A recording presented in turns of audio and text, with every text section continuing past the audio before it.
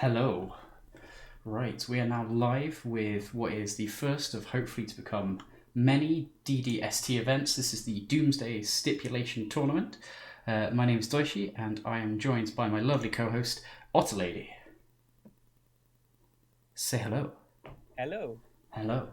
Right. Okay, I hope you can hear me now. Yeah, we can hear you. Great. So, we are here for 4 rounds of, quite frankly, what can only be described as absolute madness. Yeah. So this came about by, I think it was Walked saying, "Hey, why don't we do a Doomsday only tournament?" And me saying, "Yeah, sure, that sounds like a great idea." And here we are. And now we have 8 piles of maybe Doomsday. We have certainly 8 decks that may or may not include Doomsday in them. Yeah. But they can win with Doomsday. And that's the important part. Yes, that's the important part. So, what we'll do is, I guess, while we're getting everything set up, we'll quickly talk through the setup of this tournament. So, we have a bit of a special ban list for this event. So it started off with the normal legacy ban list, plus some additions as on your screen. So, first of all, Delver of Secrets is banned, because fuck Delver. Fuck. Yeah, pretty self-explanatory. No balance concerns at all. Cavern of Souls is banned because we wanted it so that turn 1 Doomsday into uncounterable Thassa's Oracle isn't GG. To add a bit more spice to the event. And then pretty much every card that stops you from searching your library. we got rid of those because basically we want it to be about casting Doomsday. We don't want it to be about not wanting to. Yeah. This is about casting Doomsday and winning with Doomsday, not about casting Doomsday and then dying as a result of it. And part of the event is obviously it's called the Doomsday Stipulation Tournament. So we have a series of stipulations that need to be followed. Deck construction rules, first of all, you had to have 4 Doomsday in your 75. This either had to be 4 main or 3 main and 1 wish target, unless your stipulation says otherwise. And that's pretty much the rule of thumb. If your stipulation says otherwise, you can have anything goes. Yeah, except our very special ban list. Yes, exactly. So let's have a quick look at the possible stipulations. So these were assigned randomly via the spinning of a wheel, which was witnessed. Yeah, do you want to describe that experience? Yeah, it was a very noisy trumpet and too much laughter, and yeah, it was a life-changing experience, I would say. Oh my god, brilliant. So let's have a look at the potential stipulations that the participants could have had. So we have a few of them. They're quite interesting. So first of all, the Puritan could have been, which was just mono black only. So no Oracle, no cantrips. Then like Knight's Whisper. You can use hybrid cards, but only ones that can be cast from just black. Okay. So I guess Mono Skull is probably For the Mayflower deck. Excellent, yeah. We have the Paradox. So this one particularly, I particularly like this one. So you're not allowed to actually play the card Doomsday in your 75, but you have to try and win via casting it. Yeah, there are multiple ways. We don't announce them right away yet, but I hope we will see some. Yes. We had the Barista.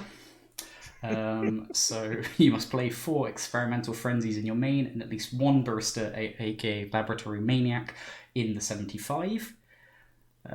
This is, of course, in reference to the flavor text of Experimental Frenzy, which was it? I need to remember what it is. Coffee is the fuel of invention. Yeah, something like this. Something along those lines. So we've got Old New Testament. This is in reference to Rev 614. So you have to play with Shelldock Oral and Emrakul the Aeon's Torn as your primary win condition. You're not allowed Oracle in that build. Breakfast Doomsday. You have to play with the old Second Sunrise kill as your primary win condition. No Oracle for that either. Yeah, So, very old school. Yeah, so if you're not familiar, Second Sunrise kill is predict into Brain Freeze or Grape Shot plus LED Conjurer's Bauble and then Second Sunrise. So you loop LED and Bauble and Second Sunrise to get Infinite Storm and then use the final activations to find your Storm card and cast it off the LED. Yeah. Unbanned Top. So if you had this one, you could run 4 Sensei's Divining Top, which circumvented the ban list, but you also had to run 4 Helm of Awakening. Yeah, I feel there's a bit crutch involved with this decklist. Yes. Wizards of the Coast, if you're listening, take heed, take note. Which is, of course, wishful thinking. Boom, segue. So, wishful thinking would be you have to run 4 Living Wish main deck and at least 8 wish targets for it. Yeah. They could have also had, oops, 1 land. You have to run exactly 1 land main, which can be Cavern of Souls, circumventing our ban list, because I felt if you're only getting 1 land, you might as well potentially make it a good one. Yeah, or in this case, a bad one. A bad one, yeah. But you can run the modal double-face card lands, and you can run lands in the sideboard. Is this Nick Fit playable? You have to play 4 times Veteran Explorer, 4 times Cabal Therapy, and 4 CMC 8 or greater spells. Creatures. No, if it says creatures there, I've errated it to spells because I felt it was more fun. Yorion Day, 80 card main deck. Yorion as a companion, very easy. CEDH, right? Or maybe the best stipulation. The otter, the otter deck. I'm very unbiased at this point. Yes. So you have to play Lutri as a companion, but we said Lutri can be pre-errata, so for some reason we're biased against Yorion and for Lutri. I don't know. Yeah, which means you have to run your 3 Doomsday to make it the full playset in your sideboard. Because playing only 1 in main isn't bad enough. Yes. Why not just play Rug Delver? You have to run 4 Days, 4 Wasteland, 4 Stifle main, but you're not allowed any creatures. Yeah. We'll fix it in post. You're not allowed a sideboard. Yeah. Oh, I'm sorry, Kinder. So we've got a question here of why is there no Iggy Pop version? Well, participants definitely could run Iggy if they wanted to. There was nothing stopping them. And Francis, hello, welcome. Ooh, I wasn't expecting you here. I'm guessing you're here to watch Carl hopefully be destroyed in this tournament. But yeah, we'll finish the list. So the final one is Sell Your Soul, which one poor unfortunate did in fact get, which is I got to design and build their deck for them. But this could and did circumvent all normal ban lists. So yeah, that is our list of stipulations for today. Okay, and I guess we'll introduce our participants quickly. So, we've got Otterlady in the booth with me. Yay! We've got Mr. Walked or Mr. Walked Airplane. We've got Notable 13, HBA 777 or Carl, as he's affectionately known by some. We've got the Nezio, we've got D8 DK32, we've got Rapian Apolisti, or Reverse Mermaid, as I tend to remember them by, Unorthodox Board, and Looplop. So I would say a pretty stacked group here. All well-known players. Yeah, pretty much. Do you have any favourites going into this event? Yeah, I'm not biased, but I believe Walked will take this. You think Walked is a firm favourite? Yeah. Fair enough. Fishy creatures and fish-eating creatures are too strong to be dismissed. and I believe Looplop has the best list, to be honest. And what's your favorite? My favourite to win, I actually would really like HBA 777 to win because I think his stipulation is the most fun and the one I'm most enjoying seeing in action. Yeah, I don't know why. Okay. Do we want to go over the deck list? Yeah, we can go. Well, Okay. we'll. I'm not Okay. too loud. No, you're actually too quiet. So I'll put. Okay, do you want to get the participants ready to go as we set this up? And I shall boost your volume. One moment. I mute myself. Sharp.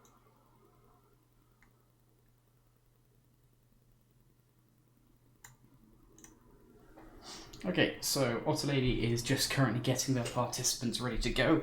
Now, as we said, this will be run on cockatrice, so apologies for all those who are used to sort of high quality Magic Online viewing. We're here in the down and dirty world of free to play and some stipulations requiring some odd play constraints and that Modo might not be happy with. Yes, Francis, HBA is lovely in small doses while drinking. You know, lovely enough. But yeah, so I guess while we're getting set up, we'll have a quick word from one of our sponsors because we're obviously a highly recognised and international event that's going on. So, for all those who have obviously been locked away during COVID, walked. Okay, just doxing yourself there a little bit. Sounds good. So we are sponsored today by Grizzle Daddy Gyms. You need to go hard or go home, get fit, die trying. He's your Grizzle Daddy. If you want to be like him, if you want to have such beautiful pecs and tough, strong draw sevens, you need to go visit twitch.tv/walkedairplane to play that sweet in Doomsday. So yeah, there we go. First of our sponsors today. Massive thanks to everything, and they actually are the ones who provided our secret door prize, which isn't really secret, but it's a door prize nonetheless. So thank you very much to them, and thank you to Jim Daddy Jims. Right then, let's see how we're looking. So, looks like we are getting some rooms kicking up now, so that's a good sign. So, Otterlady, when you're ready, which match are we watching? I believe we are watching Walk versus Notobay. Walk versus Notobay, excellent. And what room are they in? They should be room 2. Room 2. Excellent. I hope they got their message. I hope so too, because I think people might have misunderstood the numbering system of the rooms, because I'm seeing two rooms for... there we go. Excellent. So, we will jump into the action, ready to go. Oh, wait, no. That's me joining, not a spectator. Very professional event here. As always. With the highest of play margins. Exactly. So, in the meantime, audience, do you have a firm favourite at all as we go into the event?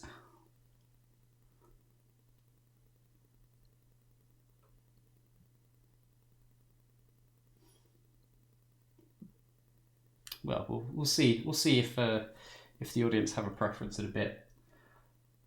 Okay, we've got one vote for not HBA. Okay. That's fair enough. The fanboy is coming in. Yeah. Or the anti-fanboy, I should think. Oh, Carl's won already. Fair enough. It depends which... All right. Which tournament? Yeah. It can't be this one, surely. Cool. So shall we have a quick look at the decks that will be in play? Yeah, of course. So we have, first of all, walked. So, can you guess the stipulation? As denoted by this lovely little otter. Yeah. So, first thoughts on the list? It's great. That's all. Okay. To be honest, it's colorful. It's certainly, an eyesore. Yeah, and very creative. Yeah. And so Leovold hiding there. I think I like the title for this one of 5-card Monty. Yeah. It seems to be a culmination of pretty much every 2-card combination you could fit into a deck. So we've got obviously Doomsday plus Thassa's Oracle. We've got Thassa's Oracle plus Tainted Pact. We've got LED plus Auric Salvagers for the Bomberman combo with Walking Ballista. We've got Painter Grindstone. We've got Isochron Scepter Silence. We have it. We've got Narset and Leovold plus Gaia Reach Sanitarium or Cephalid Colosseum. We've got Stage Depths. We do, I think, have it all in this case. Yeah, at least the most well-known combos. Yeah. So we've even got Thopter Sword. Which, audience, I'll let you decide whether this is in the spirit of a primarily Doomsday-based tournament. But this is what we've got. I believe as far as you can go full Doomsday with this stipulation, it's full Doomsday. Fair enough. So pretty interesting there. So across the table from them is Notabes. So Notabe we'll fix it in post, no sideboard. That was the only thing they had in their stipulation. So they could have elected for the full mean deck Oracle package, and instead we have this.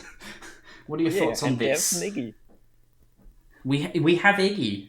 So who was it who was lamenting over the lack of Iggy Pop? We've got it. Yeah. So everybody's happy now. Everyone's happy. Yeah, so this obviously takes a lot of reference from the old Spanish Inquisition lists with a few modern touches. We've got the Tallmen package of Memnite Shield Spheres plus Culling the Weak. We have a really strong question mark set of cheaters. Oh my god, why are you following? Stop it. We've got a full set of Gamble, full set of Spoils. So pretty powerful stuff.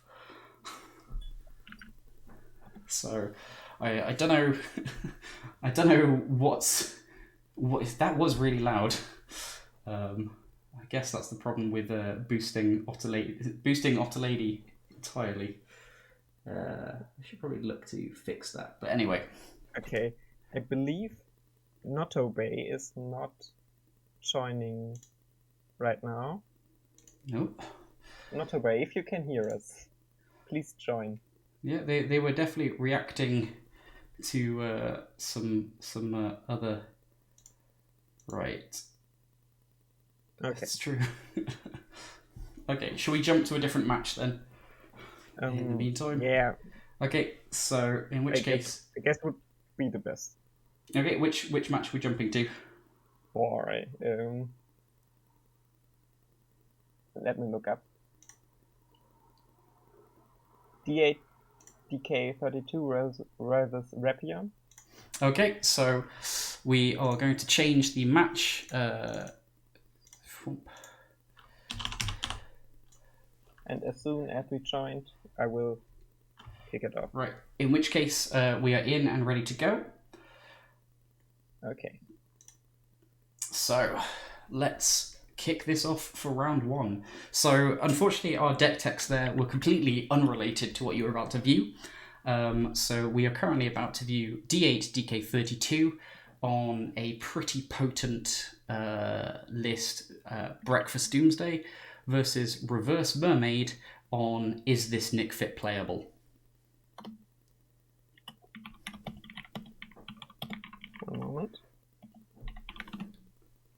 Okay, everybody knows now they can start. Perfect. So we should be off to the races. Choot choot.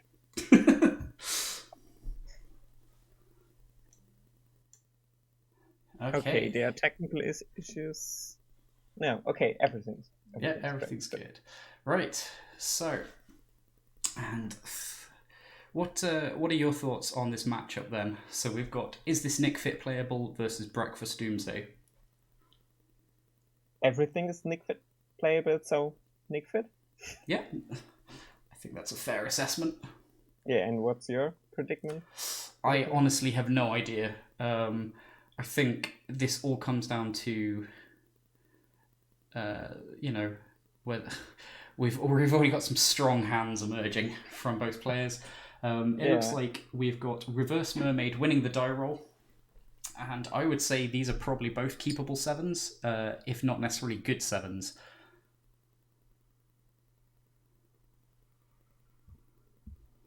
Okay, it's a bit small. One moment. Oh, we had a Reverse Mermaid choosing to mulligan. Okay. Yeah, but it's it has no green. Maybe we've got a Lotus Petal. That's a bit expensive. I guess you could go Petal into Dryad Arbor. I can't remember if there is a Dryad Arbor in their list, but or Petal Swamp into Explorer, so you can therapy next round. Yeah, looks like we're going for the turn 1 therapy. I'm going to guess this is probably naming Doomsday. Yeah. Could be good. I don't know. I mean, if this names, I don't know, Sidisi, then fair play to them. Yeah. So decklists are in fact closed until round 2. From round 2 onwards, they will be open decklist. Okay. So, looks like it was a swing and a miss. What did they name? We will need to get confirmation from the players there.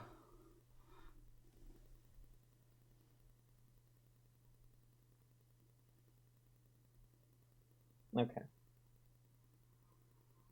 Looks like a miss.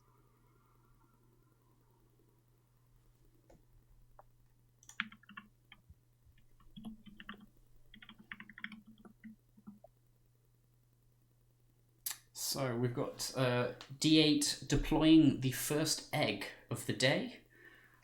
The title for part of the Legacy Breakfast combo. Not to be confused with Cephalid Breakfast.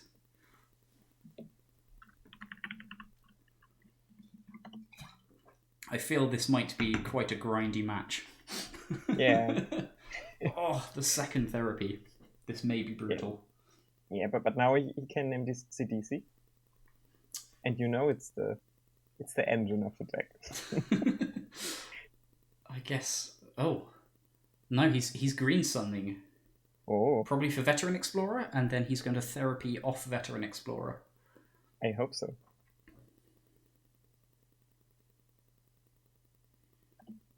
At least some ramp to get this going.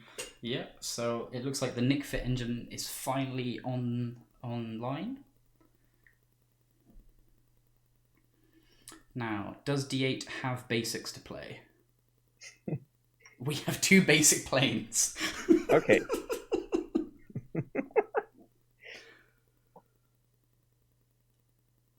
Hello, James. Welcome. I hope your family things are good. You join us of Is This Nick Fit Playable versus Breakfast Doomsday. Yeah, I guess we have to update the score. Oh yeah, God, which idiot's running this and not updating all the? Yeah, I don't know, but they should be looking for a new job. Okay.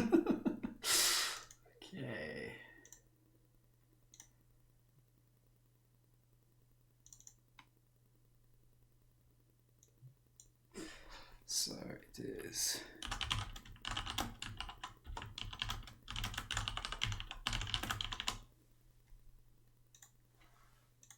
There we go. So, in the meantime, it looks like Sidisi was the name for the flashback therapy. But, no longer fishing in the dark. But the Nixit deck is a bit out of steam. I don't see a fast way out of here.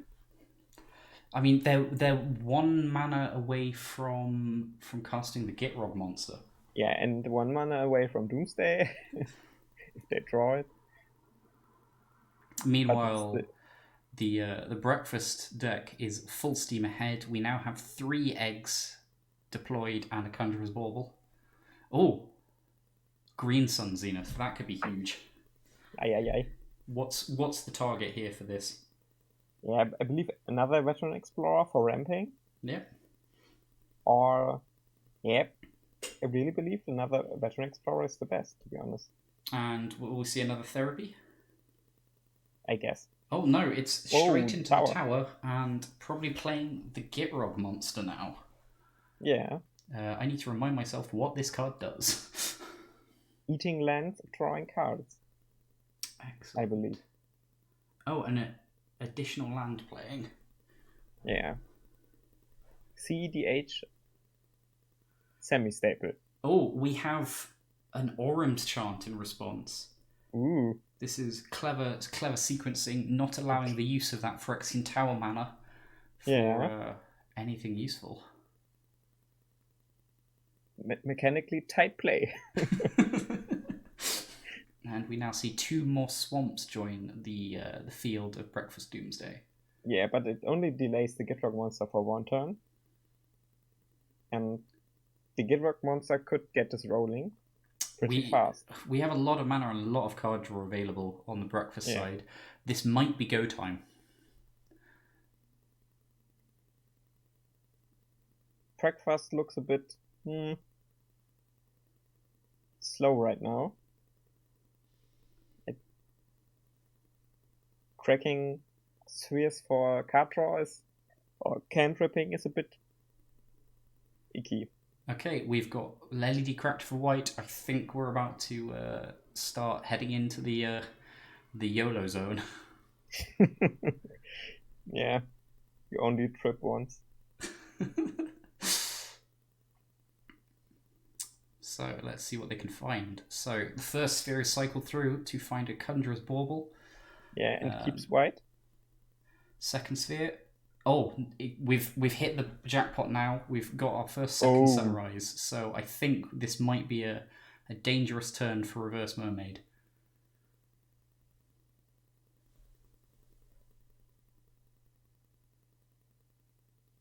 Another Chromatic Star there.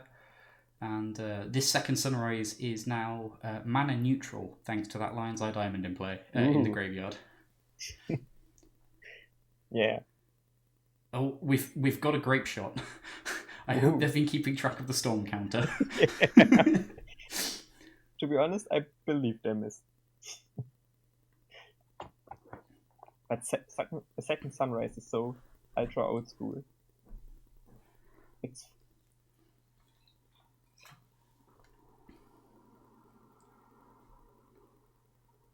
So for those not familiar with Second Sunrise, this is each player would return all artifacts, creatures, enchantments, and land cards that were put into their graveyard from the battlefield this turn.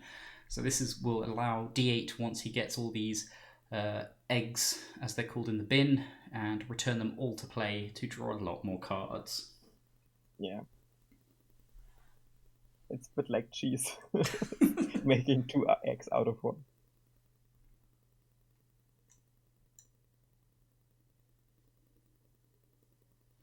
How much does Second Sunrise cost? What's the CMC?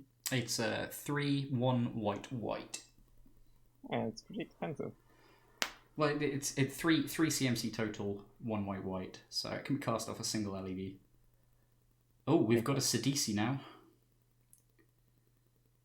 So I'm guessing the sequencing will be play the Chromatic Star, cycle it, draw the card, second Sunrise, return everything back, and then maybe think about casting this Sidisi.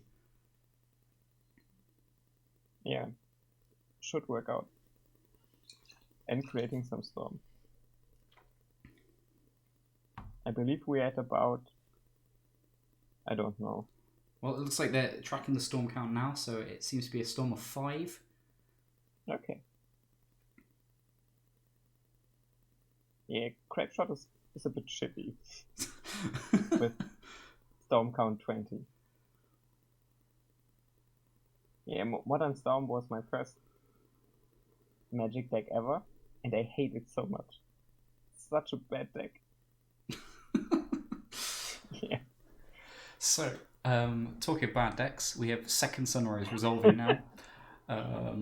So we're putting into play a lot of gas. There's a lot of card draw represented here, as well as a lot of mana.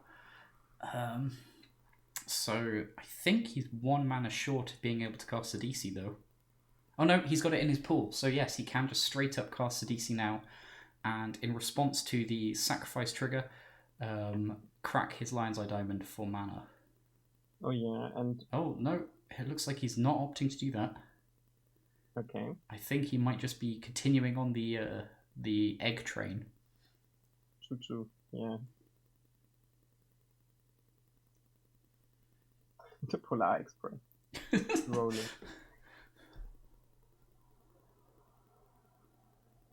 At least the deck is better than the movie, obviously. I don't know. I've not seen that film. It's horrible. It's the most Uncanny Valley movie ever.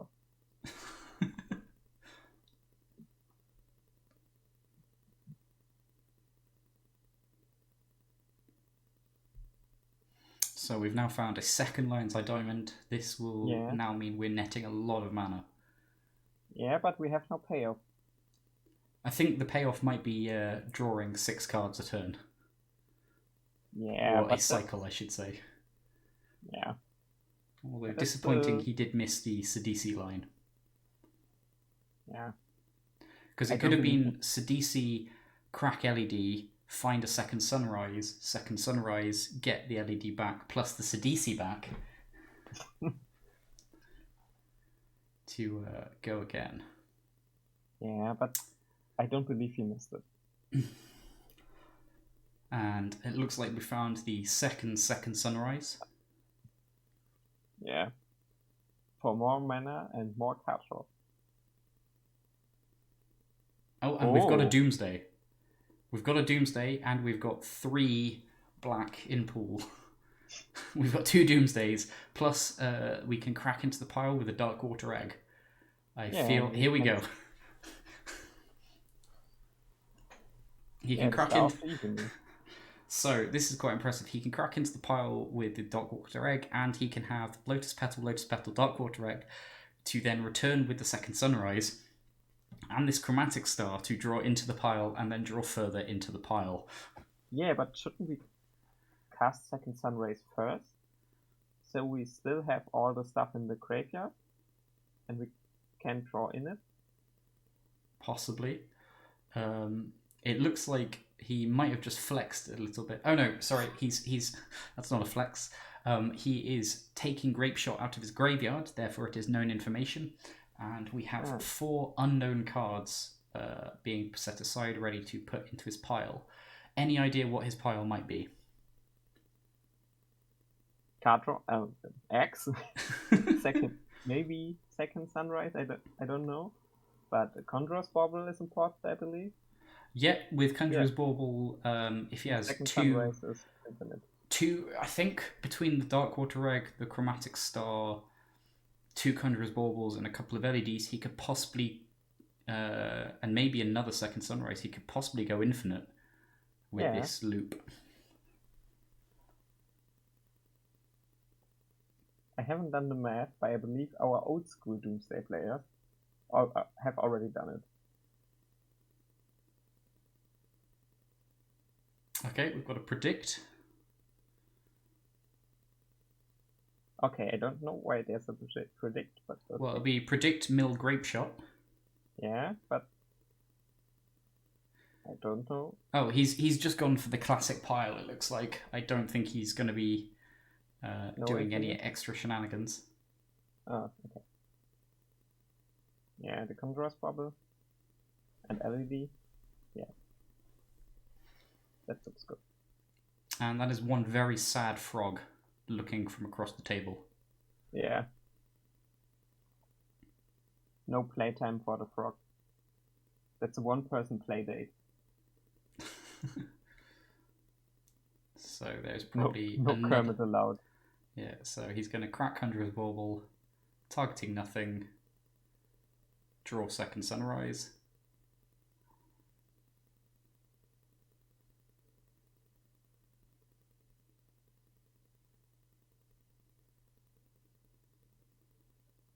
Oh, it looks like he's thinking.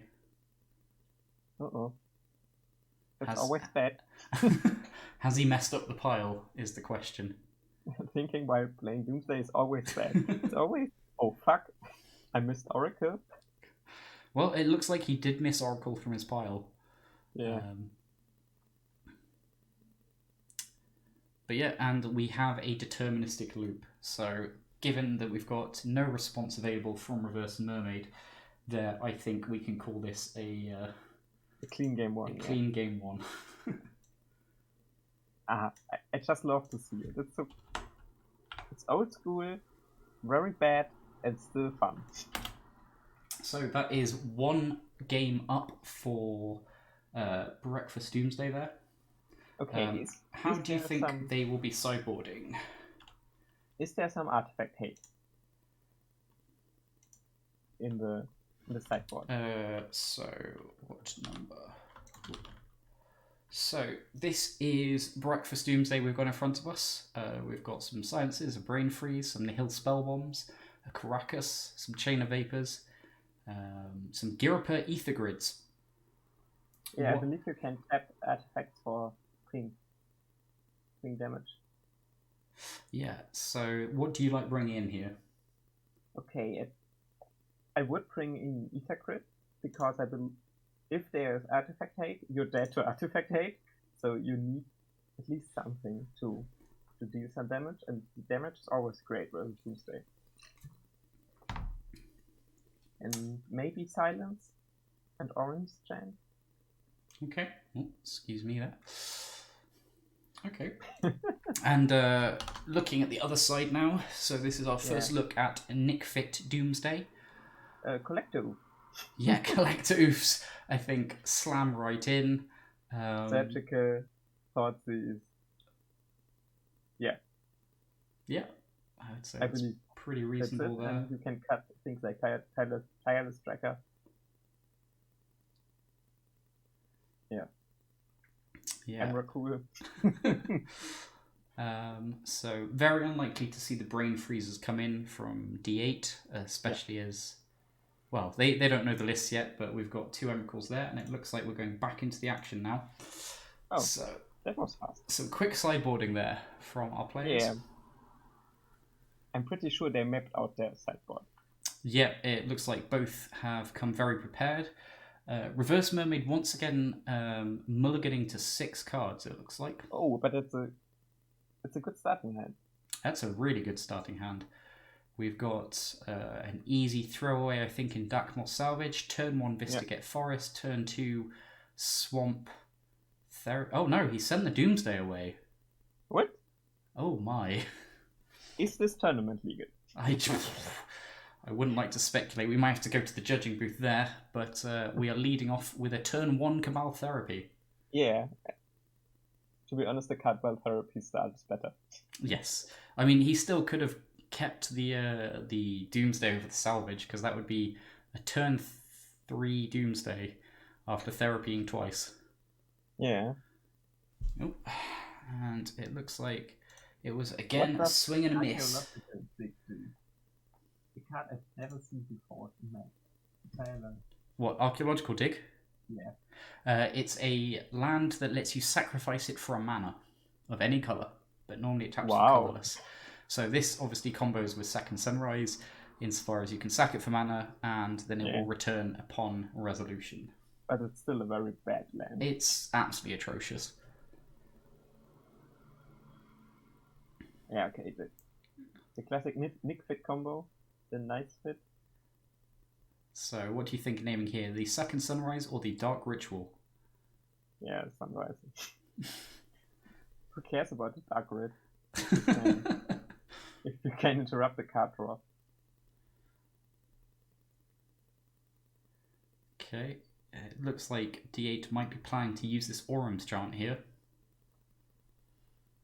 Yeah, and you even can therapy multiple times.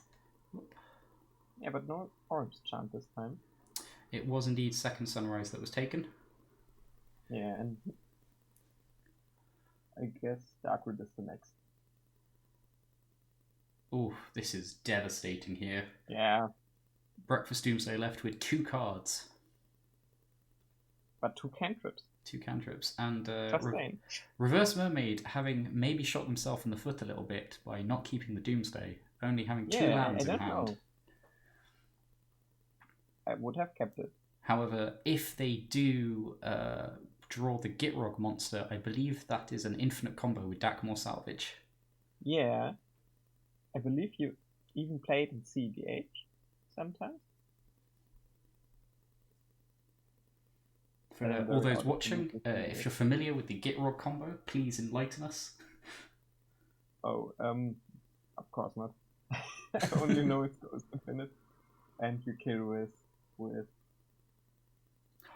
But excellent top deck here. Charms, I believe. Oh, Doomsday. Yeah. We have a Doomsday. You can always put it back if you can draw it again. That's some high level magic. I think right there. Reverse Mermaid is currently in the tank as to what their pile could be. Yeah.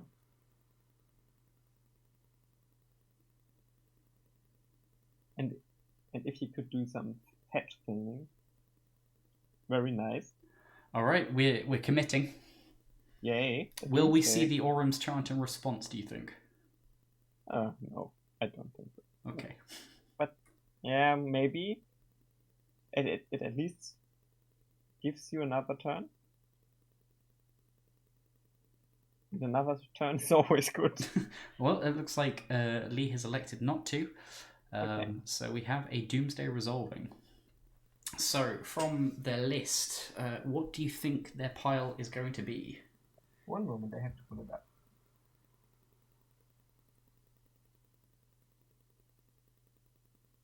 Wow, okay. Maybe you can. Can you do a Gitrog combo with this? I don't know. But we're actually seeing it in the chat there. So it looks like we have Gitrog monster, Emrakul the Aeon's Torn, a second Emrakul the Aeon's Torn, Puteshrimp Dark Ritual. So I think what's happening is we might be seeing a loop into casting Emrakul. Wow. Okay. This is top tier. Special. So we can have a look at their exile, I believe, to see what's missing and how they sideboarded. So we can see those Thoughtseize that come in. They actually brought the Tireless Trackers in. The Collector Oofs are certainly there. Not too much else. And the Surgicals. I believe. Surgical. Yeah. Okay, so D8 is going to have to draw something quite potent to get himself out of this one. He does, of course, have the Orum's chant, which may be crucial in the classic deck thinning. In helping this, but we'll see. He too. Oh my god, this is intense. So he has just drawn his own Doomsday. Yeah, and you can draw into Doomsday if you Orum's chant in the upkeep, I believe. Well, he can draw into Doomsday now, so he can crack. No, but, yeah, never mind. You're right. Chromatic Spear. Yeah, but or he can sacrifice his Archaeological Dig. So you were down talking that land earlier, but it is in fact allowing him to potentially win here. I'm not sure he's got enough mana for the full combo though. It does cost one. Yeah, it costs 2 and a blue to do the full predict line. Yeah, that's a bit too much. So he is 1 mana short here. Yeah. So it still looks like he's going for it. So I think he's going to pass the turn, hoping this Orum's chant will give him enough time.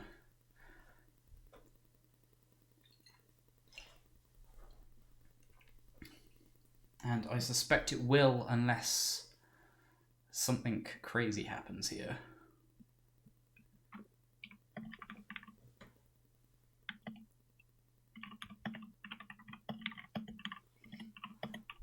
A moment. Some judging duty.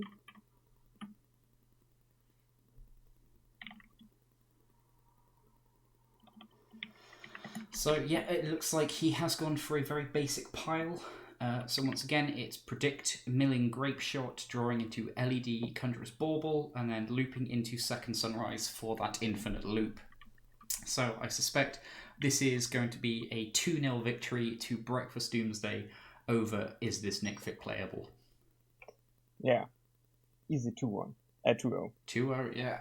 So, I don't know, would you say it's a lopsided match in favour of Breakfast, or did Reverse Mermaid just get unlucky here? Okay.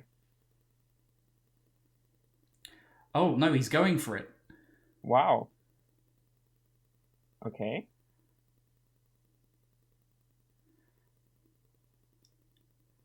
I'm you intrigued. missing something? I think he might have just realised his mistake. Oops. Oh no, this is an upset. I believe this was D8's game to lose, and he has performed admirably in that function. Yeah.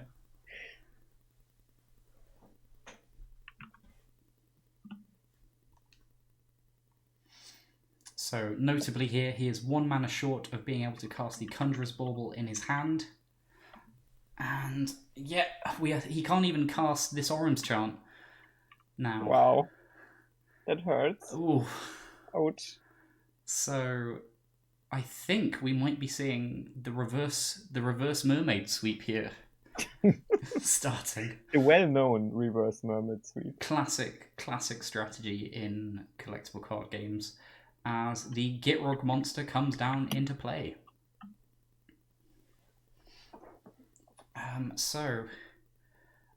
But we're going into cleanup now. Wow. So how does this work? No draw with Prismatic Vista? I believe you can draw with Prismatic Vista right now. But okay. Yeah. Tides are turning. This is definitely madness. So possibly a blaze of glory here for D8 now, as he can cast the LED, play. Oh no, but he can't. Yeah, no, he can play the Bauble, and now he can crack LED, hold priority. Crack LED, discard Second Sunrise, Conjurer's Bauble, target Second Sunrise, and he is off to the races with his loop. Yeah, nice. Oh my god. So this is absolutely ridiculous. Yeah. A roller coaster of emotion.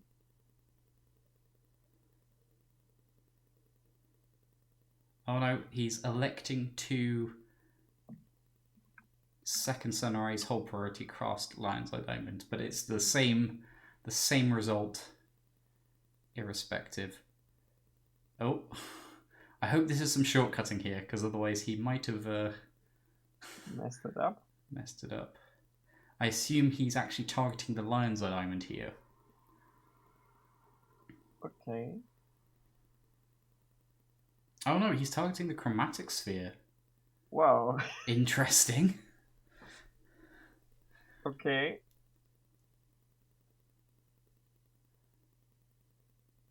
But yeah, he should have the deterministic loop here. Yeah. I see we have our first win in another match. Okay. Looplop won against Unorthodox Bird. 2-1. Who was that? Looplop versus Bird. Looplop versus Unorthodox Bird. 2-1 to Looplop. Very good. Yep, and it looks like here we have a solid 2-0 confirmed. So D8 taking round 1 there. So some excellent play from both participants, and we can see the shortcut grape shot there for lethal against Reverse Mermaid, who is only on 9 life. Although it looks like D8 forgot his life total change there. So yeah, but it doesn't matter at this point. So that was a pretty impressive round. Do we have another match we can jump into? I believe we. One moment.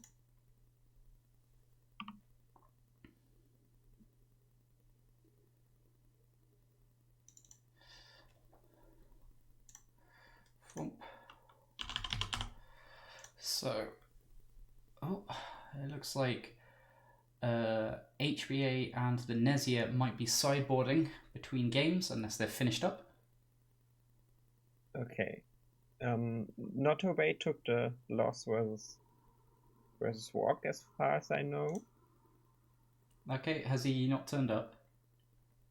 He turned up, but he took the L. Okay, fair enough.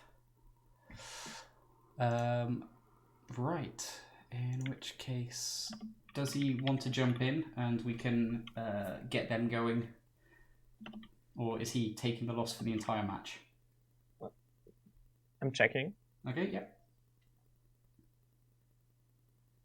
Okay, they are still discussing. Okay, in which case we shall quickly jump back to some of the other deck techs. So what we'll do now is I'm just going to, once we've confirmed all participants have finished, we'll be releasing deck lists to all participants, but we'll have a look at some of the other lists.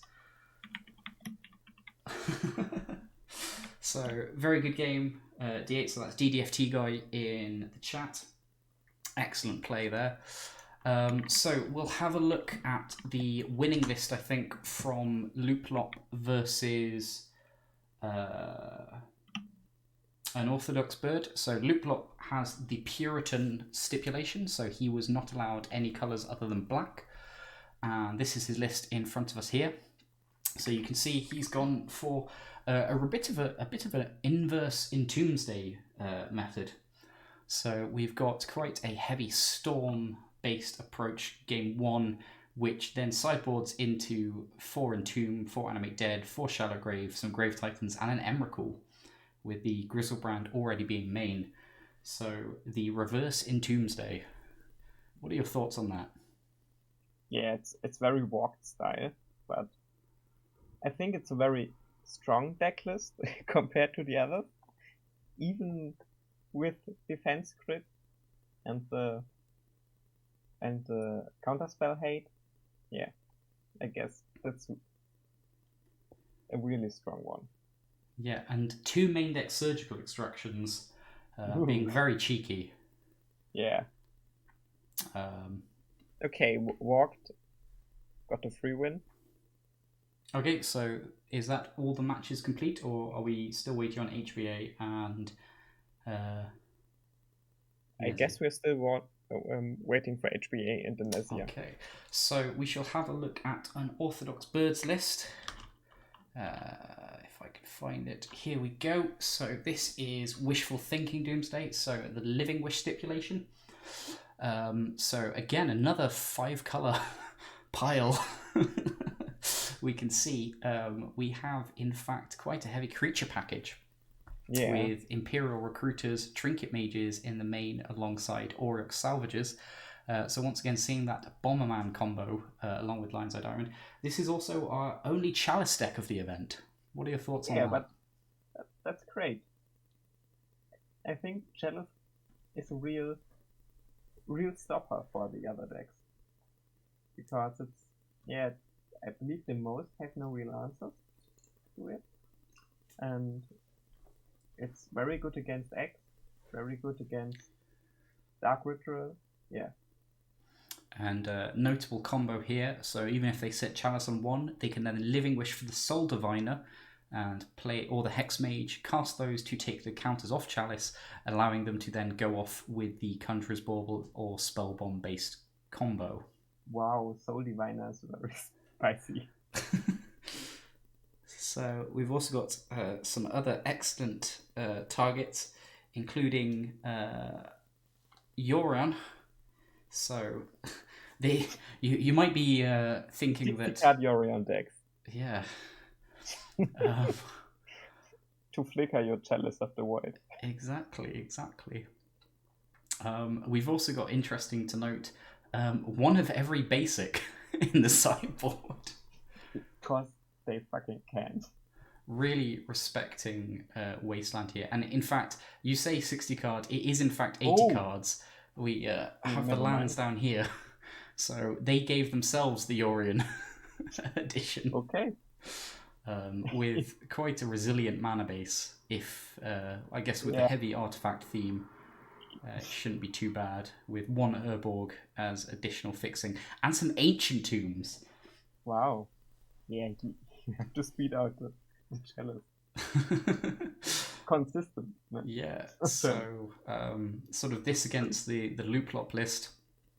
I have to say I'm not necessarily surprised that Looplop took it.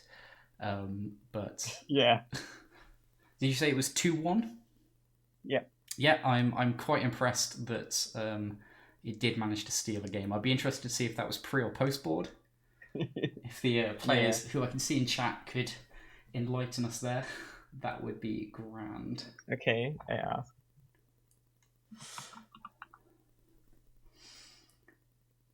Game 1. So it was in fact game 1 that was taken. Wow. So some impressive work there. Yeah, and some impressive sideboarding. Exactly. So I believe the sideboard plan is very strong. It looks like the mono black deck was mana screwed, not being able to get an additional swamp for Lake of the Dead. Yeah, playing basics is hard nowadays. Well, they've got quite a greedy mana base, being a single colour. They're running 2 Castle Lochthwain, 2 Lake of the Dead, and they've only got 10 swamps, 10 basic swamps, split between snow and normal. So and I'm not even sure. The swamp split are predicted. Yeah, quite greedy, maybe. So, do we have any update on our final match? No. Still no update. Still no update. In which case, let's jump in and see where we're at with the action. Whoop. All right. Okay. So we come here. So we've got immediately some excellent cards. So we note a power play in play. This is, of course, a conspiracy that gives the ability to always start first. So see if the audience can guess the stipulations from the beginning bit. And we have a Portent and a Tundra on the other side, as well as a Teferi, a Commandeer, a Narset's Reversal, a Foreshadow. I feel like a few people will need to Google that one. And a Mystic Sanctuary. So we have a Gitaxian Probe being cast, notably banned normally in Legacy. And an Armageddon. Armageddon in hand here. Yet, D8, you are correct. This is indeed Sell Your Soul, so the deck I designed, versus the the Paradox deck, so the deck that is not allowed to run Doomsday itself, but has to try and win via casting Doomsday. Yeah, I believe it's maybe the slowest matchup. So, notable elements in the Nezia's list. So I was allowed to design this, and I was allowed to go without having to follow the ban lists because I'm running this tournament, so suck it, people. Which is why we are seeing a Gitaxian Probe in the graveyard and a Dig Through Time in hand.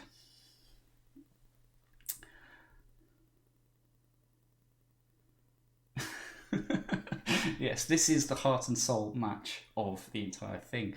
It looks like HBA has got some secret tech going on that they've just returned to the top of their library in the form of Gideon of the Trials. So that could be quite brutal if it resolves. So we've got Nezia here, cantripping. Looks like they're trying to fill their yard for this dig to try and increase their advantage. Finding a fetch and a probe there, absolutely huge. Maybe put back Armageddon. I don't know. So for those watching at home, can you have a guess at to what the win condition I gave the Nezia was? I'm pretty sure they don't know it. Armageddon might be a clue. And you can eat it. Yes, it is delicious. Sometimes. No, you're close, D8. It's not Barren Glory. Yes, it is the cheese stands alone. They have access to a couple of silver bordered cards. And that is their primary win condition. So they have more Rain of Filth than normal. And the pile would be to build Rain of Filth into drawing Mize. You then Mize into LED probe, and then Cheese stands alone at the end. So you sacrifice all your lands, LEDs to discard your hand, and then Cheese stand alone to get the win.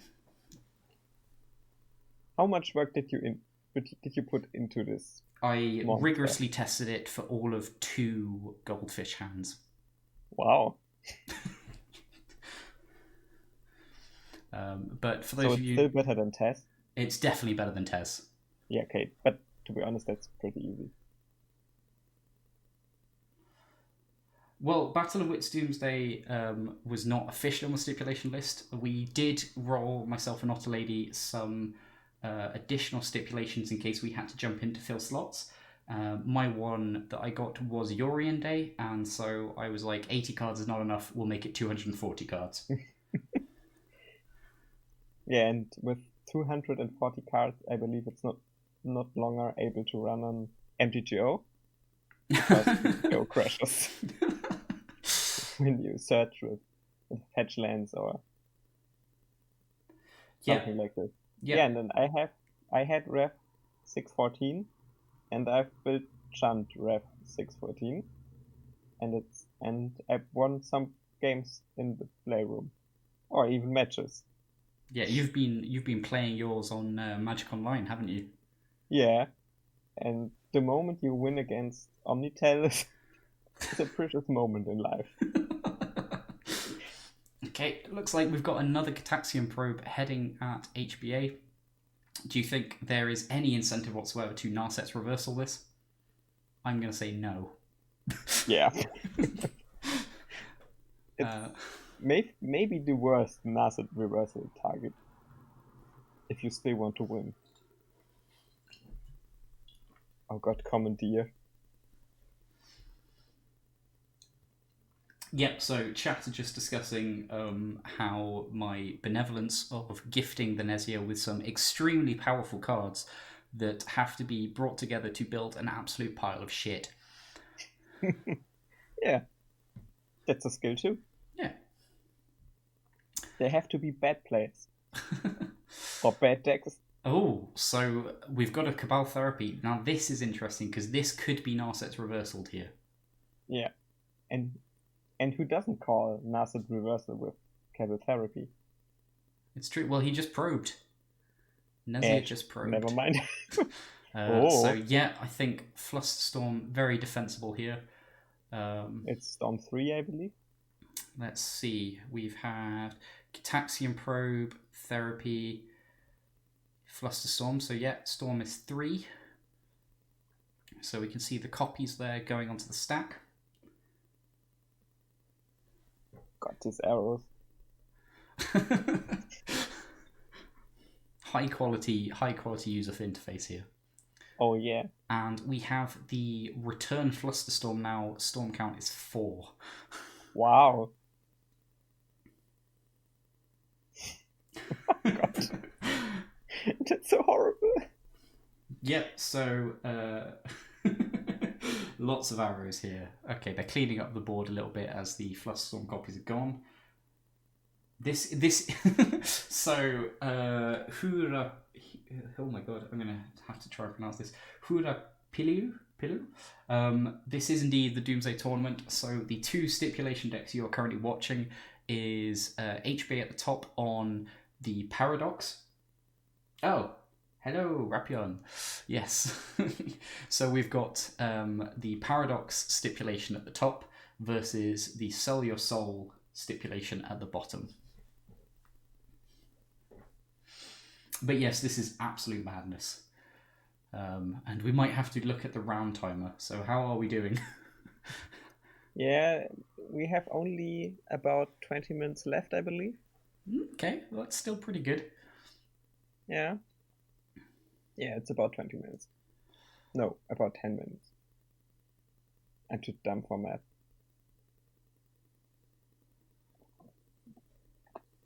That's why I play Doomsday and not 4.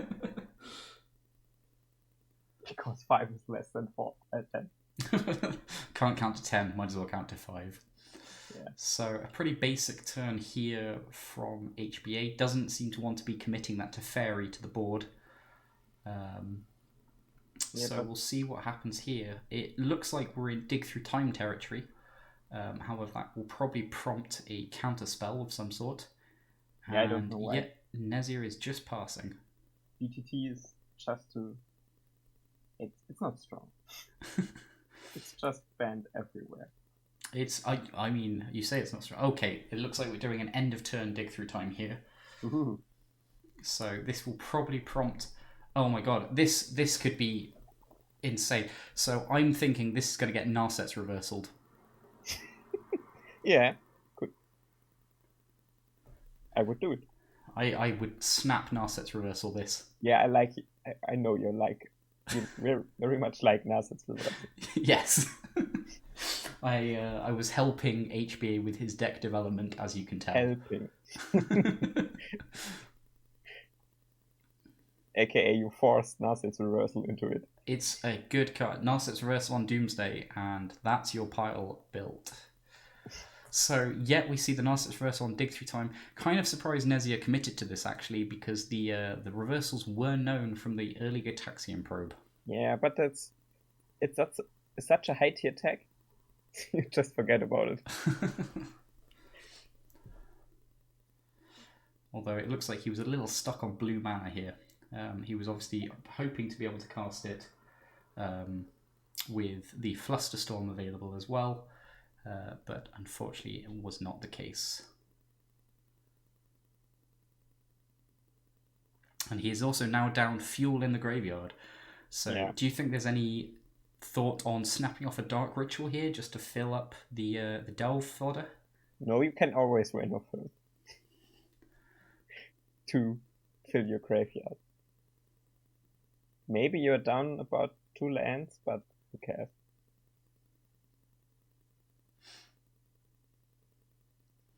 Or even, nah.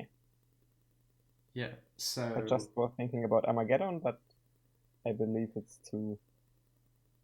Yeah, we are missing something. Yeah, I think if he maybe had a couple of lands in hand, Armageddon might be worth a thought.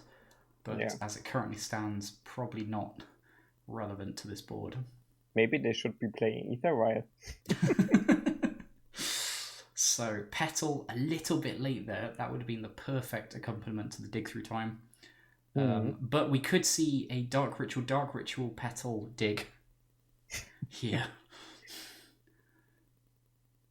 Or again on HBA's turn, seeing as that's pretty much all instant speed anyway. Yeah, but it will eat force. Or another Narsets reversal. With which mana? Not currently, I mean. But HBA does have a Spell Pierce. So let's just run the numbers there. So Ritual, 3 mana, 3 cards in graveyard, 4, 5, 6, plus Petal Exile, 7. If they commit both rituals to this, then they can pay for this Spell Pierce. Yeah, but they don't know about the Spell Pierce, I guess. Or? Yeah, they draw the Spell Pierce with Dick, I believe.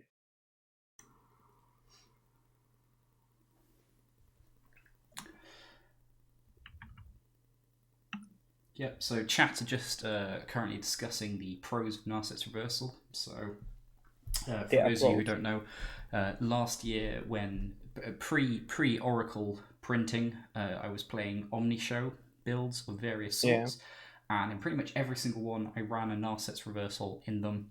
So my list of things I've reversaled is now quite extensive, and includes, but is not limited to, Hymn to Turak, Thoughtseize, Rift Bolt targeting Eidolon, Fire Blast, Past in Flames, and my personal favourite, a Dark Petition that let me find a Force of Will and have 3 black plus the 2 blue I had open to cast it. Okay. At least you have to think about something in Omnitel now. I'm not saying Omnitel is boring, but it's got boring. some play to it, but yes, I see what you mean. And wait, what has happened here? There's the Doomsday. Oh my god. So we had a Rain of Filth. We are committing fully to this line. Oh yeah. And we even have Flusterstorm. We do. So we are currently resolving... Wait, what happened? Okay, so... Yeah, it looks like... Okay, yeah, so it looks like we have Rain of Filth into Dig Through Time. We are currently resolving Dig Through Time.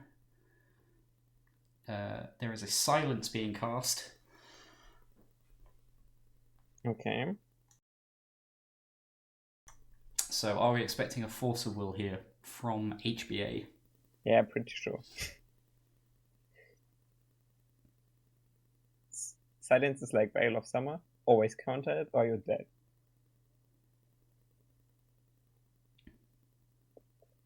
But there are far too much Delver and Snow players who don't counter your Veil of Summer and they lose suddenly. I will never understand this, but yeah, it happens pretty often. I don't know why. So, do you think it looks like they're committing? So we've got another ritual in. So yeah. I fear we might be seeing a Doomsday that is going to be commandeered. Ouch. That hurts. Especially after committing the Rain of Filth to the board. And what would be great to see is if they had another white available, they could be trying to dupe this Doomsday, the opponent commandeers it, and then they Armageddon. Oh god. Yeah. And here's the Commandeer pitching to Fairy and Force. Oh, you have to pitch 2 cards. It's yeah, this is a pretty pricey pitch counter. Wow. But you can choose new targets. Yeah, but it's so bad.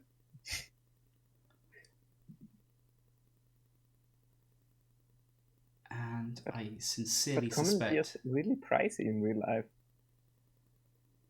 I believe. It's not so cheap. It's not so cheap. Well, it was only printed in Cold Snap. Yeah.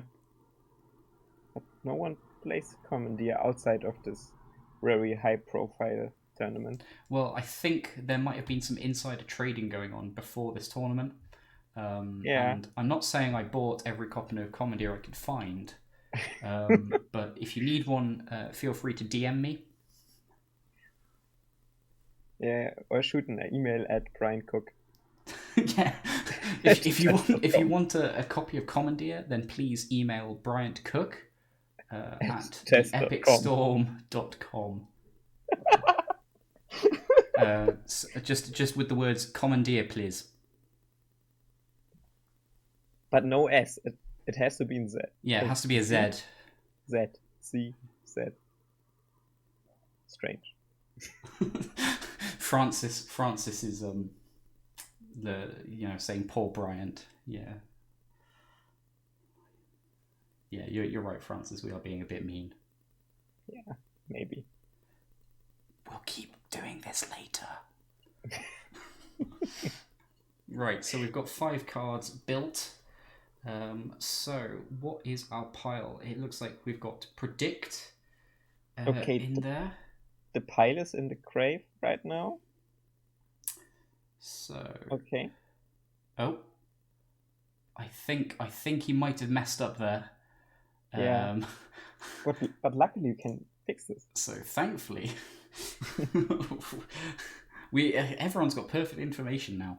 So we seem to have a pile of another commandeer. Oh, wait, well, there we go. So it's predict into Commandeer Petal Oracle Island. So here we go. Okay. There we go. They've realised their mistake.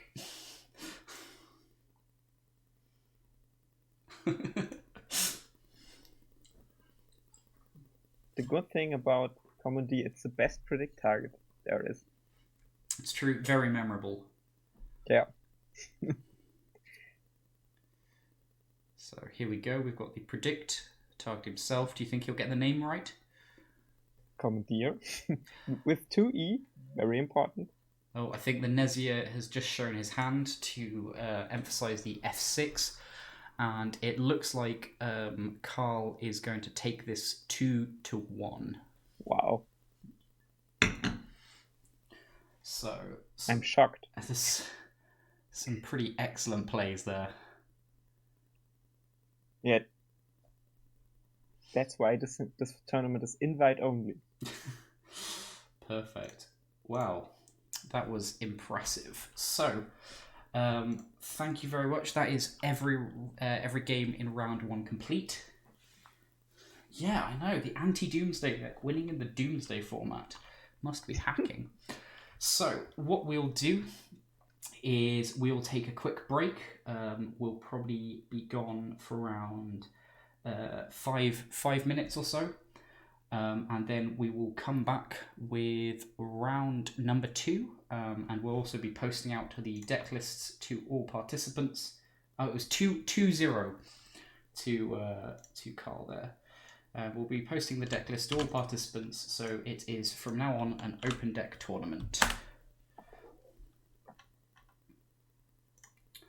So thank you very much, everyone who's watching. We will see you back in 5 minutes' time.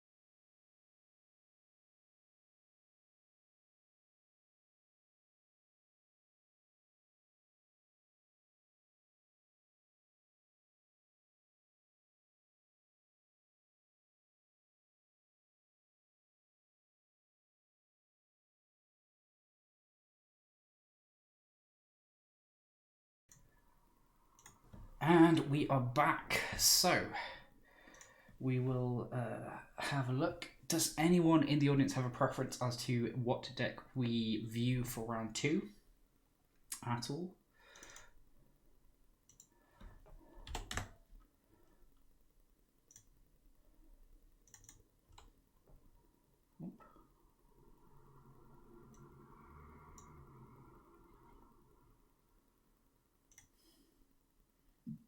Miracles. Interesting. Miracle. Not sure we've got... Okay, we've got a request for the Puritan. So, watching Looplop. So, who is Looplop's opponent for this round? Walked. Walked. Okay, so Walked deck we haven't seen in action yet. No, Francis, this is not that sort of stream. So, we have Mono Black Doomsday versus CEDH dot Otter dot deck. Perfect. Yeah. Okay, it is 0-0.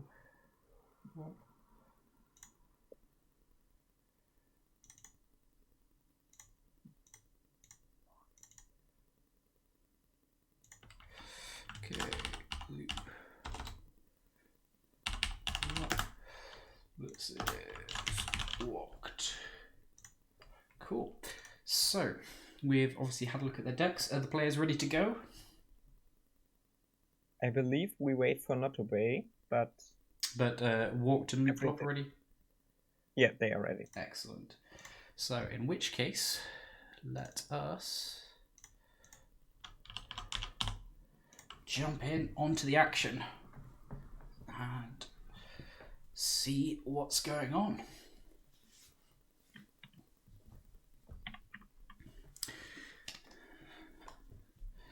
So we've got Looplop, aka Firestar0218 on the top here, and they are playing Puritan Stipulation, so mono black only. They are not allowed any card that can't be cast off just basic swamps.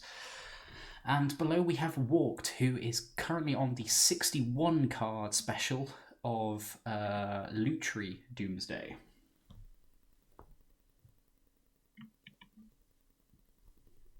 I give them the command to start, at least Walked and Looplop. Okay. So we can watch them. Perfect. So, looks like the players are just setting up. I'm not sure if they've decided who's going first yet. But there doesn't seem to be any other power plays in the command zone for conspiracies. So, it should be just based on a random roll.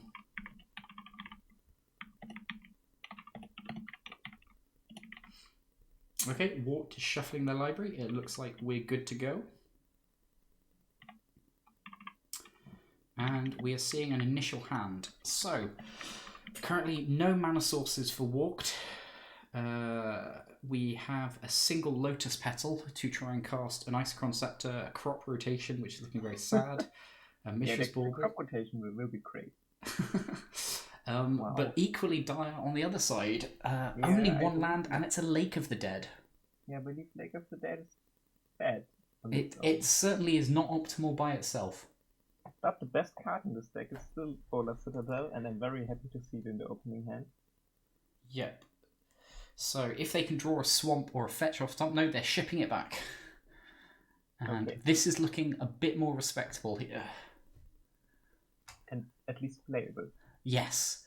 So Lake of the Dead is well known that you need at least one swamp in play when you initially play it, and you need to sacrifice the swamp every turn you wish to use it to create 4 mana. So the optimal play turn is turn 3. And it looks like they are opting to keep. On the other side, if Walked is keeping this petal only hand, I would be intrigued. That's for sure. Yeah. The Isochron Scepter art, is this a promo art or? I guess so. It looks like it. I set my cockatrice to try and be oldest art first, but unfortunately some of the promos seem to jump in ahead. Hence hence the manga special duress. Oh no, Warped has kept. Wow. He has kept 7, and he is relying on the power of Mishra's Bauble and Lotus Petal holding up Flusterstorm mana. Wow. This is an optimistic keep, I would say.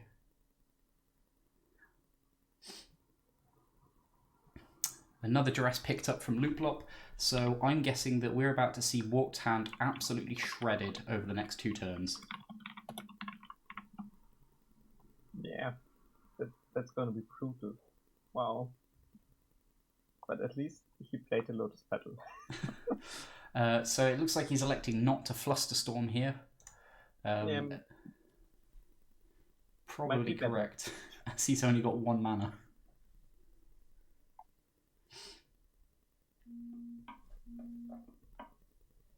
I can only imagine Looplop is currently laughing his ass off at the state of Warped Hand.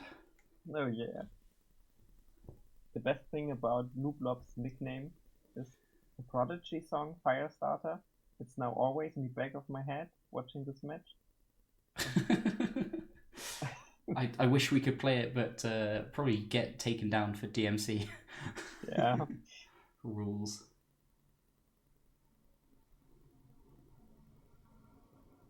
At least he has an intro song now. Okay, so he likes to take the Living Wish. What do you think about that?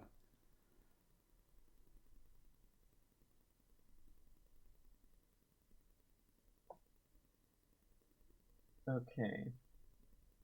To extirpate doesn't make the hand better or even playable. But at least... Oh, it looks like he forgot to crack his bauble last turn. Wow. Classic move. Revealing another duress. So he could actually get some real value here if he commits this extirpate to the duress, assuming the duress does not take the extirpate. Depends on what you call value. I don't know if stripping the opponent's hand of 2 duress is value. And the biggest problem, you can't even react to the first duress. You have to wait 1 turn and hope they don't draw Swamp, or yeah.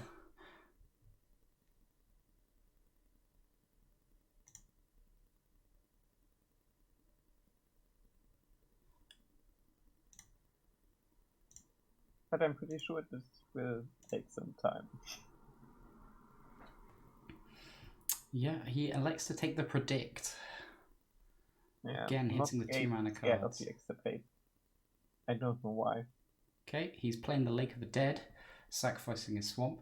Now, fun fact, Lake of the Dead can actually just tap for black, so here comes a second duress. I feel like Warped may have walked himself into this one. Wow.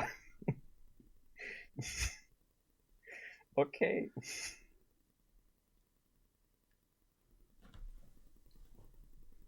Oh my god, I forgot how loud I said that. Right. Yeah.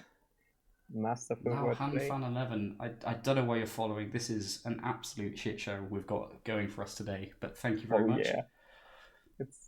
It's so horrible. But I'm pretty sure the crop rotation will save us.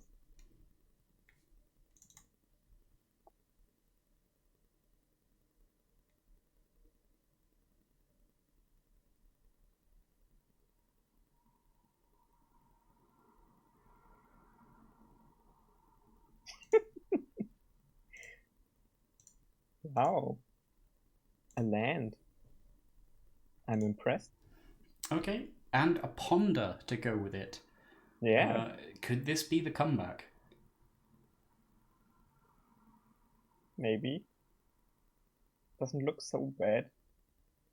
At least Yeah. does something. So it looks like he's committing to a land. He's not electing to end of turn get the Triome here.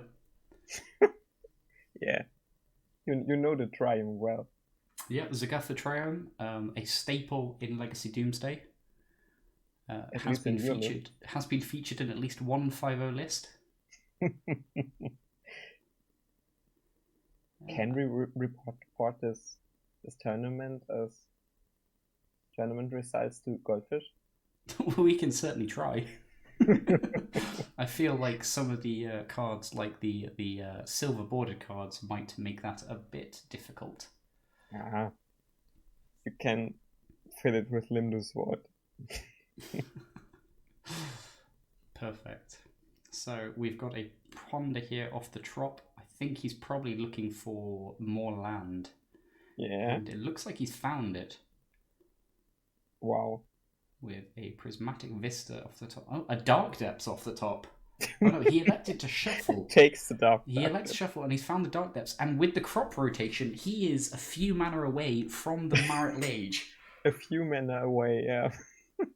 This is pretty high level Holy play. moly. He obviously was playing to his outs of completely replace his hand with a different hand, and he has succeeded admirably. But today we see this 2020 is Doomsday. So it looks like we've got yet another duress coming in. But do you think he's going to crop rotation? Yeah, the crop rotation.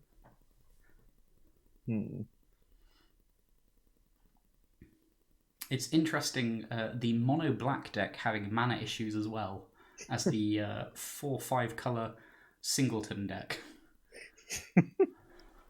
Yeah, I really hope he crop rotates now for stage.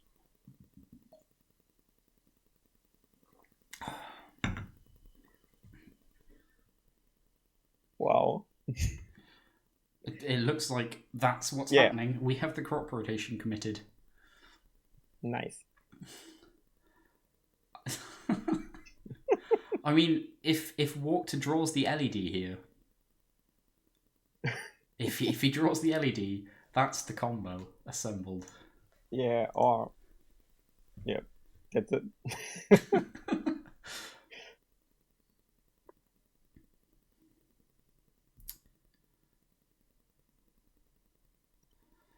Although, again, questionable as to how much both of these decks are currently looking like a Doomsday list. Yeah, but we'll fix this in post-production. It's true. And Looplop is 1 mana away from being able to go Infernal Tutor, LED, crack, hold priority, and find Doomsday. Oh, the bio is pretty big. He's not committing the Isochron Scepter, probably wise because he had nothing to pitch to it. Oh, there's the Doomsday. Oh. Yeah, still, it's not what he needs right now, which is any sort of mana source that isn't another Lake of the Dead. Is Lake of the Dead a swamp? It's not a swamp. Probably not. Yeah, okay. Yeah, the good old Force of Will. The Dark Depths is now on the board. He is 1 mana off finishing the combo here. So Looplop just needs any mana. He's got it. He's got the swamp. Wow. So he can in fact just cast the Doomsday now off Lake of the Dead Swamp for 5 mana total. So he can in fact Doomsday, LED, Infernal Tutor, crack LED, and tutor into his pile. Yeah, and tutoring into a draw 4, petal, ritual tendrils, and I think that's the full storm count. Let me just work it out. So it'd be 1, 2, 3. No, he would actually be a little bit off for the tendrils kill there.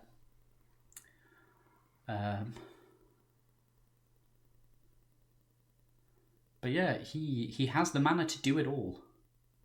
Yeah, and he's under a lot of pressure with the 2020 waiting under the ice. So, what do we think he's going to do? He's committed the Lion's Eye Diamond there. Yeah. is he going to cast the Doomsday? He might just be working out the maths now.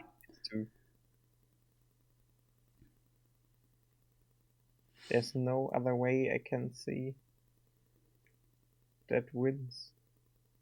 But maybe it's a bit early. Maybe waiting a turn would be better to... Well, he's committed the swamp. Yeah, I know, but maybe waiting a turn would have been better. So he could think about Doomsday here, and then follow that up with a Collective Brutality. Yeah. To help clear the way. Maybe even draining for 2, if need be. And then next turn, draw Swamp for another 5 mana. So 5 plus the LED for 8 to then tutor into assumably a draw 4, or wait, at that point 8 to to then you could then tutor into Bolus's Citadel. And Citadel through the remaining 3 cards in your pile. Yeah, but that's not enough, I believe. Okay, we see a Citadel. Oh, no, I think he's building a Doomsday pile here. So he seems to be doing it open. Oh, no, he's what? Oh, he's tutored. Oh, okay, Wow. so he had 5 mana. Okay, so he's just gone for the tutor LED, tutor whole priority, crack LED, and tutor at Bolus's Citadel. I believe that's the better play, to be honest. That is definitely the better play, one that I failed to see entirely. Wow, Wishclaw? Oh, he's already hit a brick, though, on Polluted Delta. Wow. So he might have to pass the turn.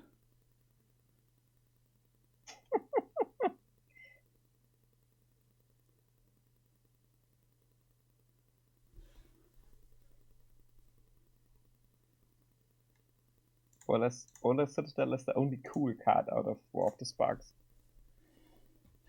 Yes, I have my 4 Japanese promo copies for whenever someone accidentally breaks it. Of course.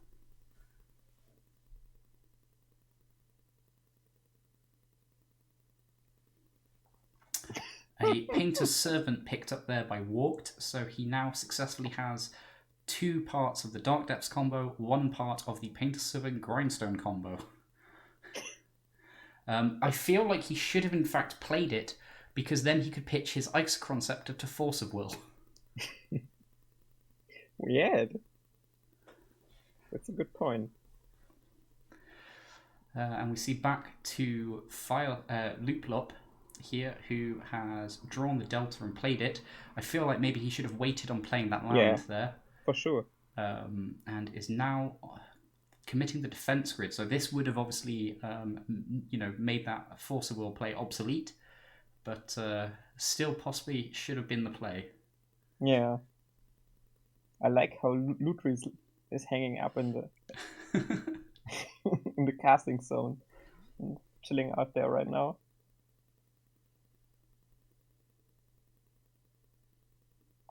Chromox? No cards to pitch to. Yeah. Although if Painter's Servant had been in play, could have pitched, if the Delta hadn't been played as well, you could have pitched the Delta to Chromox to create blue mana.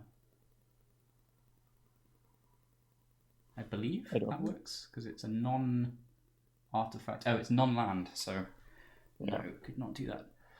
Oh, we've got Surgical now. Surgical, notably very bad against the Singleton deck. Yeah, I don't know why. And I feel this is karmic justice for Looplop having put 2 in his main. Yeah. Meta game for the meta gamer. So, what do you think his surgical target is? Could it potentially be his own swamps? He fetched. Oh, he has fetched. Why is he fetched? He should have surgical. Yeah. See, now he's locked himself again, unless he commits the Wishclaw Talisman. But it's always important to count Storm.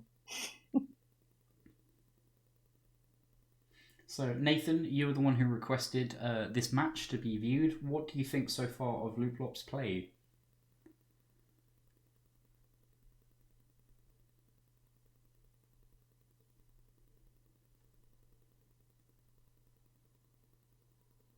So, it looks like he's thinking here. So, if he commits the talisman, what do you think he is aiming for?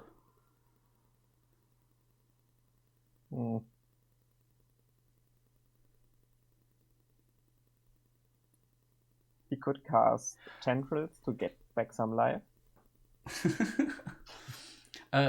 Funnily enough, he does actually have enough mana, I think. Oh, he's committing it. So with the Swamp, Lake of the Dead, that's 5, 6, 7, 8. So he could get up to a 7. He can't quite get the Grizzlebrand. Wow. He's gone for the Doomsday. I think this is probably correct. Can you tutor lands with Wishclaw Talisman? Yep, it's an unconditional tutor. Yeah. It's great for walked. So, with it, walked could find the grindstone or the LED or whatever. Whatever he wanted. I think currently what he wants is to get off this wild ride.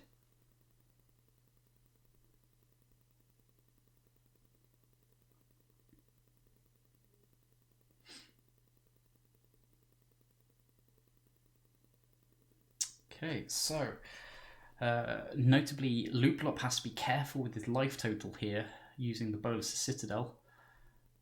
He is going down to 5. So he is probably going to need to use the first spell to draw into the pile. He could use a Night's Whisper to... Oh, okay, it looks like his pile is involving at least 2 Tendrils of Agony. So it possibly is just going to be Tendrils of Agony, gain some life, cast... it's 2 Tendrils, 2 Collective Brutality. Yep. This is... 2 Tendrils is enough. And another Doomsday. It looks like he's going for the full infinite loop here. Yeah, but you can just Tendrils. Yeah, but if it's not infinite, it's probably not worth the time. Oh, okay. So, yeah, this is looking like it's wrapped up here for Looplop in what is a pretty chaotic game 1.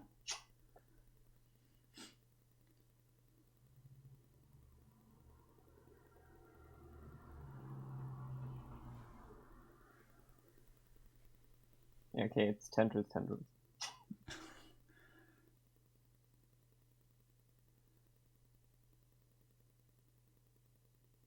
Okay, so he goes down to 1. First Tendrils of Agony, Storm count is 5. And then he'll go back up. Second Tendrils of Agony, Storm count will be 6. So that looks like that's that for game 1.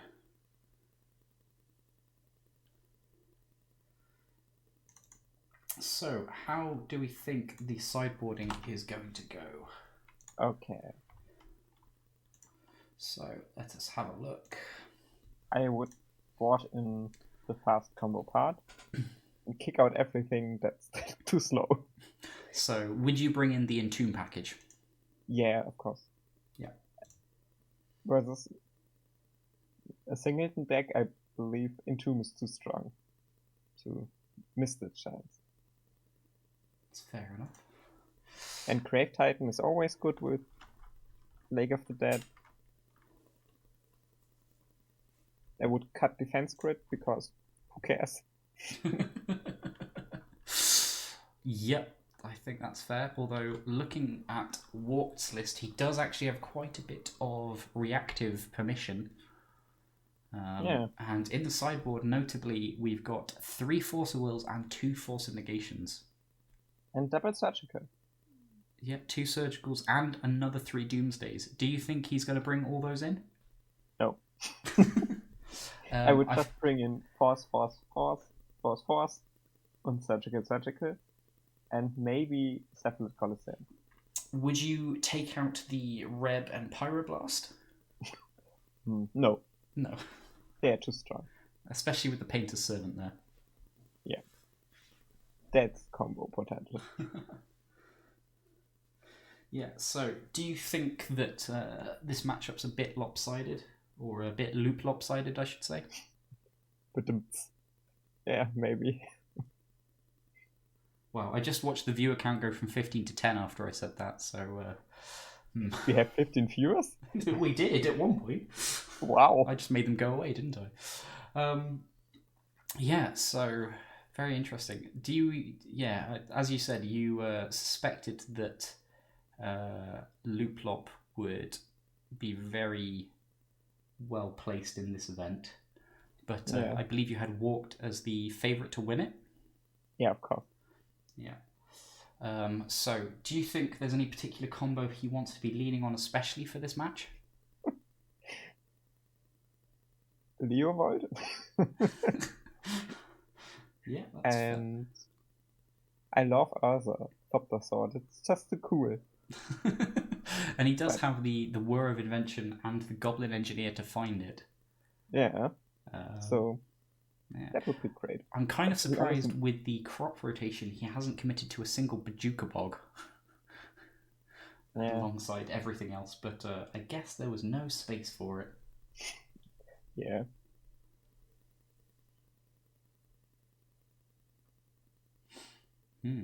But if he finds the Tainted Pact, he can pick up whatever sideboard card he needs pretty easily. Basically die. Okay, and would you say bring in the second Oracle as well with the rest of the permission? If we don't care about Lutri, then yes. Okay. So maybe bring in... Well, if we're bringing in all the Force of Wills and Force of Negations, then maybe Lutri comes in as well, just as additional blue.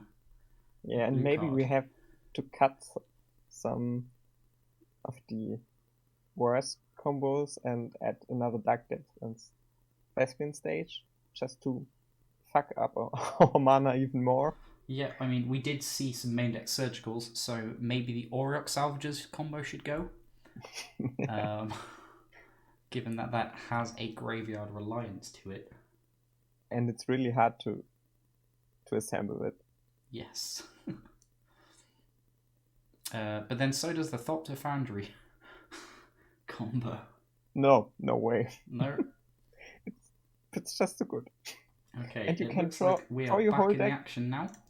You can throw your whole deck. Let us see how this is going. So, Walked, already a much better hand. It has land. I would 100% keep this. Yep, and looking at Looplops, he has more than one swamp, so I would say that's probably a solid keep as well. Yeah. In fact, he's got... Wait, we've got turn 1, Ritual, Animate Dead, Wishclaw, Lion's Eye. Can we do something with this? No, because Animate Dead targets. If Animate Dead was something else, we would have a turn 1 Grizzlebrand. Yeah. But I believe Walked can win this with this hand. Because Surgical and Extirpate is really strong. Against Looplop's sideboard plan. Oh, another swamp, so no mana shortage this time. Yep. I wonder if he's debating committing his Ritual. To be honest, I wouldn't.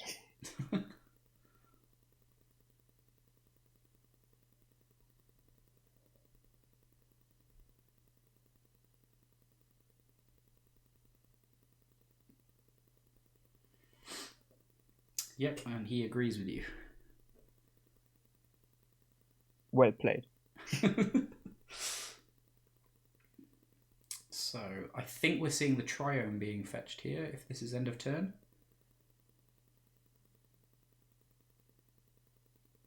Is it the best land ever printed? I mean...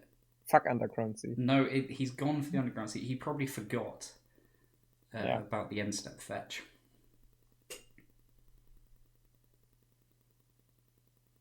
Wow. A third mana source, and this is a pretty good hand. Yeah, I'm not sure. I mean, the LED is looking a little bit awkward, but he is only 1 black away from casting this Doomsday. Yeah, but there's some collective brutality in the opponent's hand. Yeah. Oh, the Shallow Grave. In fact, this is now a hasty Grizzlebrand, I think. Yeah. Because you can Shallow Grave, so you play Wishclaw out, you play LED out, you Ritual, you Shallow Grave, holds priority, crack LED, Talisman for the Entomb, cast the Entomb, and then let Shallow Grave resolve. Yeah, but Walk knows his Shallow Grave, so I believe he knows how to cast Surgical or Extirpate. Yes! And should Looplop go for that line, he is going to be absolutely destroyed by Walk's hand. Oh yeah. Hopefully the players are not listening to the stream at the same time. I just suddenly thought I should probably check the user list to make sure. Yeah, but maybe they have it muted to boost our to boost the numbers. Account.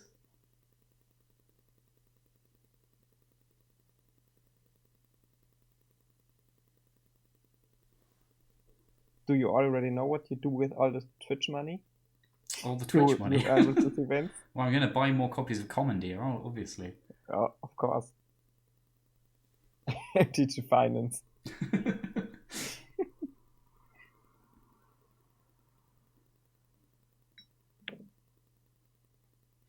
Right, so it looks like he's going in the tank. He might be committing to it now. Yeah. Do you think he's going to Collective Brutality? Yeah, but it doesn't change anything. Oh, he is. Well, I think it does change something. It means he's not going to walk into this. Oh, and the Surgical committed onto the Dark Ritual here. Wow, but now he loses Extirpate. That's pretty aggressive. Yeah. I mean, he might not. Obviously it's open deck list now, but he might not be aware of what's happened. So we can see that yes, as you said, they've brought in the full Entomb package, which we obviously guessed by the Outright Dead Shallow Grave. They've left the Surgicals in, or at least one Surgical.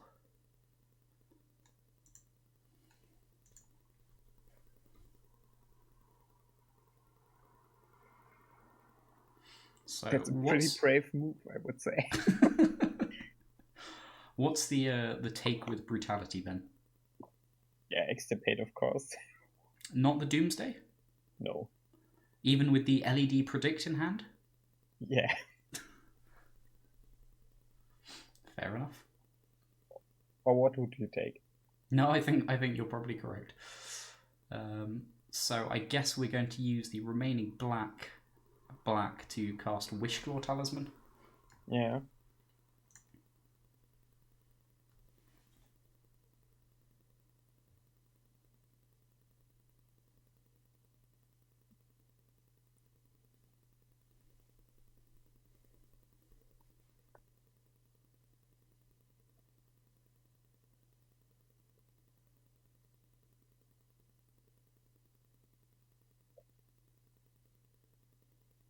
Yeah, okay, it's Extirpate. Nice. So yeah, probably Talisman comes down this turn, and then we'll see the turn being passed to then have an attempt at the combo the turn after. This very much punishing Walked for his very aggressive Surgical on the Dark Ritual here. Yeah, to be honest, I wouldn't have done it.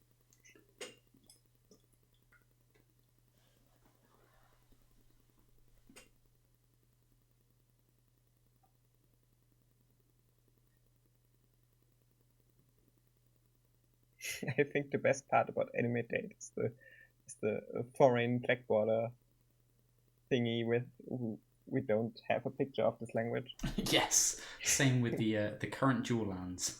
Localized image not available. So again, this is thanks to our extremely high production budget, allowing us to bring you this. I will say this: if we get another Magic Online God account event in the future, we will likely have a go at running another of these to then have a go at running it on MTGO with everyone having God accounts. That would be great. But everyone has the ugly artworks and the full arts, and yeah. But at least we have rules enforcement.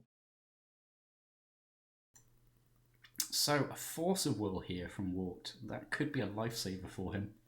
Wow, that's pretty good. Although a Duress from Looplop's side. He's probably just calculating mana now. But who's the dressing anyway, so... Well, he's committing the Duress, which is the correct play. Yeah. And Walked here.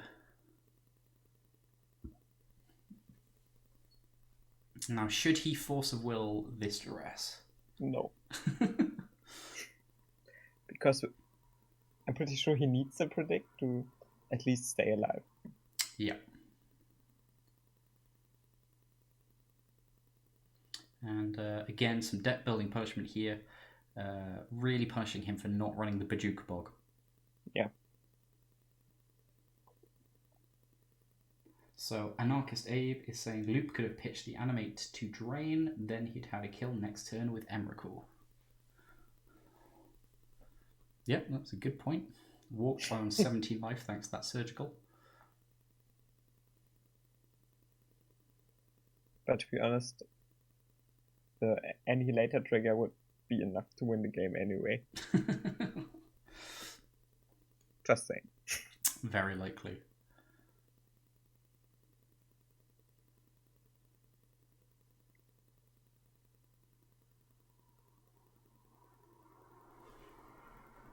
So here we go. Duress has resolved, and we are probably seeing Force of Will go to the graveyard.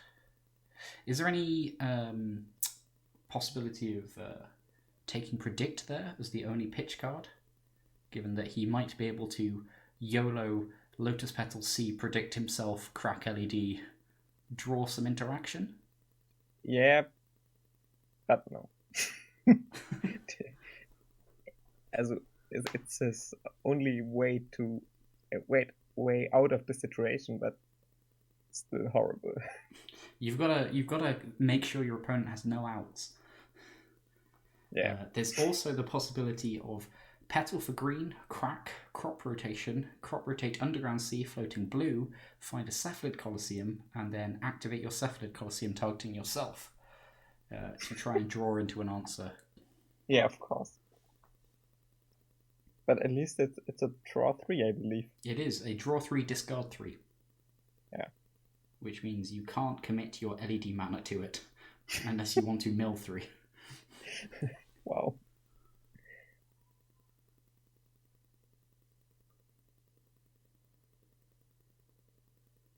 But Cephalid Colosseum is nightmare fuel for me. I hate it so much. I've lost far too many games to this bullshit card. Since Strifo added it to his sideboard. It's not just Stretch anymore.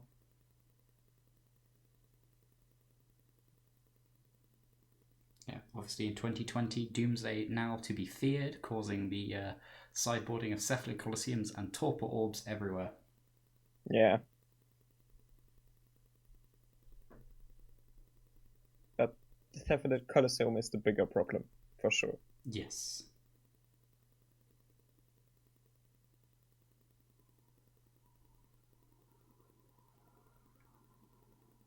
So it looks like we've got a pause here. He's played his LED out, and he looks like he's ready to commit the Talisman, but he's not sure what for.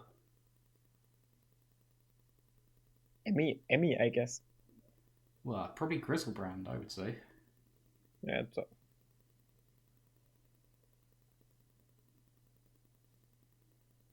Yep, so this sequence does require the committing of Shallowgrave to the stack before activating Wishclaw Talisman.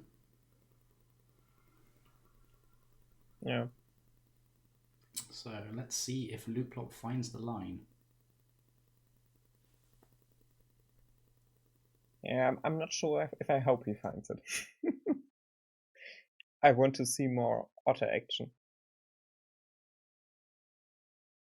Or, yeah, no otter anyway, so.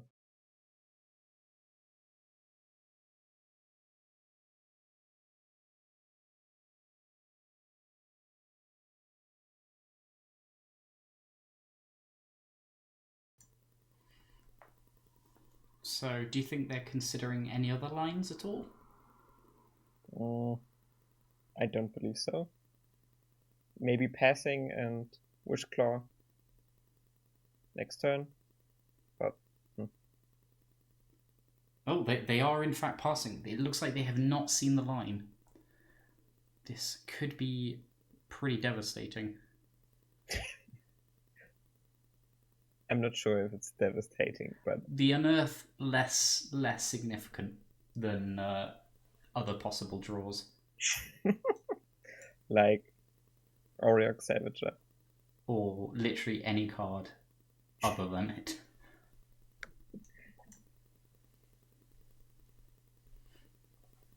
Okay, the second LED now.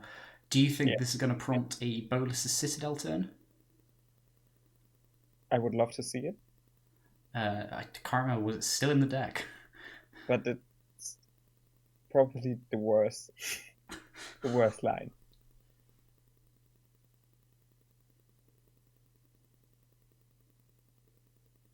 But who doesn't love his own Citadel? Okay, we are committing the Lions and Diamonds. We could also see a hardcast Grizzlebrand. Yeah. I do feel, though, that maybe it was just better to Wishclaw for Entomb, Shallow Grave, and go off with a lot of mana floating. Can't you just crack LED in response to Shallow Grave? You can, but this was the line that Looplop unfortunately missed last turn, so it doesn't look like he's found it again this turn. Oh, an Orthodox Bird, 1 versus not obey. 2-1.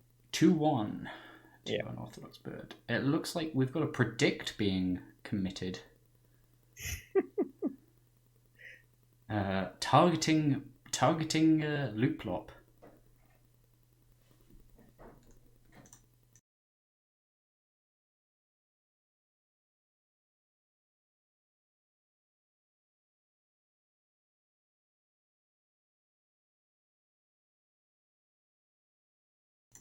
And we are in fact going for the hardcast Grizzlebrand line.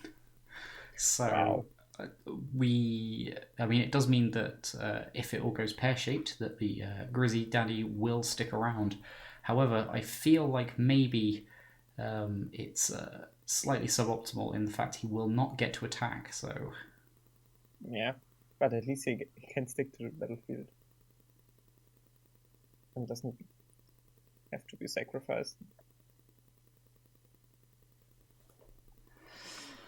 We see a lot of cards drawn now from Looplop, including the Emrakul, Tendrils, Collective Brutality, another Shadow Grave. However, he is stymied a little bit on mana. So actually walked earlier Surgical on Dark Ritual, proving to maybe be effective here. Yeah. So we've got the Chrome Mox for additional boost, and I think he's got a land drop still. Should be turn 4, I believe, yeah. Yeah, so he's committing the Swamp to the land drop. Here comes the Chrome Mox. I'm going to guess that maybe we're going to see a Collective Brutality, Pitch Emrakul, and Shallow Grave in response. Yeah, would be possible.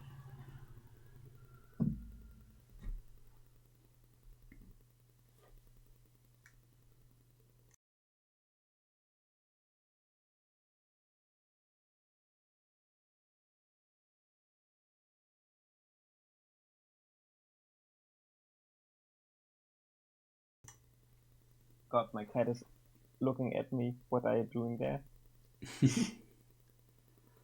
So here's the brutality.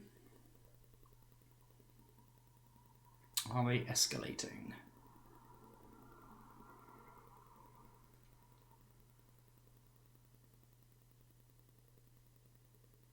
No, it doesn't look like they are. Well, okay.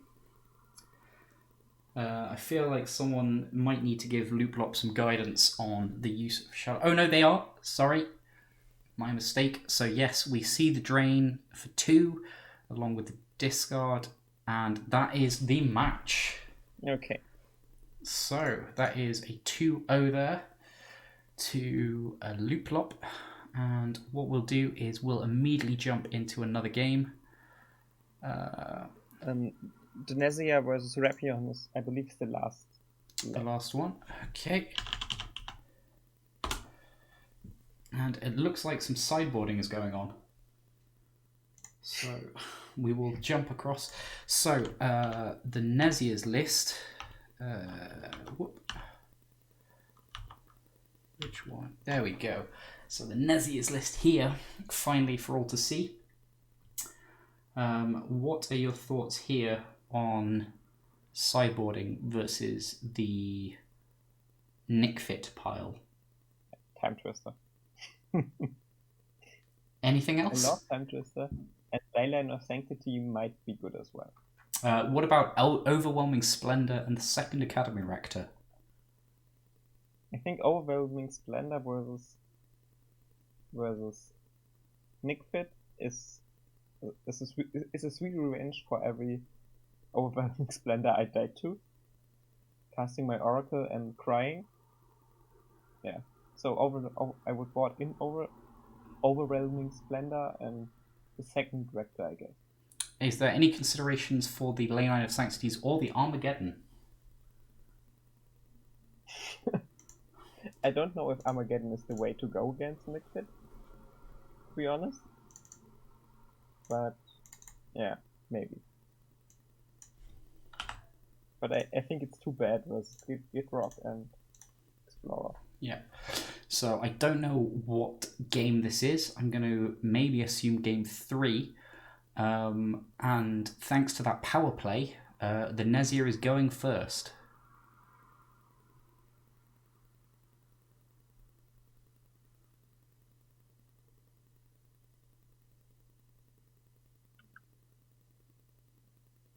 Okay, at least Doomsday in hand is always good. Oh. Another mulligan. Okay, Reverse Mermaid quite aggressive on their mulliganing here. Nesia also mulliganing. 4? Or 5? Yeah, so it looks like Looplop and Walked now back in the chat. Yes, we discussed Bajuka Bog as very much missing from your deck list, and the line of holding priority with Shadowgrave to then Wishclaw for Entomb. So Looplop, I would have a little practice again should you wish to take it out.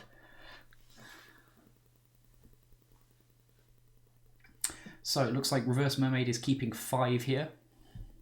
Yeah, at least it's not too bad with Phyrexian Tower and Veteran Explorer. Yeah. Oh, and it looks like maybe the Nesia is in fact keeping 7. Wow. So a very mana-hungry hand here. Yeah. Which, if they can find the Doomsday off this ponder, pretty good. Oh, yeah.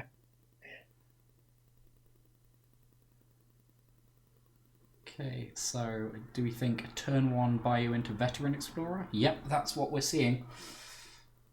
Yeah. The classic start.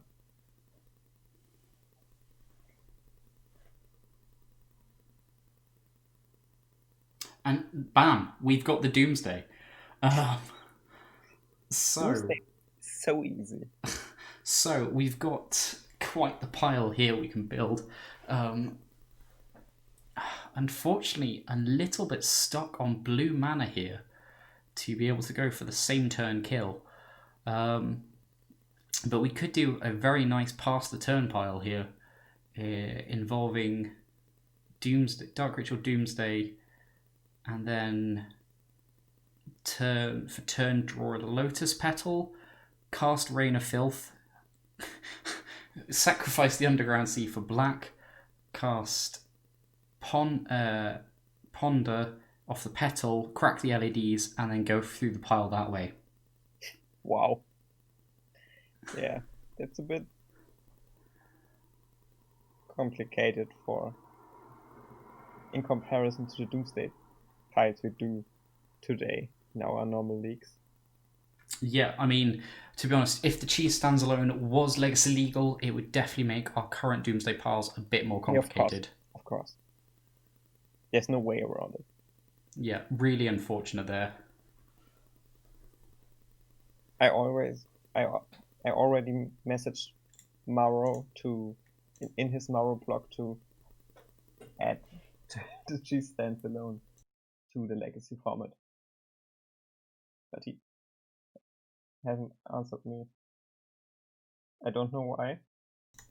No, Warped Airplane. Unfortunately, Baron Glory, although yes, is technically a suitable alternative, it is not the same card as the cheese stands alone, and therefore is not legacy legal.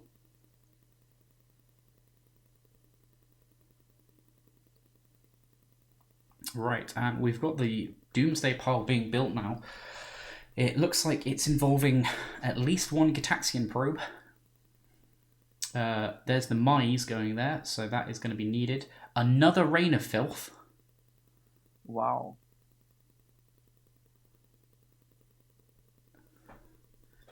So I guess what they're doing here is, instead of drawing Petal to cast Ponder Rain of Filth, they are going to cast Ponder, crack LED for blue and black respectively, use one of those blue for the Mize into Rain of Filth, LED Gitaxian Probe, to then Gitaxian Probe sacrifice their Underground Sea into the cheese stands alone. Oh god. Why?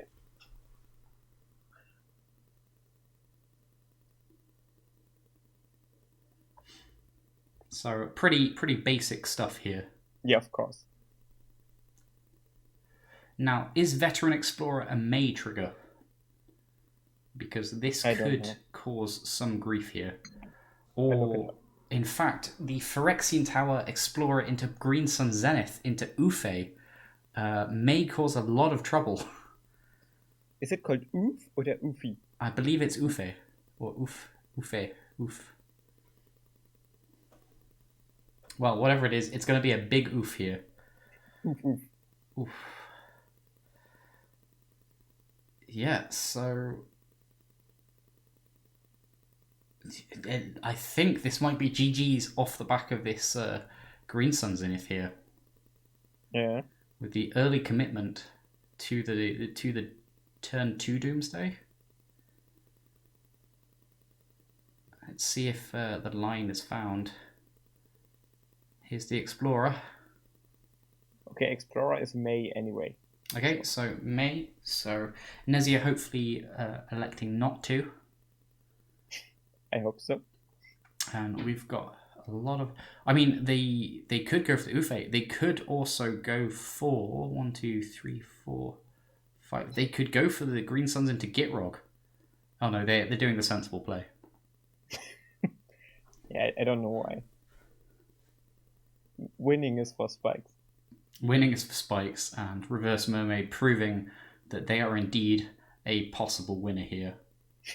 And with this, I think that might be GG's, because there is no other way for the Nezia to produce the required 4 colourless and 2 white in their current library. Yeah. The life totals also need to be slightly updated, with the Nezia now on 9. Yeah, but the life total is not a deciding factor in this game. That's true. They got it fixed. Nice. I wonder if they're listening. Not that it matters here. Really, no.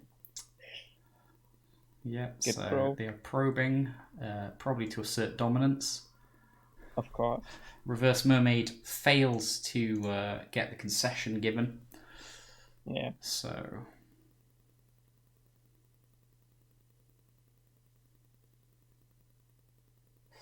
so Warped, we're going to be doing the participant giveaway at the end of round 4, prior to the big, awesome, super mega, very important grand final match. Yeah.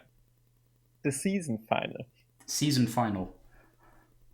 This is what months of playtesting have brought up to. Oh yeah. Nice artwork for mice. Yeah. So Cockatrice loading very slowly. There we go. Oh, it's different. It's the dogs playing poker. Of course. What else? Yep, so every participant within this tournament have been grinding for the last month for DDST QPs, which of course Doomsday Stipulation Tournament qualifying points. Yeah, of course. And they are all looking to get the grand prize from first place, which is to be able to either get out of the naughty corner or to elect someone else to be put inside the naughty corner of the Doomsday Discord server. A right normally reserved just for the administration staff, but generally me. Staff. You are all paid, I believe. Yeah, we're paid in copies of Commandeer.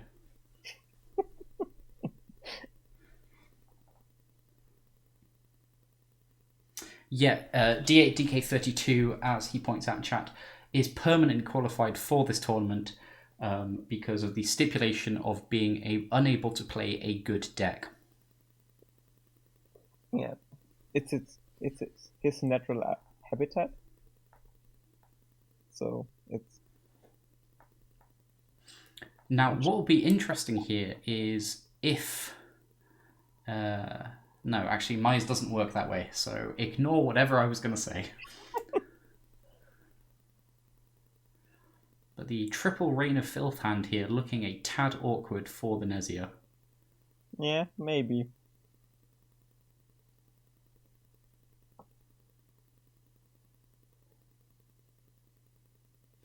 And we have Combat Step coming in. Wow. I wonder if Reverse Mermaid is maybe a little bit scared now. We're getting to one card left in the library and a potential win still from the Nezia, at least in their eyes. Yeah. Where's the point where you sack Collector Oof to Phyrexian Tower for disrespect points? I think at the point where you Cabal Therapy them for Rain of Filth. Yeah. Hopefully noting very correctly that they still have a land and therefore cannot win with the cheese stand alone.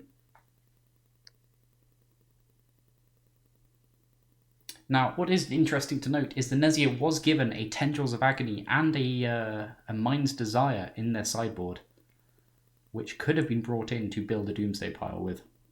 Yeah.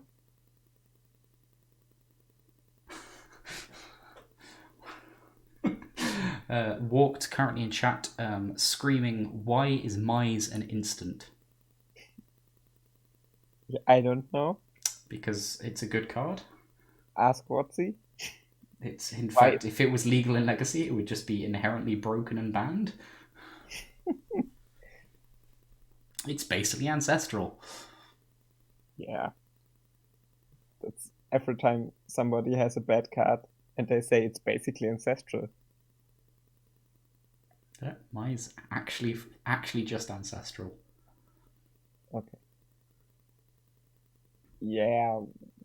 Conditional.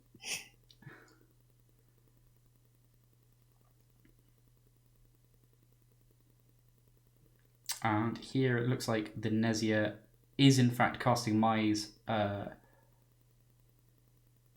Do you think they're going to try and name correctly and thus go for the Burnout in Glory? Yep, they have named the cheese in chat.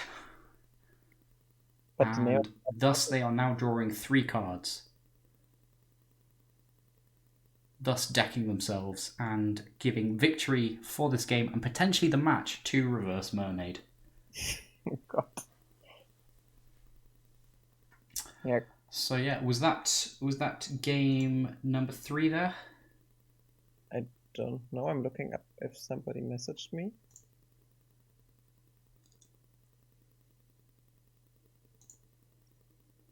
No message so far. That might have been game 2. Oh God. Wow. Okay. So Demise won game 1. So it looks like it might be 1-1 here. Wow. So let's actually update the names on screen if we're going into another round. So we have Reverse Mermaid versus the Nezia. Currently 1-1.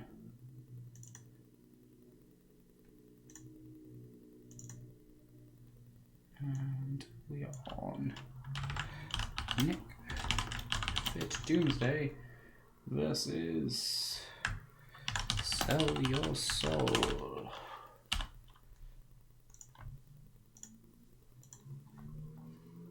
So, do you think there's going to be any changes to sideboarding here? I don't believe so. What about from the side of Nick Fit Doomsday? Obviously, they brought in the Collector Ufe. Anything else to consider? Maybe Assassin Trophy for the cheese stones alone? Yeah, and Veil is always great. Veil does seem strong, at least against the discard elements of the Sell Your Soul Stipulation deck, but not necessarily against the silence elements. Yeah, but you can mess up. Maybe Surgical is only playable if they don't silence. Yeah, but I would board in Surgical and Falsies, I believe. So, what would you board out? Any consideration to boarding out a couple of the Titan Orthorexes? Well-known legacy staple, with the relevant text being 1 and a green cycle. Is it one of the Ikoria Godzilla cards? The cycle one? It's a cycle one. I don't know whether it was a Godzilla card. Yeah, but yeah, I would side it out and maybe Tireless Tracker. Because Tireless Trackers are horrible.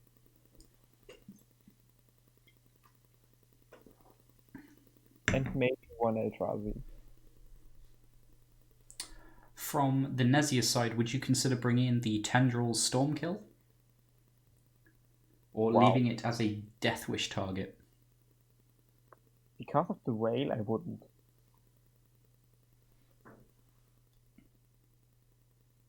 Because it's really hard to play around Way with the Stormkill. Yeah. What about the Mind's Desire? Why not? To be honest.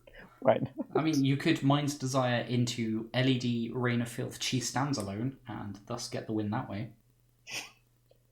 Yeah. Oh, I believe they are finished. Are they finished? They left the chat room. Oh. Okay. So we'll just get that updated now. It looks like Reverse Mermaid is giving us an update. It was in fact 2-1 to Nick Fit Doomsday. Wow. So yeah. Okay, in which case, Otterlady, do you want to get everything prepped for round 3? So what we'll do is we'll have a quick word from one of our sponsors, get prepped for round 3, and then take a quick 5-minute break afterwards and go from there. Yeah. So a quick word from another of our sponsors, this one of a bit of a more serious topic. So if you are easily distressed, please look away. Now, unfortunately, there are a number of people across the world who are addicted to casting Delver of Secrets. This is a bit of a malady. It's definitely spreading. It's been happening since 2012. So, you know, just be aware there is help out there. You don't have to cast Delver of Secrets to play Legacy. If you want an alternative, someone to talk to, or just somewhere to get help on an alternative deck, please do visit doomsday.wiki. We are here for you. We are here to help you, to show you that there is another way. You don't have to cast a flying 3/2 for 1 blue.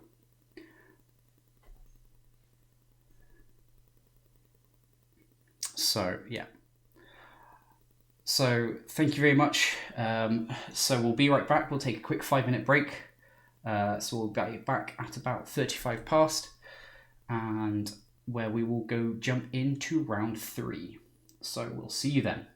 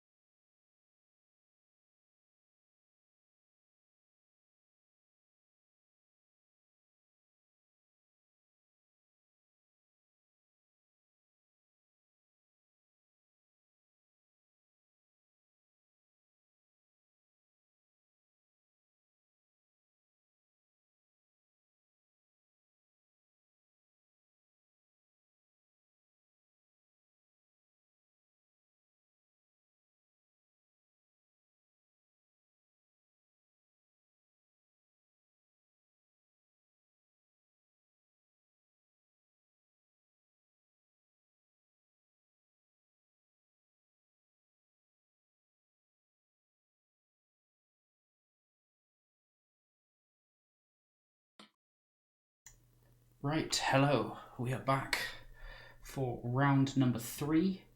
Yeah, an orthodox bird, that's a good idea. So for next time, we will, if we do this again, we'll have a go at getting these standings up on the splash screen for the Be Right Back page. That is definitely something to note. Hello, Morg. Welcome.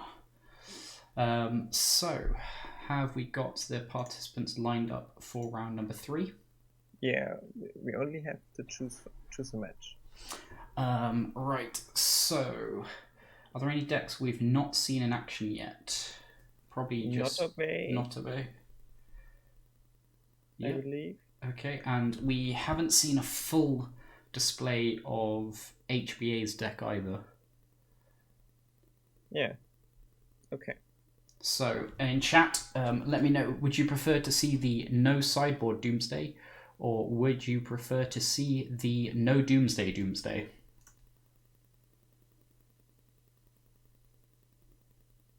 Oh yeah, we haven't seen an orthodox bird actually. That's a very good point. Oh. So we will. So we'll have to pick one of those. So, or we could have Living Wish Doomsday.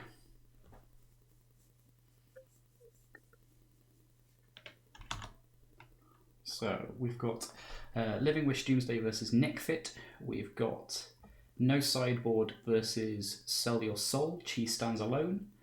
And we've got Mono Black versus No Doomsday. So I guess, do you Otterlady, do you have a preference? I believe an orthodox bird versus reverse mermaid, I believe.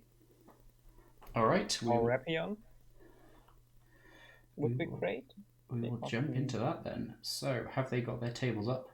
Oh, we've got a request for Mono Black versus No Doomsday. Oh, okay. Interesting. Well, we've seen Mono Black twice now. Yeah. We've seen a bit of No Doomsday. Let's go for an orthodox bird. Okay. So, I messaged him quick.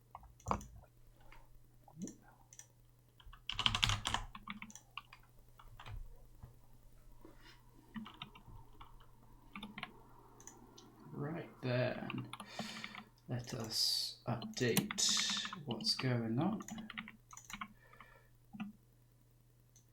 So,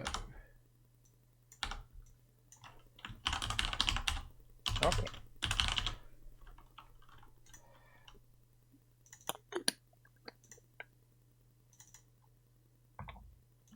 This is now round 3. And it's Nickfit Doomsday versus Living Wish Doomsday. Okay. Right, and we are back in with the action. So Reverse Mermaid kicking off, rolling a critical failure on his starting. Wow. So an Orthodox Bird is going first here. And we've got a couple of very different hands. We've got a Chalice of the Void Arcsim's Astrolabe hand from an Orthodox Bird, showing Chalice along with 4 1-drop spells. So some interesting deck construction there going on. And we've on the other side we have a Doomsday. We've got 3 basic lands, Gitrog Monster, Putrid Imp, and an Emrakul the Aeon's Torn. To be honest, I would keep the Nickfit hand and maybe put back the Yorion hand. Yeah, so Yorion's Sky Nomad has been revealed from an Orthodox board. And he is probably going to commit, I'm going to guess, Arkham's Astrolabe to the field. Yeah, but maybe Mishra's Bubble first to check if you have a land on top. I feel that you still want to fetch first before you activate it. I'm not sure. Well, because otherwise you're not committing any of your 1-drop artifacts. Yeah, but you can shuffle away a non-land, and that's pretty important. That's true. Elect to go for the snow-covered forest first. Okay, I shut up. Off the Windswept Heath. It just played too much Death Shadow. We do in fact see another Windswept Heath picked up, so rewarded there. maybe not the worst fetch land ever. It's not quite a Arid Mesa. Yeah, but if my opponent opens on Windswept Heath, I normally get my Massacre ready. And I'm pretty happy with it. Yeah. Unless, of course, they're on lands. Or Elves. But lands is a good... In which case, you're still pretty happy with it. Yeah, but Elves is pretty shitty. It's just racing. So, Reverse Mermaid responding with basic land into Putrid Imp, drawing the Dryad Arbor for turn. Oh, Mox Opal. Ooh, a nice additional mana boost. Okay, we're pretty live now with mana. Okay. I'm going to guess we still probably want to commit a couple more of these 1-mana artifacts to the field. Yeah. In fact, we can get all 3 of them down this turn. Yeah.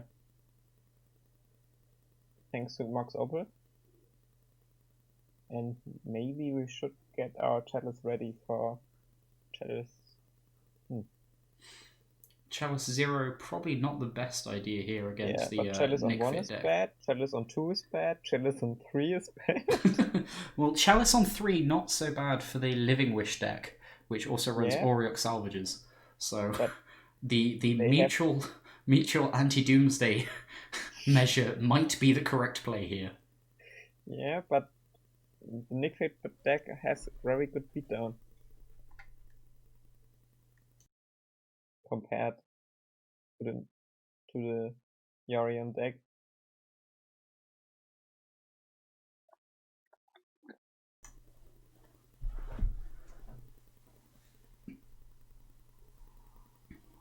Oh, second Evercool, nice. That's possibly good. Easy pitch fodder to give the Putrid Imp flying, if need be. Okay. Yeah. Flying over the asteroid. Oh, right hour.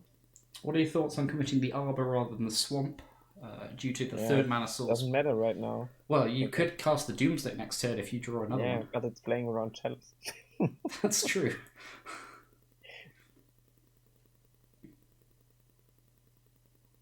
Trinket Mage. Trinket Mage. So, what are we finding with Trinket Mage, do you think? Probably Lion's Eye Diamond? Yeah. Lion's Eye Diamond is always good. At least 90% of the time.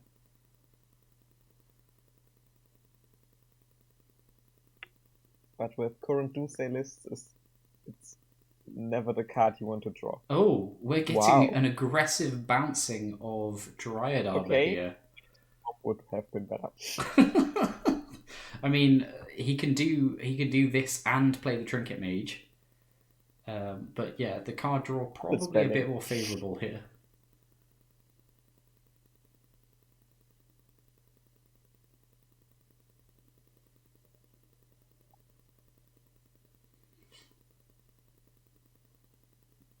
Searching for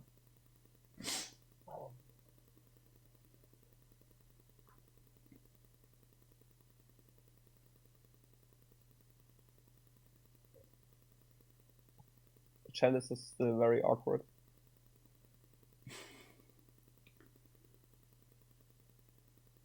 It is the Lion's Eye Diamond. And yet, committing it to the field.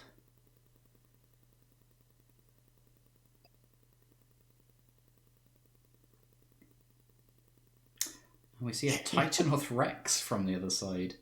Finally. Art. It was indeed one of the Godzilla cards, you're correct and there. It's even Godzilla. It is Godzilla Primeval Champion. Okay, champion. The 11/11 cycling 1 and a green. Which gives a trample counter to target creature. So notably, he can really buff up this Putrid Imp. But I hate these trample counters. They're so annoying as a judge.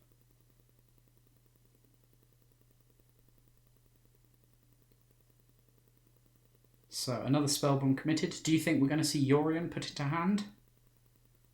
Yeah, we have the mana left, so why not? Yep. And we see just that. Is Trinket Mage going to get frisky? No. No committing to the combat step. So we are going to see a cycling of Titanoth Rex and a trample counter being placed on Putrid Imp. Something I was not expecting to say at a Doomsday only tournament. Wow. That's a trample counter to look at. Okay, maybe the Swarm would have been great.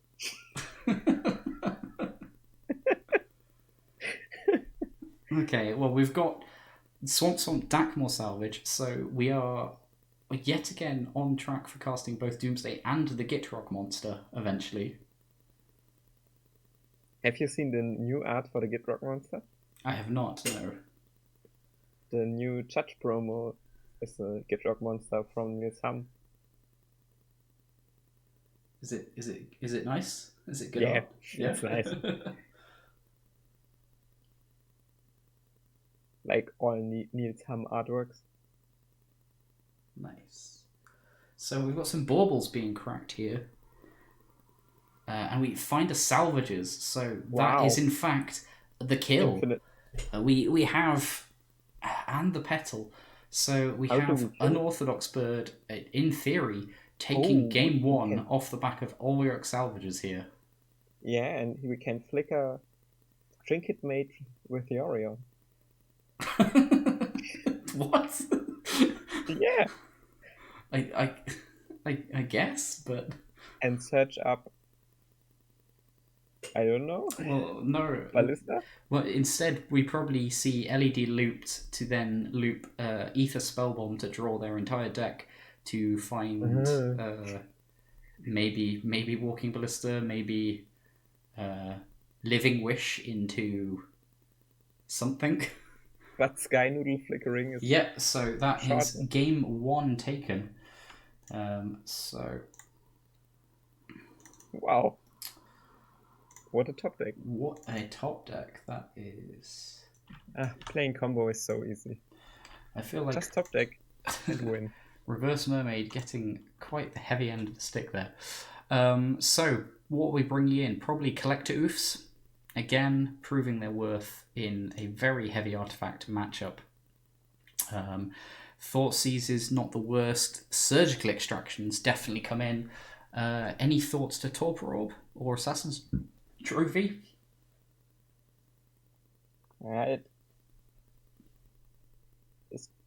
Is Torpor Orb even relevant? Yeah, it's anti-Sky Noodle tag. So, however, a Torpor Orb affects the Sky Noodle. That's but okay. True. Interesting. So, at the other end of things, there we go. We have the 5-color Yorion pile. So what do you like bringing in here? If anything, it is a Living Wish deck.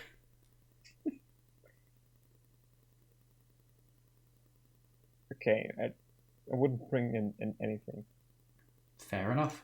And with that, we are back in the action. So, Reverse Mermaid to go first. We can see some of the mana issues possibly cropping their head up across on Unorthodox Bird's side, with a Savannah to try and cast Ether Spellbomb, Pirate Spellbomb, and an Imperial Recruiter, and a Living Wish. So, doable if they find another land, because they could then Savannah, Living Wish, crack 2 LEDs, and get a Grave Titan. Oh god. Meanwhile, Reverse Mermaid, solid looking 7 here, with a turn 1 Veteran Explorer into, if they find a Sacrifice Outlet, potentially a turn 2 Gitrog monster, if that is a Phyrexian Tower. Yeah, but to be honest, I don't know. And a really good pickup here from an Orthodox Bird in the form of a snow-covered island. This will allow the turn 2 Living Wish crack 2 LEDs play that we mentioned earlier. And they can commit a Spellbomb of their choice to the field turn 1. They've elected for Pyrite Spellbomb. Thoughts on that over Ether? get kills faster? I guess it depending on... Oh, the Torpor Orb was brought in, it seems. Wow.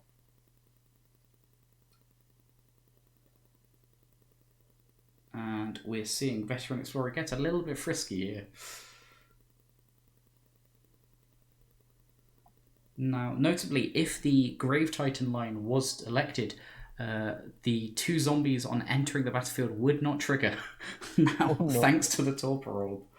So maybe some foresight there from Reverse Mermaid, but it does not stop the zombies being produced on attack. Yeah.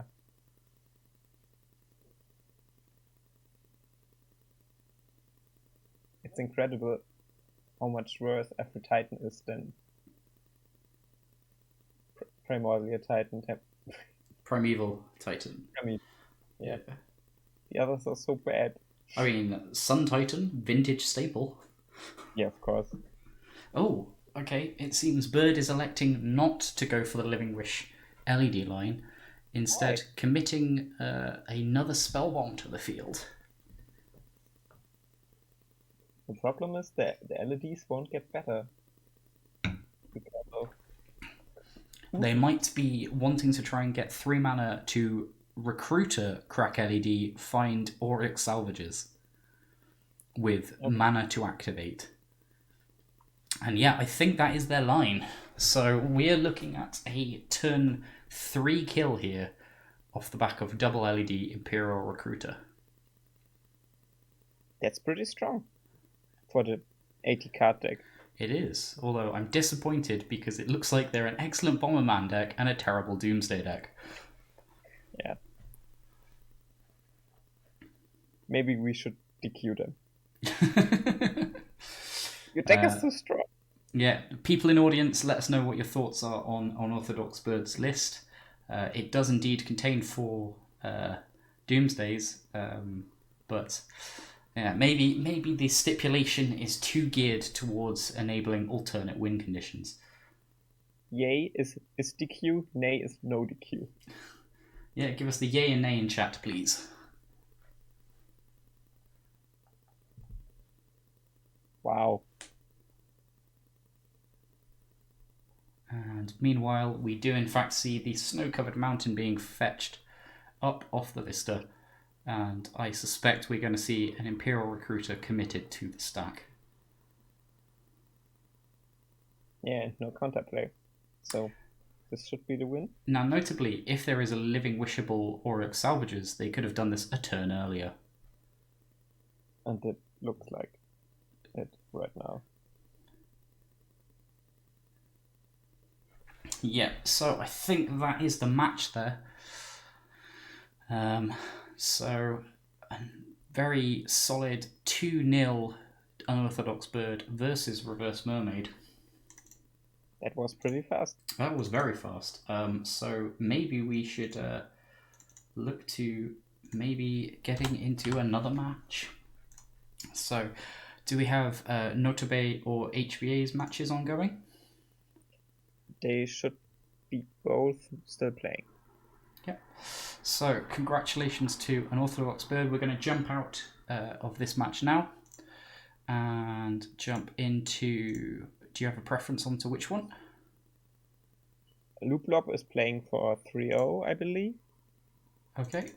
So we shall join in to Mono Black versus No Doomsday. And we arrive at quite the scene. So what seems to be happening? We have a Teferi in play, as well as a Flusterstorm Spell Pierce in hand, but a defense grid here, plus a Wishclaw Talisman. And Castle Locktwain. Yeah, so some solid card advantage going on here. We might need to quickly confirm the scores as to what's going on.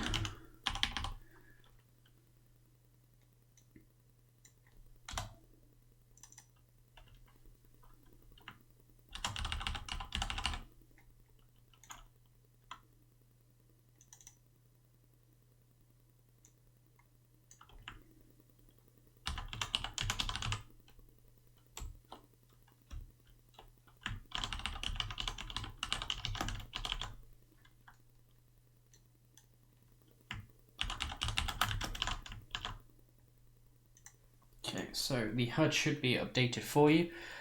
So we have Teferi Bouncing Defense Grid here for that card draw, picking up a Narset's Reversal and a Force of Will. So probably looking to Force of Will hardcast on the way back down for that grid. Meanwhile, we find a Dark Ritual picked up on Firestarter's side, so looking pretty good with that Wishclaw Talisman to maybe get Bolus's Citadel? Yeah, or Grizzlebrand. Or is Grizzlebrand the sideboard?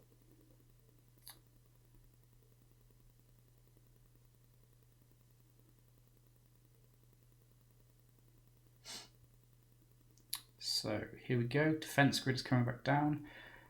Will this elicit response? Yes, we've got Force of Will. Pitching the Spell Pierce here. Okay.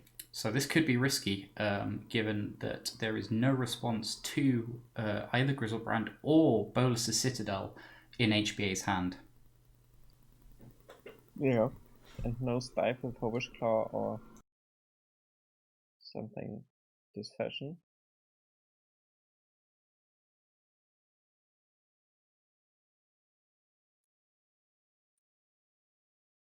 The mono black list still looks like the favorite so far.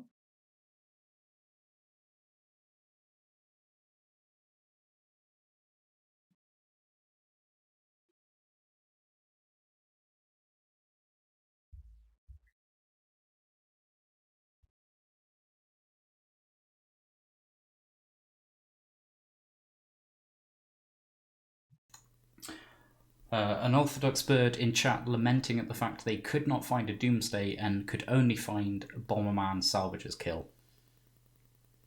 Okay. Okay, so we have the Talisman committed now. 6 mana. This looks to me like a Bolus's Citadel. Yep. Yeah. And HBA punished here for pitching the Spell Pierce over, say, the Narset's Reversal or Flusterstorm. Punished really hard. Maybe Flusterstorm would have been better to have better pitch card. Yeah, very possibly, especially in the face of the active Wishclaw. Anarchist Abe asking why wouldn't you just cast Force there? As in hardcast Force on the Ritual, or the Defense Grid I should say. Probably because it then leaves them exposed for the rest of their hand that requires mana. Yeah.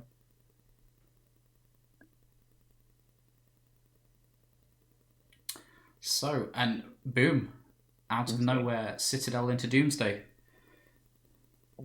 That should be the win. That should close things up quite neatly.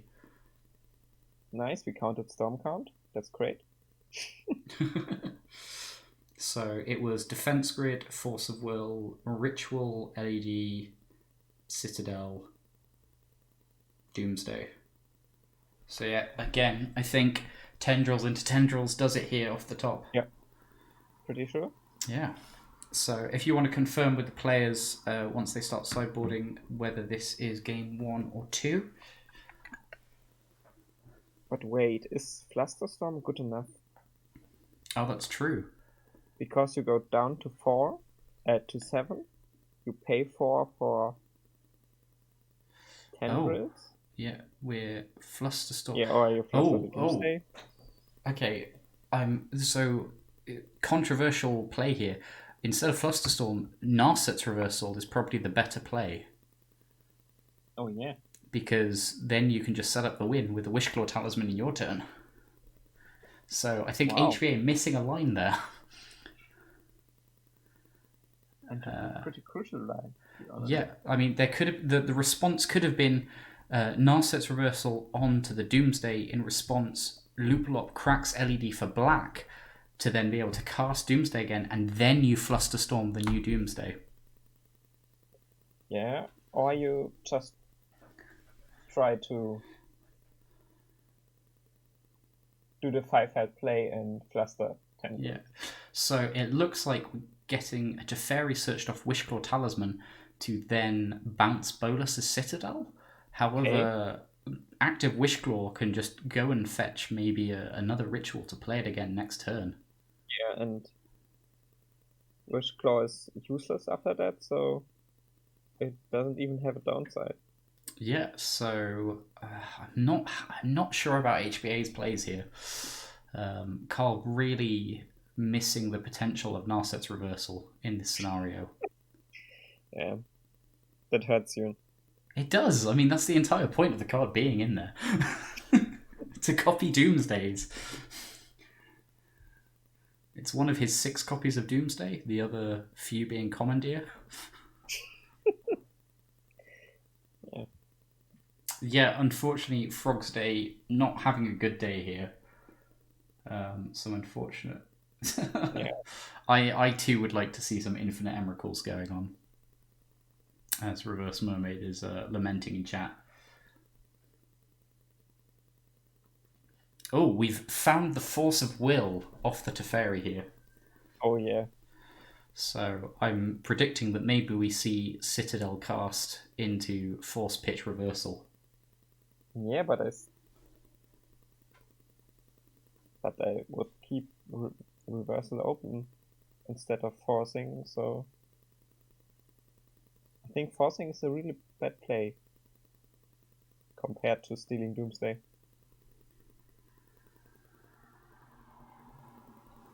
But forcing shuts off the engine. Yeah, so Looplop probably debating what to do with this Wishclaw Talisman here. Understandable. Oh, no, we're committing to the play. Oh, this is teasing us here. Yeah.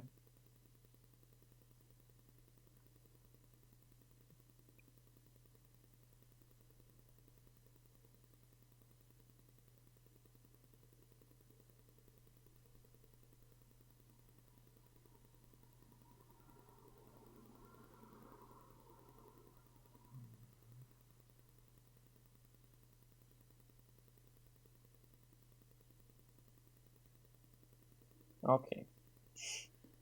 Still no progress. Yeah, so wonder what is if there's maybe something being discussed between the players. Yeah. Maybe a bit of back and forth. I hope no bribing.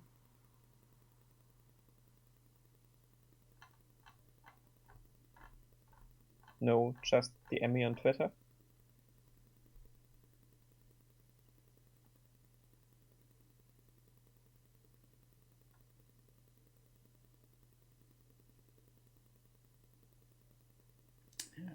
Okay, here we go. Citadel has been committed to the stack.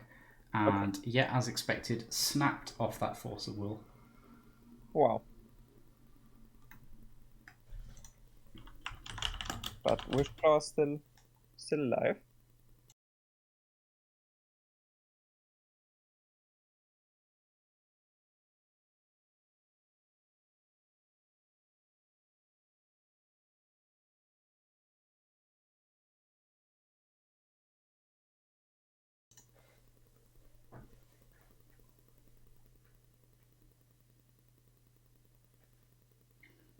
Okay, and HVA in a really bad spot here.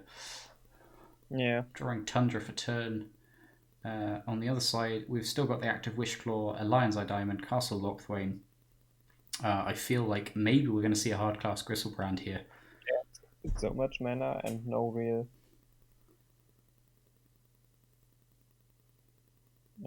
counter spell, so why not go for it?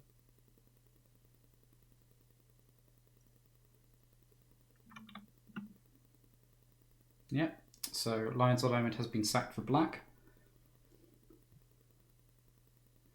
And we have committed the Wishclaw Talisman. So I'm suspecting it's... Or it could be Doomsday, actually. No, it is Grizzlebrand. I was going to say, it could be Doomsday with Castle Lochthwain to draw into the Doomsday pile. No way. Which would have been super hot, but unfortunately here, Grizzlebrand being committed. Yeah. So let's see what 7 are drawn. Oh, we've got Dark Ritual Doomsday. Wow. That's a pretty strong hand. Yeah, on Orthodox Bird, we can go through the current standings at the end of this round.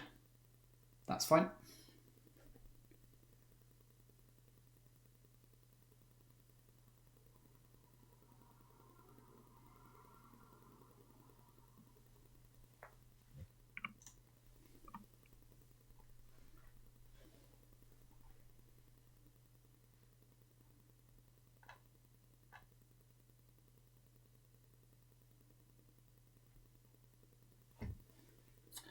So I think if I was Looplop, I would just jam here.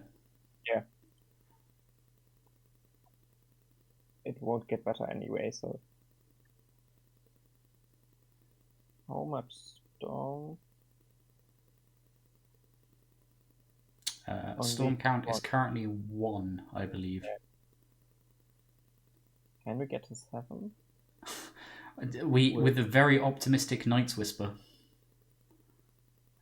Wait, actually, so we've got Ritual LED, Tutor, Crack LED, 4 black. Oh, we're committing a Surgical. Pay and even paying mana. Interesting. So, seeing the coast is clear in hand, what do we think they're taking here? Force of Will, maybe? Would be the best, I guess. Or maybe Commandeer? Although all the Commandeers have been committed now. Oh no, there's still 1 left in the deck. It's Flusterstorm. Okay. Taking Flusterstorm. So this does look pre-board, so I think we're still in game 1 here. Wow. Oh, and it looks like we've got the result from D8 versus Walked. Yeah. That's D8 taking it down 2-0. And Walked is dropping, I believe. Walked is dropping. Oh. Okay, the next bad draw. Okay, we've had our first casualty of the tournament. So, Otterlady, are you available to jump in for round 4? I can play 1 round, yes. Yeah, excellent. So, while we're looking at that, so let's go visit.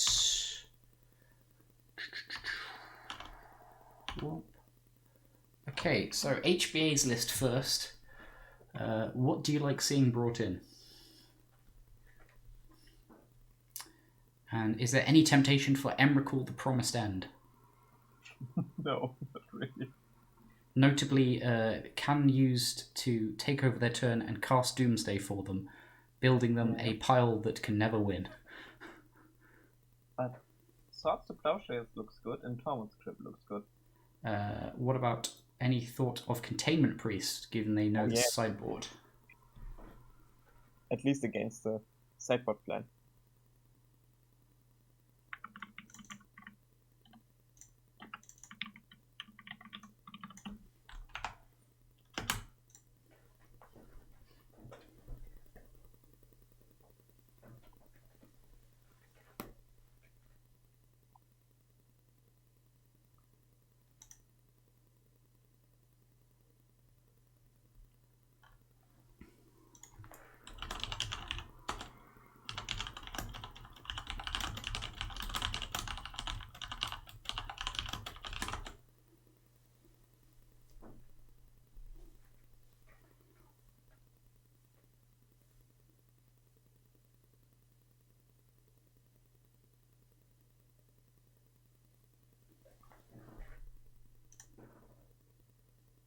So, what about from the other side of things then?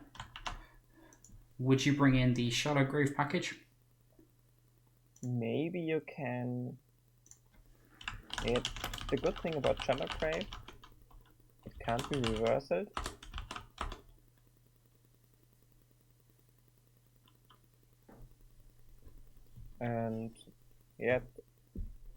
it leaves. If you board in the sideboard plan, you are pretty safe against reversal and commonly, I believe. Yeah.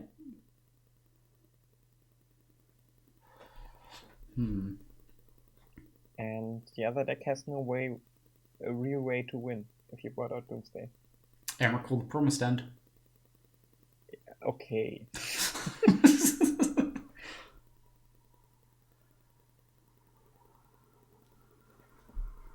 Maybe.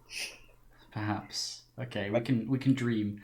This is definitely going to be a tough matchup, especially if it's committed. Yeah, it's a bit about gambling. Who will sideboard what? And if HBA. I feel that maybe a commandeer on an animate dead could be very strong, resulting in HBA obtaining a Grizzlebrand. Does this work out? Yep. Commandeer is you take over the non-creature spell, and you may choose new targets, but if you can animate dead your opponent's graveyard. Okay, yeah, that could work. So you could only entomb in Shallow Grave, Grave Titan Emrakul, and take out Doomsday. Keep defense crit. Yeah. But taking out Doomsday is a bit lame, to be honest. Yeah, I think if Doomsday is taken out from Looplop, I would maybe even say a game loss penalization. Wow. Because that's not what this tournament's about.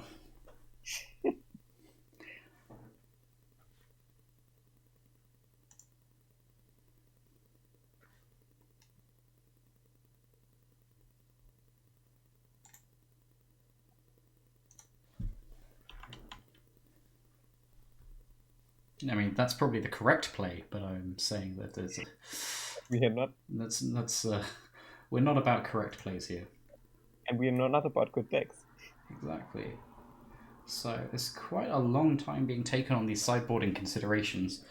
So yeah. A lot of heavy decisions being made here. It's all metagaming.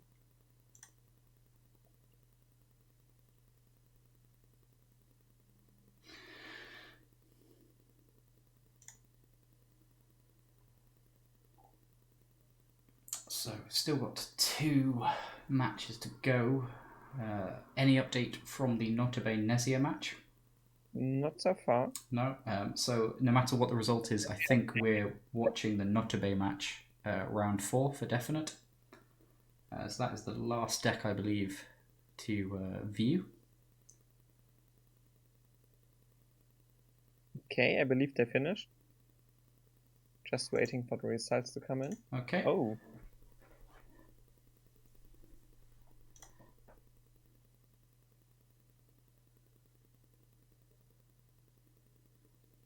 Right, and we are kicking back into the action now. Okay, the next one against Notabe. 2-1. Yeah. Ooh, that looks like an interesting... That seems like it would have been an interesting match to catch the end of. Oh, yeah. Okay, so looking at these hands, we've got 2 7s kept, double Commandeer, Narcissus Reversal, Flusterstorm, Foreshadow from HBA, and it looks like Surgical Extraction, Night's Whisper, Ritual LED, and some lands from Looplop. Yeah, what are your thoughts on this? We have card draw with Night's Whisper, but pretty slow. Yeah. So, Fled is Strand applied, and I suspect we're maybe getting a ponder here. Oh no, we are just fetching. Straight, no. It is the ponder. So I think there was some consideration there whether to fetch first to enable ponder into Foreshadow to obtain value there. Foreshadow, as we all know, is basically predict with the delayed draw mechanic. So the draw and next upkeep mechanic. So it's a bit like yeah, Anarchist Abe, so far HBA and Looplop are undefeated. Correct. So this is currently our top table. Oh yeah.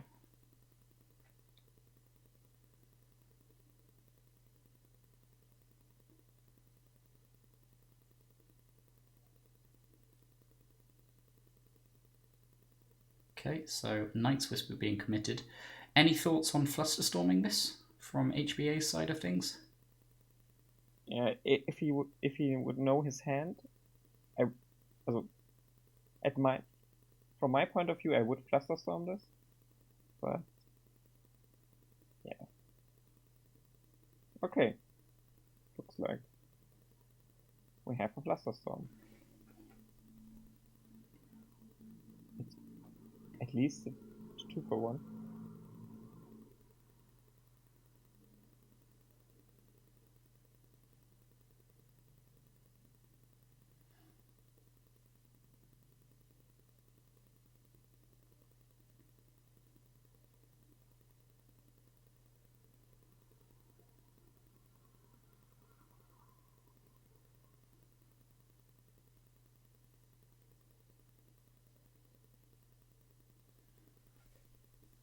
Okay, the Mystic Sanctuary is bad as always. Yeah, although this disenchant could punish the LED for being committed too early.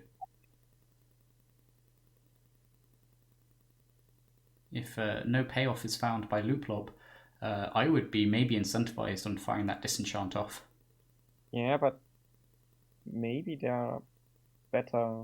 I mean, it's probably there for the Citadel, but if you're going to leave your mana exposed like that, yeah. He's got a bit more. Gideon of the Trials, but no second white source to cast it with.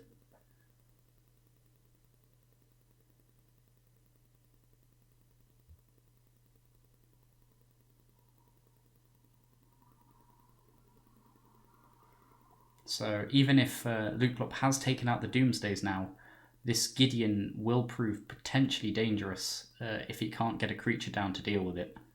Oh yeah, but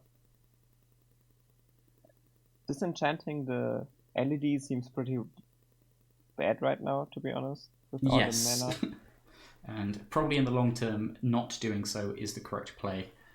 Oh yeah. So HBA cracking the bauble, targeting his opponent, not wanting to check his next draw. Oh wait, I think he's going to foreshadow his opponent, in fact. Wow. Yeah, so foreshadow notably cannot target yourself. Has to be targeting your opponent. So yeah, his play here is 100% correct. But unfortunately, there's that polluted delta that's awkwardly going to be cracked there. Oops. Get hurt.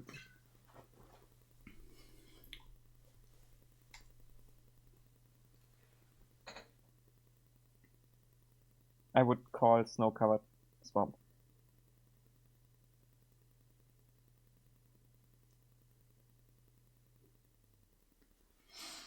Some of the participants discussing their matchups in chat. A lot of them blaming poor pairings for their respective results. Yeah, of course. What else?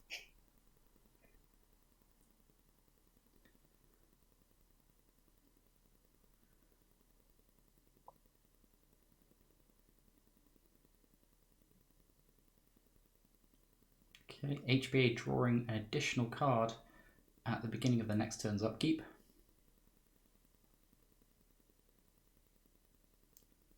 Picking up the Tundra now for the Gideon to come down. It should be a pretty important draw. Yeah, and a polluted delta for his troubles. Yeah. So I'm not sure if he's on more than one Mystic Sanctuary, but if he is, then Tundra first is probably correct here. I believe I saw 2 in the deck list. Okay, so yeah, probably wants to lead Tundra here as opposed to Delta Fetch Tundra. And he's also got a second Disenchant. Yeah, I just checked it. It's 2 Mystic Sanctuaries. 2 Mystic Sanctuaries. Interesting.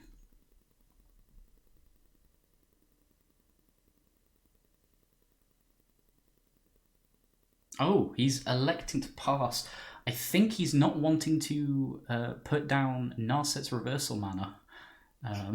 So he's probably wanting to wait to be able to play this Tundra and hold up reversal. Yeah. Or maybe he's going to Sanctuary end of turn now? Yeah, but for what? Has he cast a Force of Will yet? He could get a Flusterstorm or a Foreshadow. Although his... I don't think either of those is very, very effective here. So yeah, now he is committing the Gideon. So yeah, he probably wanted the Narset's reversal available. Wow. So this is going to be pretty tough if Looplop hasn't boarded into his Reanimator package here.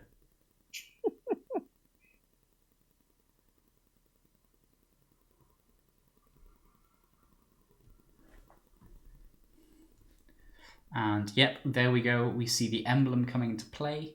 So HBA looking pretty good as long as that Gideon stays. Oh yeah. Looplop's hand turned out pretty bad in the end. Yeah, just drawing nothing but mana. Yeah, and no action spells. Oh, we see a Surgical Extraction here. What do you think this is on? Flusterstorm again, maybe?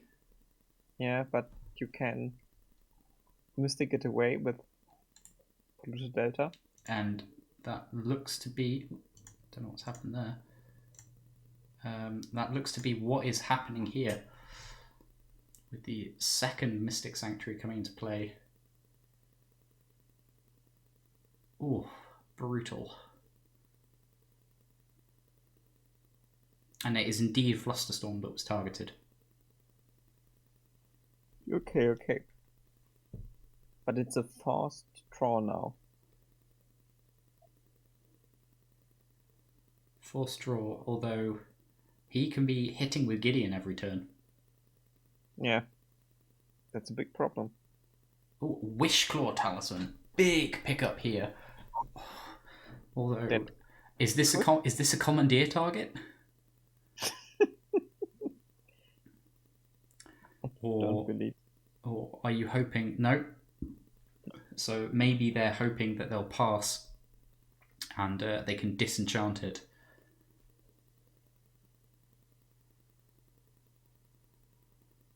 Can you win from here?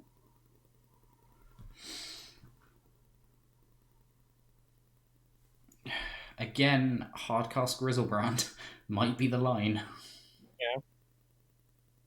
But Disenchant is down, so you could even... That's huge. Passing the turn. So this is giving HB a massive opportunity to just disenchant the Wishclaw. Notably, it cannot be activated in his turn.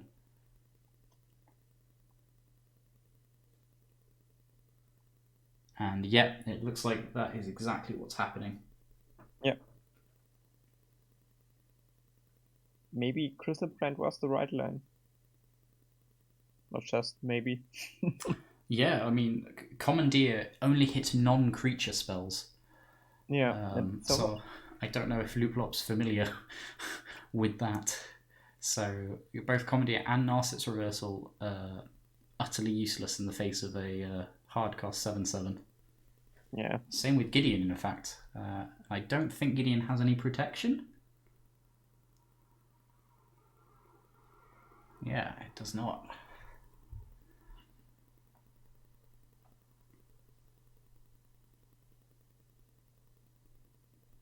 Okay.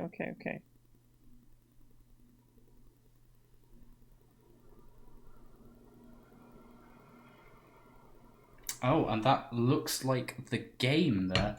Now, was that the match? Gideon, MVP. Gideon of the Trials taking it down. No, Commandeer, only non-creature spells, so there's some learning for you, Rapian.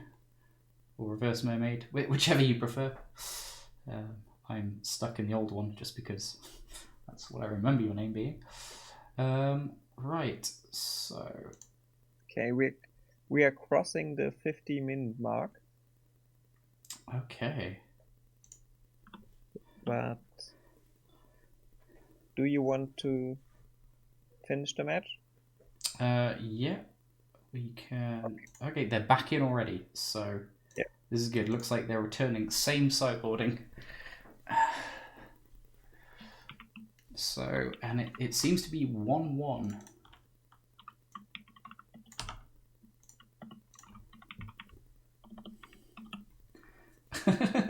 Well, Rappian Reverse Mermaid, can you tell me the correct pronunciation, please, for your current Twitch name? Right, again, HBA with a very controlling hand. Commandeer, 2 Flusterstorms, 2 Force of Wills Predict, and a couple of lands looking really good. Likewise, Looplop, again, a number of Night's Whispers. Oh, it looks like we've got a Dark Ritual committed early. Maybe for the turn 1 double Night's Whisper hand? Yeah, but Fluster looks strong here.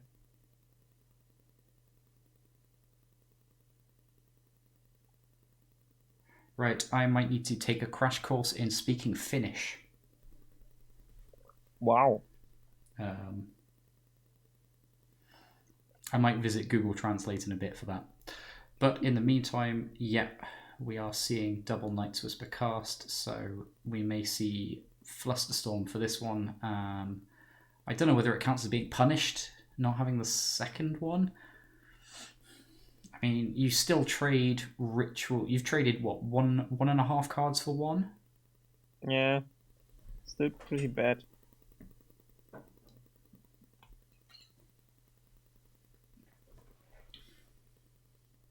And pretty mediocre draws. Thoughtseize is going to be very useful for cutting through this absolute massive mono blue mess. Oh yeah.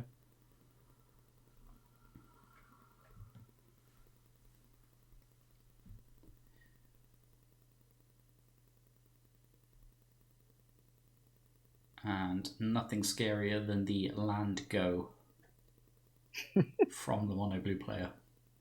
Island go. Island go, yes.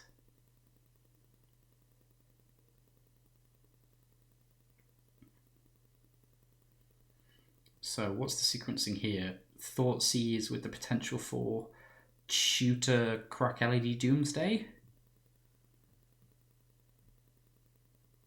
Yeah, but...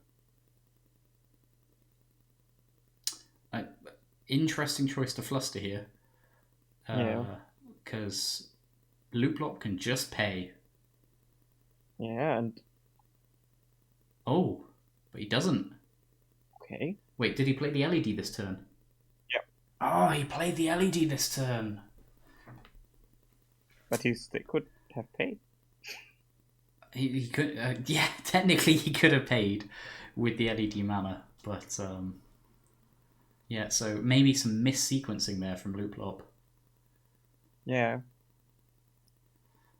And we've got the Fetch Tundra into Ponder here, probably looking for that 3rd mana source.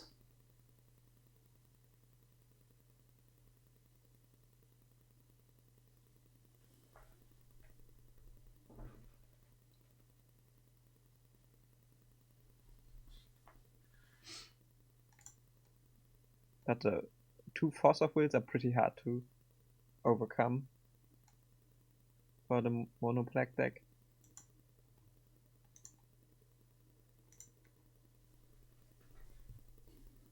Yeah, he's really wanting to find a defense grid, probably.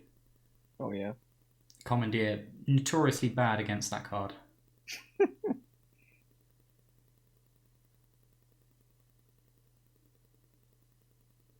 But at the very least, there currently is very little pressure from HBA's side.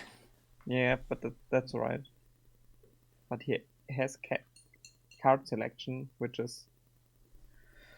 So I remember the old DDFT versus Miracles matchup. One of the tricks, generally, if they didn't have a threat in play, was just keep draw land go, and eventually you would have enough cards and natural tendrils to just overwhelm what they had going. I suspect here it might be worth trying the same approach. Yeah.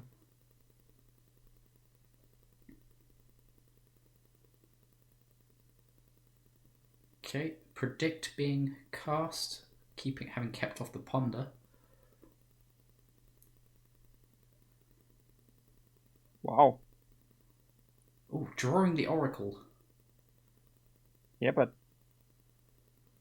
predicting force opens up surgical. It does. But we've got the brainstorm here. Yeah. And the portent. Oh god, portent. Notably, portent comboing with the slow draw that we saw last game. 4C? 4C, yes.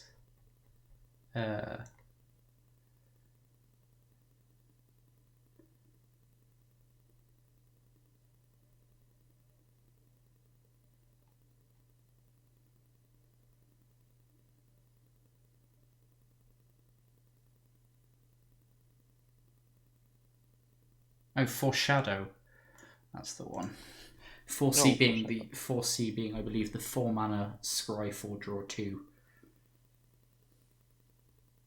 Yeah, I'm still new to Magic and don't know the very important cards like Foreshadow.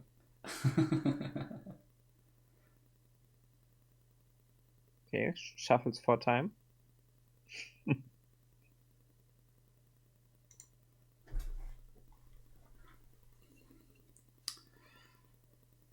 So HBA digging for something.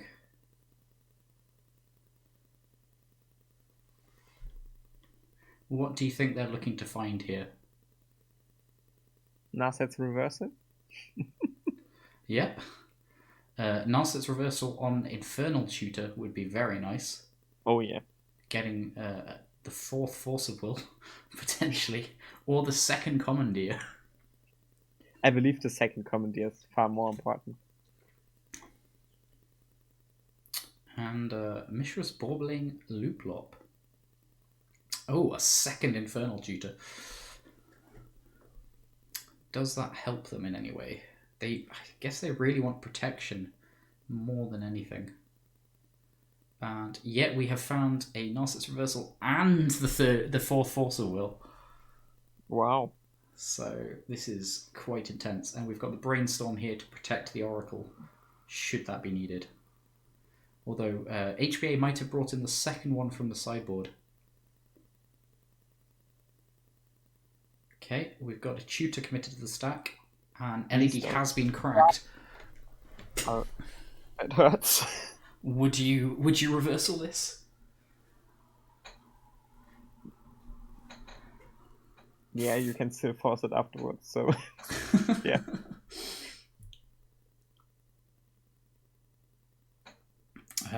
What do you think he's getting? A Citadel, maybe? Yeah, maybe. Oh, it's Grave Titan! Wow. Looking to really punish the Reversal Commandeer strategy, but will probably be met with Force of Will, pitch Force of Will? Yeah. Wow. Oh, we might need a judge call here. Oops. Yeah. Oh, it looks like it's been noticed. Ooh. Oh, excellent. So I'm suspecting that we will see the Force of Will. Yeah. Play. Yep. Yeah.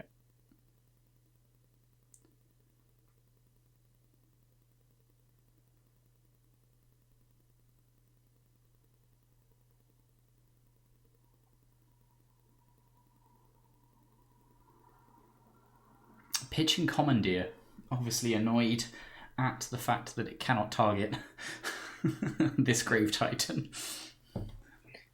Yeah. Okay.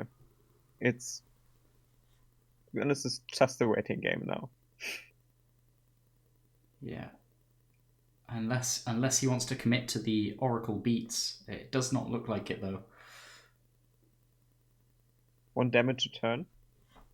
1 damage a turn. Let's try. Yeah. So, Looplop now looking to capitalise on Castle Lochthwain to try and get them back up to parity here. Yeah.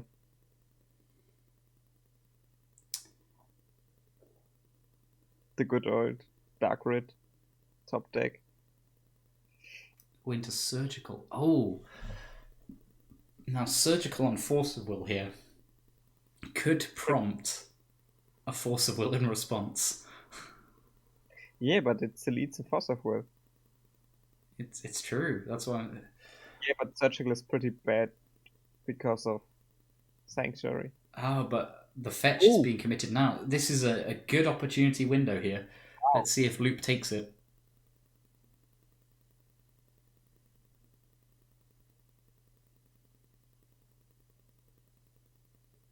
Oh, yes, he does. Wow. Oh my lord. Holy moly.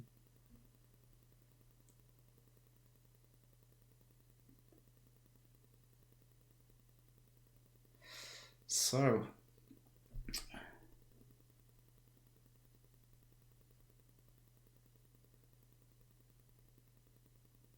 Anarchist Abe is posting the question, what happens when Blue-White Control wins Doomsday Day?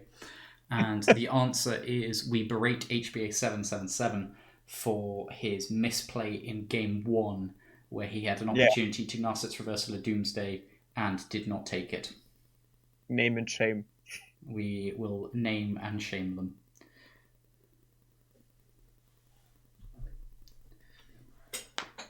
I mean, let's be honest, if no Doomsdays are cast on Looplop's side here, that's not HBA's fault. Yeah. That's definitely some poor sideboarding choices of getting rid of your Doomsdays. And yet it does indeed prompt the Force Pitch Force response. And it looks like he forgot to resolve his fetch land. Wow.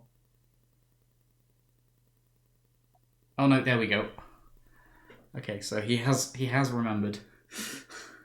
Looks like there was a bit of trigger happiness on the keys, but we have a Mystic Sanctuary in play. And I wonder what we're putting on top. It is a Portent, which they are then going to predict away. Nobody wants Portent.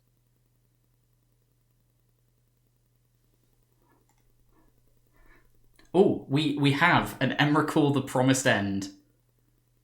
Wow. Okay, right. We need to check the graveyard now. So it costs 13 and 1 less for each card type. So we've got land, artifact, instant, sorcery. So it's reduced by 4. Currently a 9. Okay. So we're 4 mana off.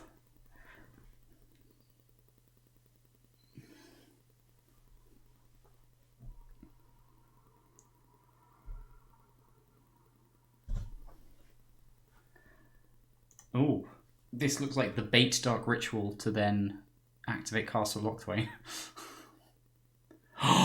It's the Doomsday. Right, so hopefully here we're going to see the Doomsday into... Oh no, he's passing. He's passing. Smart. If he keeps passing with Doomsday up and HBA can cast this Emrakul, that's going to be devastating. Yeah, but it will be so much fun. And the LED, is he going to commit? Or is he just going to try and leverage this Castle Lochthwain draw? It looks like he's just trying to draw a few more cards, probably looking for a Thoughtseize. Draws more mana. Wow. Yeah, he might consider committing it now in case of Flusterstorm fuel later on. Oh my god. So, all that we need is like a...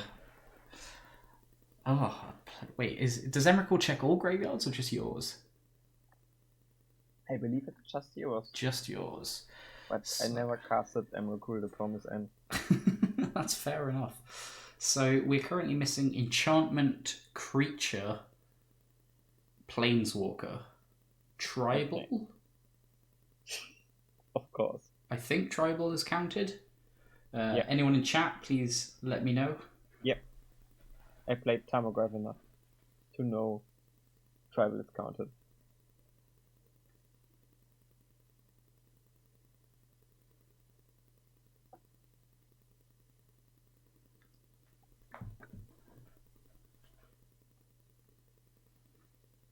So, Looplop in a really precarious position here.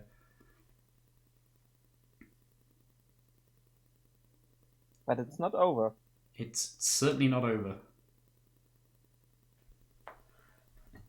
God, this match is so intense.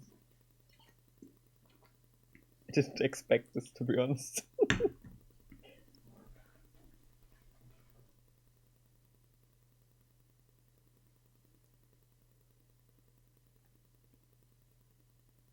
I really hope my next opponent has MTGO, so I've bought 4 county of bounty.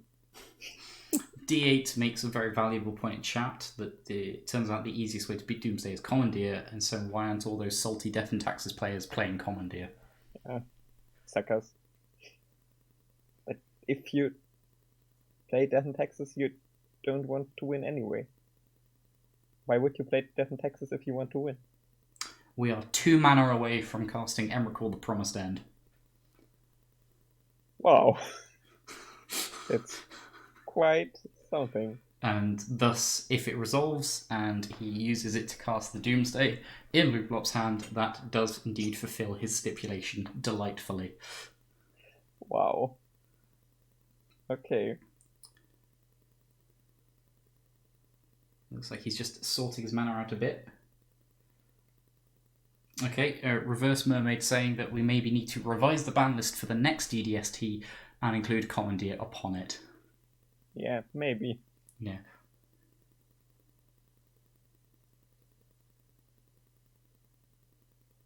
Oh yeah, very good point here from Anarchist Abe. In response to the Emrakul being cast, Looplop can crack his LED to stop them being able to cast the Doomsday. But there's that. So. Although what happened? I missed that. We suddenly have Doomsday in the graveyard. Don't know why. Oh, he cracked LED to do it. Interesting. Wow.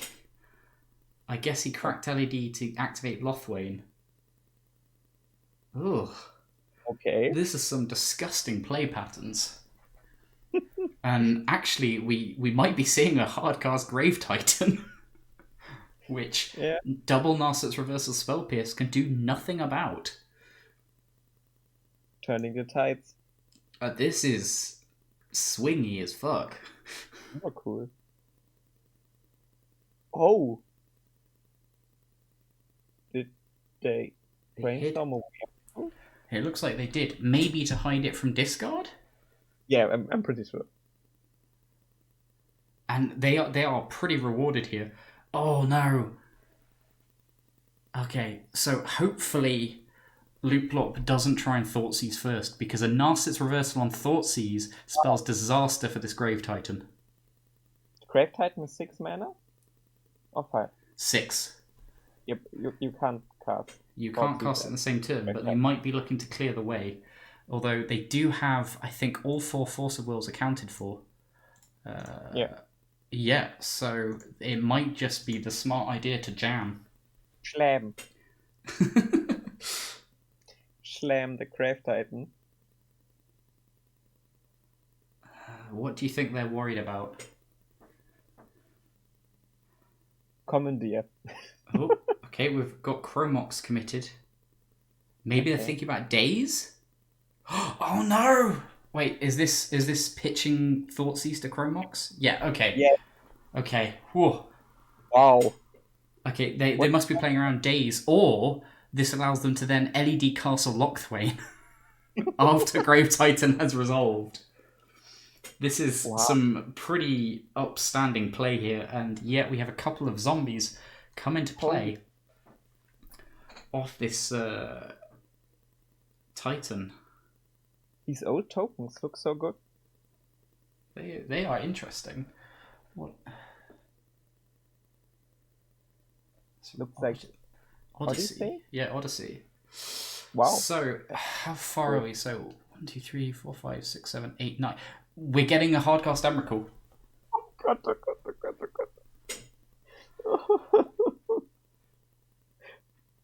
This is a hardcast Emrakul, the Promised End. After hardcasting Titan. After hardcast Titan. This is not actually that bad for Looplop, though. They will get another turn after. Yeah, they're checking the mana. He's tapping everything. Wow. And here she is. It's your girl. Spaghetti girl. She is noodling into the scene. And trigger is going on the stack. Now, interestingly, if oh no, HBA is tapped out, so he cannot punish Looplop by drawing a. Okay, so yeah, so this is difficult. This is difficult to fathom what to do here. 13, I believe. Yeah. Okay. Wow.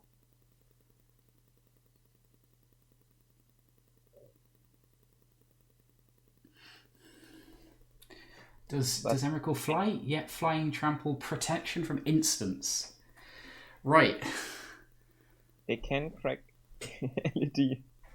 So, Looplop, probably best not to crack LED here to draw a card.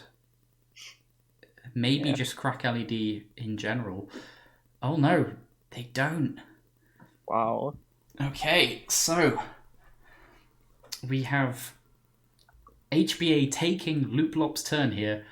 Duress, pretty bad draw for HBA. Yeah. Might want to Lion's Eye Diamond, crack, activate Castle Lochthwain.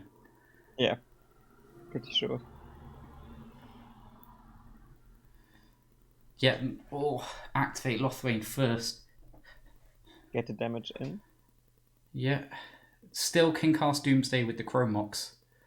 Draws the Swamp. So, do you attack here with Grave Titan and make Emrakul eat it? Oh no, it's got Death Touch. Oh. Does Emrakul have Indestructible? Emrakul does not have Indestructible. No. I can't read it. Flying Trample, protection from instants, but not Indestructible. Oh, that's big.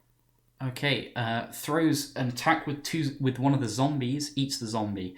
So Looplop has a chance now, but is currently going to die to this 13/13 flyer. Oh, Duress again. And another Duress, and that looks like the game.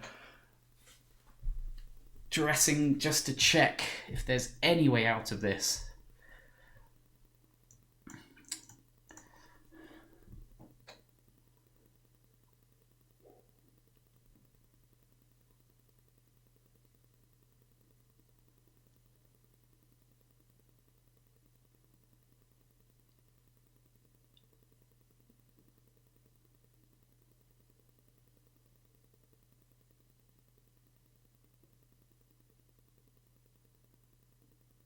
What roller coaster. Holy moly. Yeah, makes the attack. Puts 2 more zombies in. Okay. One of the zombies is the zombie is blocked by Emrakul. So noticing not to take the trade here.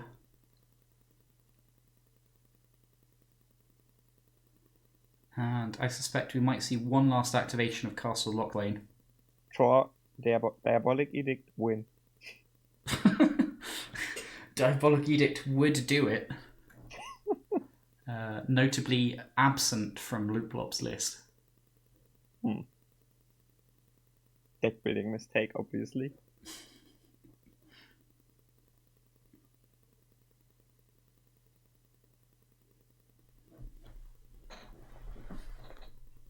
Okay, so we've got the last ditch draw. And I assume this is this is the very last match. Okay. What happened? And yeah, defense grid. So that is 2-1 to HBA there in an incredible series of plays.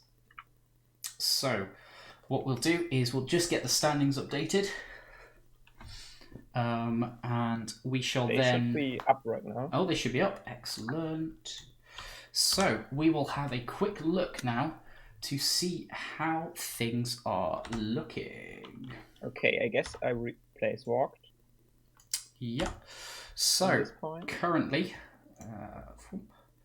currently things are as such. So we have HB in the lead at 3-0, followed by Looplop at 2-1, Unorthodox Bird and D8 at 2-1. Then we've got Rapian and Walk2, unfortunately, had to drop, and Nezia at 1-2, and trying his best to scrape that last round win in, we have Notabe 13 at 0-3.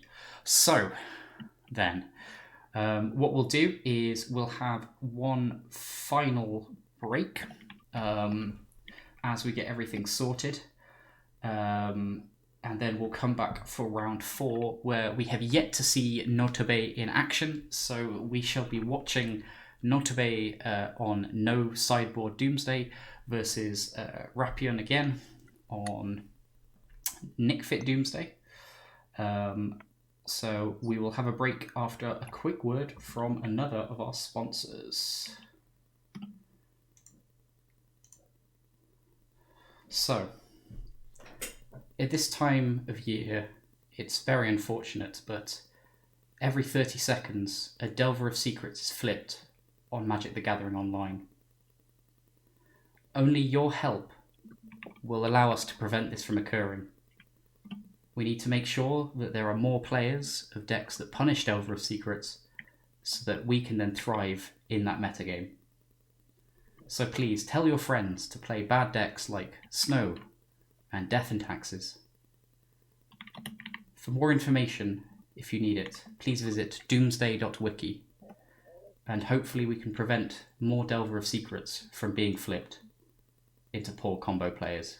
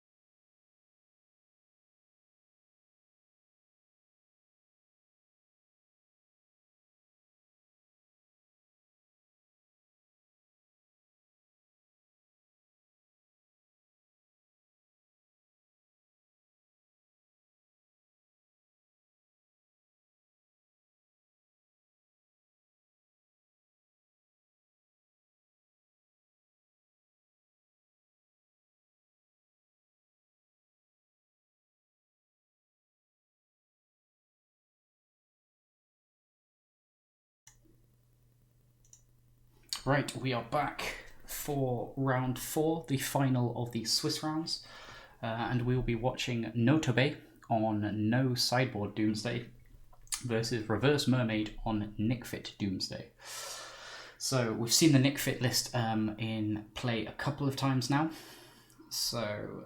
but we have yet to see the No Sideboard list. So we did start to have a look at it at the beginning, but unfortunately Notobe had some connectivity issues, but we should be able to have it available. So we'll quickly go through the list. So this is the probably the most all-in of all the decks here, featuring 4 Spoils of the Vault for Gamble, Echo of Aeons, some Infernal Contracts.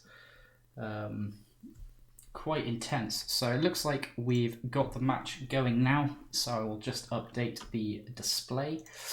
But in the meantime, we can see that Reverse Mermaid scrapes the dice roll 14 to 13. So to be 13. And it looks like quite a grindy hand from Reverse Mermaid, and a very explosive hand from Notobe if he can find that initial mana source.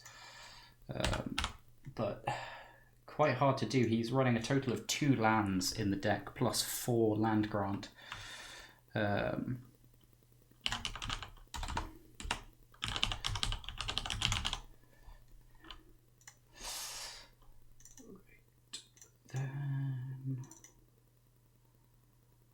Round 4, and we are on Sideboard Doomsday.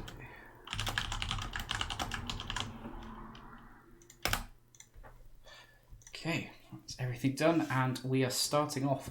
So it looks like Reverse Mermaid mulled down and is doing an initial Cabal therapy against Notobe, potentially going to name the Doomsday here, which will get a hit, taking up pretty much all the action out of Notobe's hand.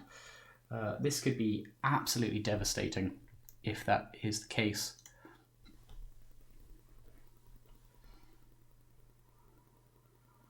And yeah, the blind name, pretty good in a tournament full of Doomsday, HBA's deck aside. And Notobe left a little bit lacking now, really needing both initial mana and some sort of payoff card, maybe a draw 4.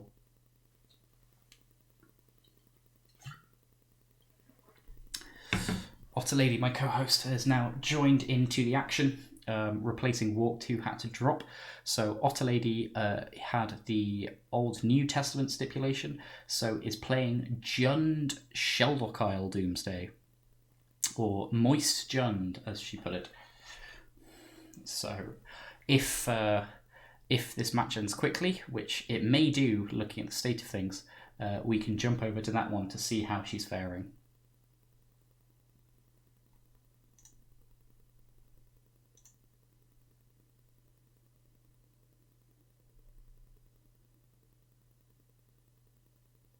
So we've got a Green Sun Zenith for 1 here, probably getting the Veteran Explorer to get the Flashback Cabal therapy. Especially brutal, given that Notobe is notably running 0 basic lands in his list.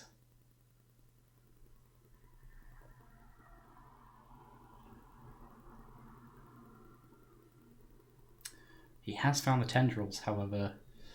This therapy is gonna really wreck his hand. Could be naming any of the Culling the Weak, Lion's Eye Diamond, or Shield Spheres for great effect. Most likely the Culling the Weaks, I would assume.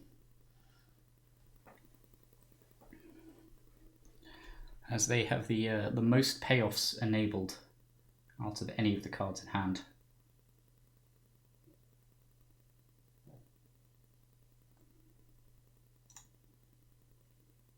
Oh, it was the LEDs that were named. Very interesting. So, shutting off potential top deck of Echo of Aeons, though that is only a singleton card.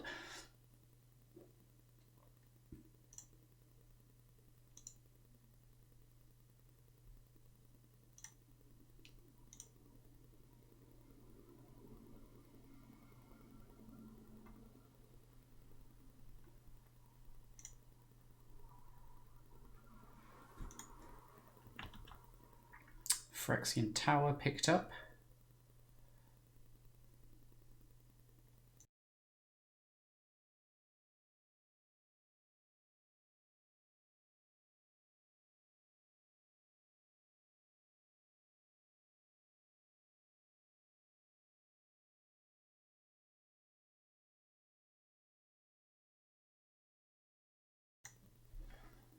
So, Reverse Mermaid, despite the explosive start, has really petered out, drawing nothing but mana here. Notably, picking up ill-gotten gains at one single black source here, and they are off to the races, whether it be a Lotus Petal, a Chrome Mox, one of the two bios, a Land Grant, or even a Mox Opal thanks to those shield spheres.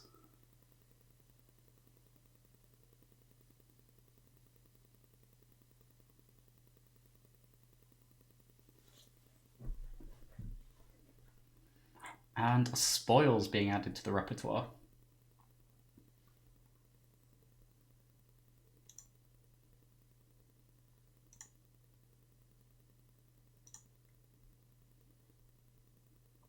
Noose Constrictor coming down. This one I might have to read. So, another discard output similar to Putrid Imp. 2/2 with reach. Notably gets +1/+1 for each card discarded with it.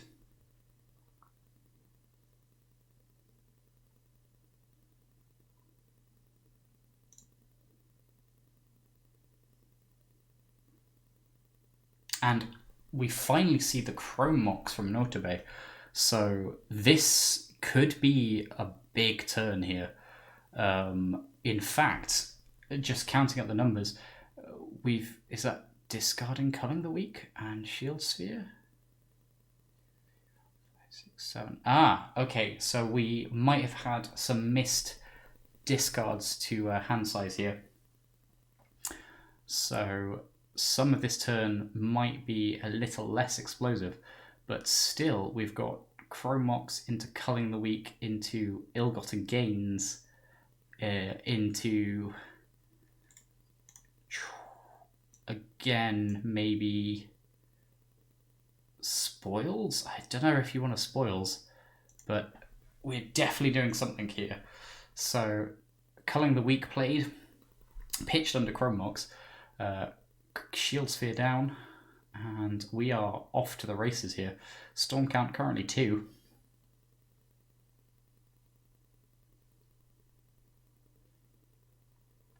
So second Culling the Weak committed, sacrificing the Shield Sphere. This will add 4 black to pool. Storm count up to 3. So this could either be a straight up ill-gotten gains, or we might be seeing the YOLO Spoils of the Vault to try and find the missing piece of the puzzle here.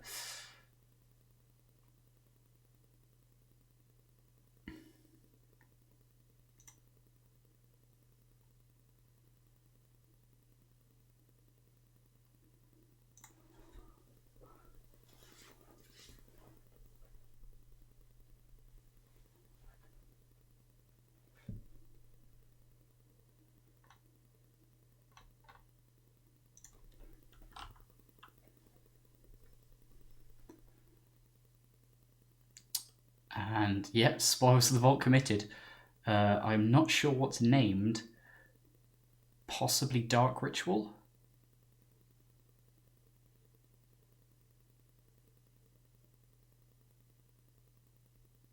It looks like there's a pause here, so yes, it may be Dark Ritual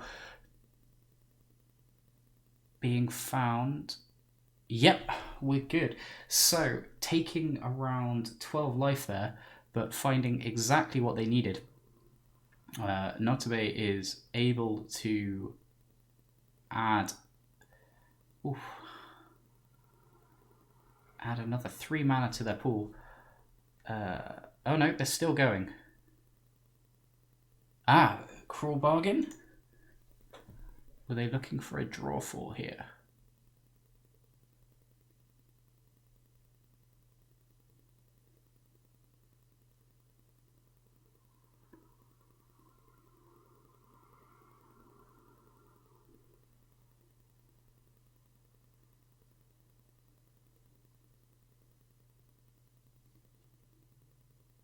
They seem to have stopped so far. So they might have named Cruel Bargain, or they could have named Infernal Contract.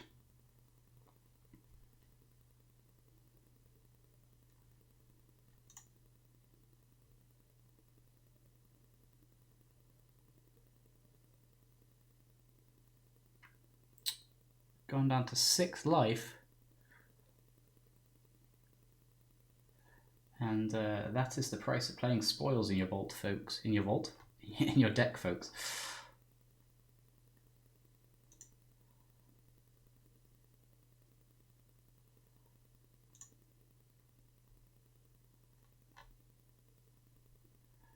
Okay, not sure why they're pausing here.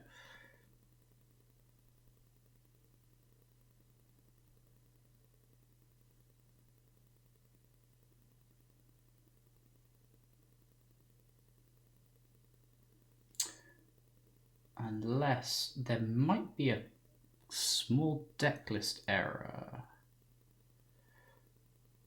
Oh no, it looks like that is what they were after.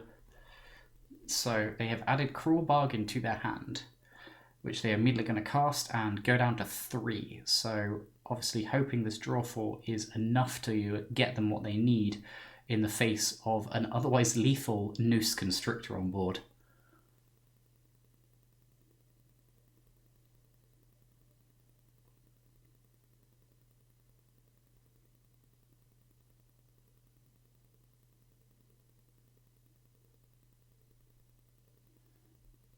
Oh, so close. Again, just missing that initial mana source. Just a single black here would allow a very explosive ritual, ill-gotten gains kill, no less. But it looks like Reverse Mermaid is going to take game 1 off the back of a pumped-up Noose Constrictor. Very unfortunate turn of events for Notabay here.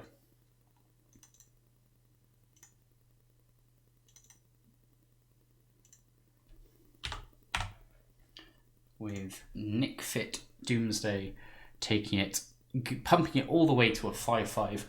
Ironically, this Mem Knight, if it was committed to the board, would have bought Notabay an additional turn. His life total should be 3. So hopefully the players will get that fixed in a moment.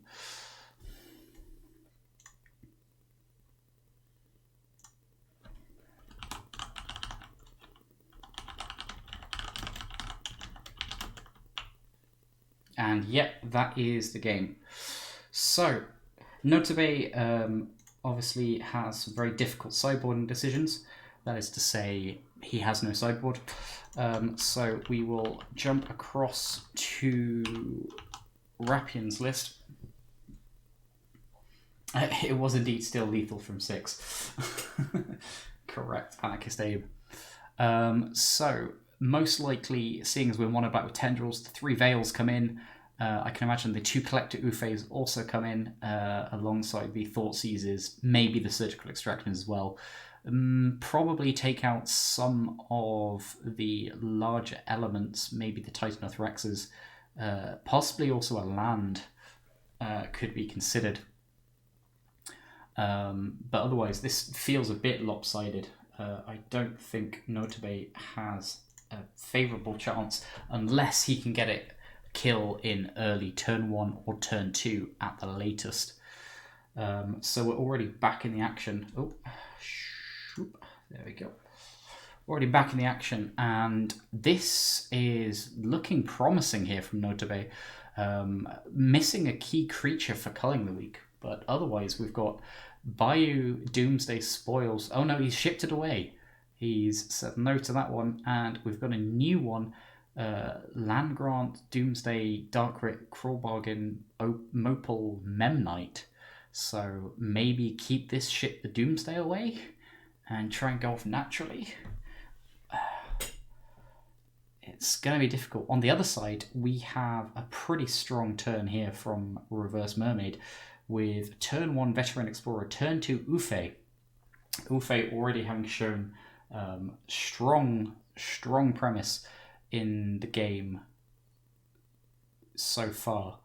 Okay, so we see Notably discard Echo of Aeons out of their hand.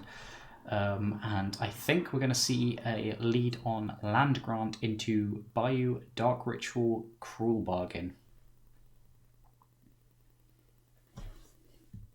So notably they're paying the alternative cost of Land Grant.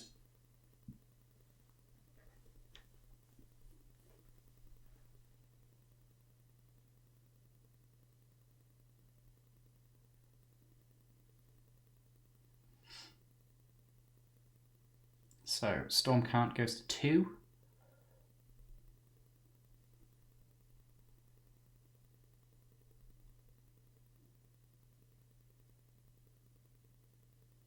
Committing both Mopal and Memnite. Mopal 1/0 mana artifact away from being active. And here we go. Let's spin the wheels. So notably going from 20 to 10, drawing 4 here. Looking for preferably maybe an LED, another ritual effect, culling the weak. Oh, this is looking good. This is looking really good.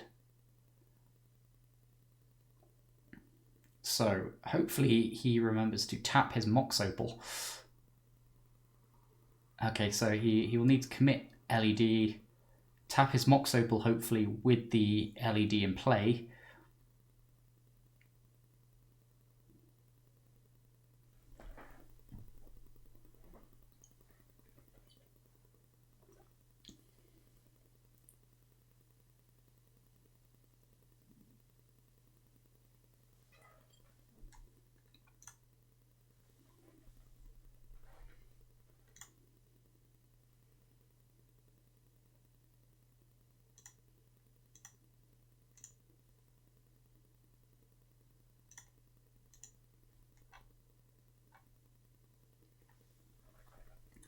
So we are seeing another Cruel Bargain cast going down to 5.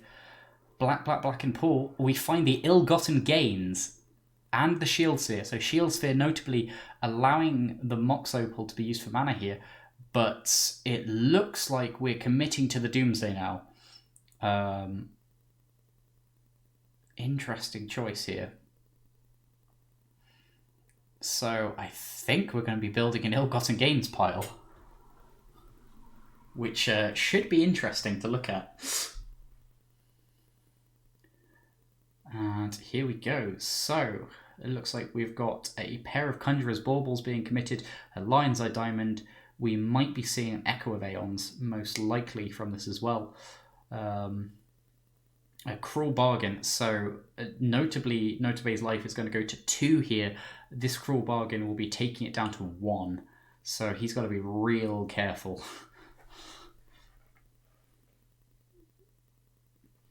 To see what he can do with this Ill-Gotten Gains. So he probably is going to need Tendrils of Agony.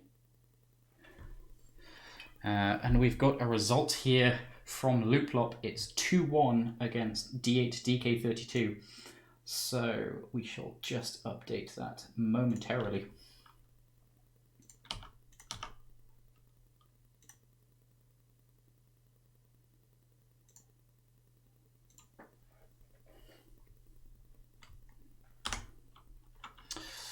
Meanwhile, Mox Opal, Lotus Petal. Tendrils. Okay. Did have the Tendrils of Agony identified.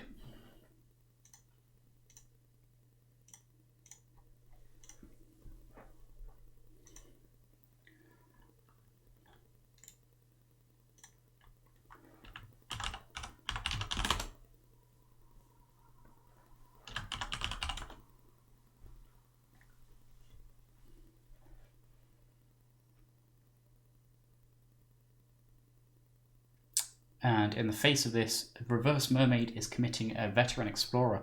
So hopefully Notably has got a deterministic same turn kill here. Otherwise, there could be a lot of awkward pain here on the way from this beatdown of this 1-1. Life totals again need to be updated slightly from them.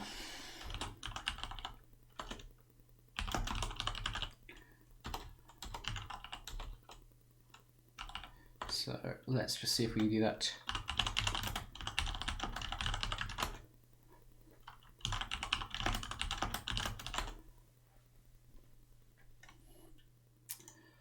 And we'll hopefully get that fixed for you. But in the meantime, it looks like we've got... I'm not sure. This might be a misbuilt pile here. And yeah, that's a pass the turn into a lethal Veteran Explorer attack. So unfortunately, Notabe ends the day at a very disappointing 0 and 4. I know he had a lot of expectations for the deck, especially given how explosive it was. But it seems that the draws did not quite come together in this instance.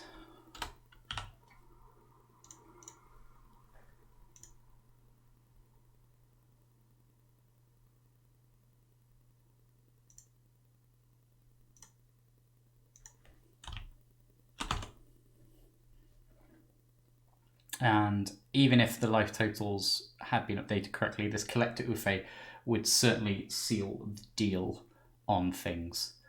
And with that, yeah, it looks like we have a 2-0 there for Reverse Mermaid. So let us quickly jump into another match for you. We'll grab the first one, and it looks like we have perfectly timed into viewing our co-host Otterlady versus the Nezia. So this is the first view of Otterlady's deck. So their stipulation was they had to run Shelldock, Isle, and Emrakul in it, and they have gone for a Jund deck featuring such legacy staples as Zancha Sleeper Agent. So we've got some... Yeah, Anarchist Abe, they should be dead. So let us put what is going on here now. So this looks like it's post-board, so unfortunately I do not yet know the score, but we have Otterlady on top, and opposite them we have the Nezia. It's, again, the Nezia is very difficult to tell who won because of their power play available for them. Right, so we have Shelldock Emmy Doomsday versus Sell Your Soul. Cool. So then... Oh, Nezia. Okay, so it seems they are doing a just for fun here. So we will watch this. So it was in fact 2-0 to Otterlady. I've just been notified that there. So this is another match for fun, which does give us another look at the excellent Cheese Stands Alone deck, if I do say so myself, versus the Jund Shelldock Isle Emrakul deck, which is a bit of an interesting set. Okay.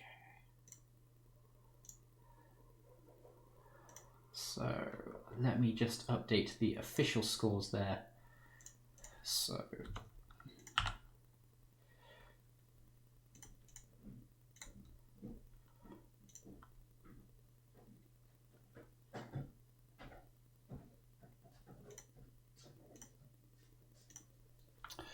and we've got a Sylvan Library to kick things off from Otterlady. Double LED from Nezia. With quite a lackluster hand. Hopefully this Cabal Therapy is going to pick something up. Probably going to name the Doomsday. Ooh. And we've just heard Unorthodox Bird taking down 2-0 our current reigning champion. In what could be quite an upset there. So today, I don't think we're getting a single undefeated deck.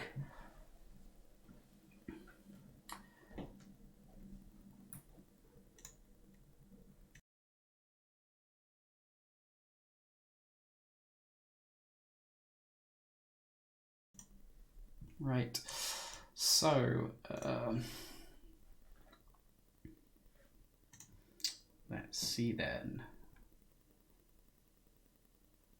What I might do is see if I can get one of the participants into the booth to have a discussion on how they think it went as we get to the end of round 4.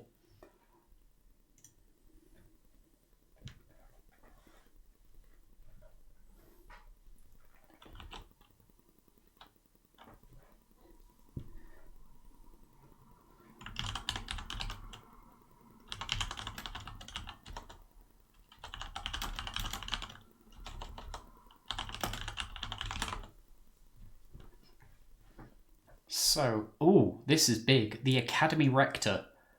However, Nezia notably missing a white source. Right, so we're going to get Looplop into the booth now. So, let's do that.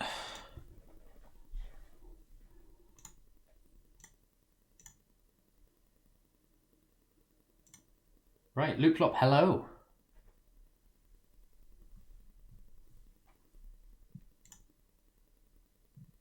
Hello. Hey, there we go. Right, so we're currently just watching a play out of Game 3, just for fun. Otterlady versus the Nezia. So how did you feel today? How was your deck performing? Much better than I was expecting. In the field of counter magic and hardcore stuff, I was expecting more like Doomsday to not do quite well. But the viewing results were interesting. I felt more powerful, and I felt the fact that it was built very proactively with its boon. So I did play the deck like a bit of a monkey throughout the rounds, but it was quite enjoyable. Yeah, so we definitely noted a couple of misplays from yourself and from HBA when we saw your match there, although a lot of that was probably due to unfamiliarity with certain cards. I was very impressed with your use of Bolus's Citadel with Doomsday. That was on my Hope to See card. Yeah. It's unfortunate I couldn't run as much as I could, but... Yeah. And Hardcast Gristlebrand coming in clutch in a number of places. Yeah. For sure. It was actually a inclusion of a friend of mine that was building the deck was, I'm going to have to expect some sort of graveyard interaction at some point. So I was like, okay, well, we need to figure out ways how to have a good mana base. So for me, I made sure to include Castle Lock Twain for the stuff. But Lake of the Dead, I think, was a pretty nice big player. Yeah, although tonight. Ironically, we did see some mana issues in one of the early rounds in the mono black deck. Yeah. For sure. The deck is definitely very, very light in terms of playables. But it is done very much versatilely in the sense that I wanted to deck to ensure if I'm going off with Citadel, I'm not in a position where I'm just going land. That my Citadel makes sure that I get more playables. Plus, me to dig through more. Fetches are only the you ran in the deck because I was expecting Predicts, because Predicts is a way to make piles and also sharpen the Citadel. So. What's wrong? The deck against the Paradox Doomsday was a very interesting match. It was a very grindy and long one. Yeah. A lot of counterplay to it. There was. And so honestly, I thought you had it when you had the Hardcast Grave Titan out. But yeah. the Emrakul, the Promised End. Yeah. I had to play very carefully with my Thoughtseize during that game, because if they had Commandeer and they had Narcissus Revival or Narcissus Reversal, so hence why you saw the explanation where I waited at a turn and then I Chronoxed my Thoughtseize. Because like, you know what, there's no more forces I've got to deal with. Commandeer doesn't have to deal with creatures, so I'm going to play this Grave Titan, swing for 2 combat steps, and hope to win. Unfortunately, my opponent seems to have Emrakul. The problem is that it was able to clean up the game, but it was a good one. It was a very close game on both opponents, on both players. So, yeah, for sure. what are your thoughts on the deck and how it performs? I mean, it definitely looked like one of the stronger ones within the tournament. Notably, being monocolor, having a very strong engine, both Citadel, Grizzlebrand, and Doomsday in general, was very, very good to watch. Especially, a lot of streamlining. I don't know. We didn't see a match where Veil of Summer was prominent, but did that come up at all as a problem card? Not for me though. In the main game, game one, if it would Veil, that would have been perfectly fine. Because if I had a feeling they were going to play Veil, I would just have used my hand disruption. Because when I built my deck, I ensured this is going to be a Force of Will format. So I ensured I added, at the very least, I had 9 disruption spells. So I had 4 Duresses, 2 Thoughtseize, and 3 Code Brews. So to ensure, similar to Ant, how Ant deals with Veil, is you just strip their hand of their answers, and then once you feel it safe, you just do whatever you need to do to win. And then, of course, game 2, game 3, I switch over to my more explosive game end, where Veil of Summer doesn't really matter when you're getting Emrakul and your lands are getting destroyed. Yeah. And then I just beat you from there on out. Yeah, for sure. So do you, if you were to give the deck a name, would there be any that you'd like to give? I personally like Reverse in Doomsday, but... if I were to give this deck a name, I would probably call it...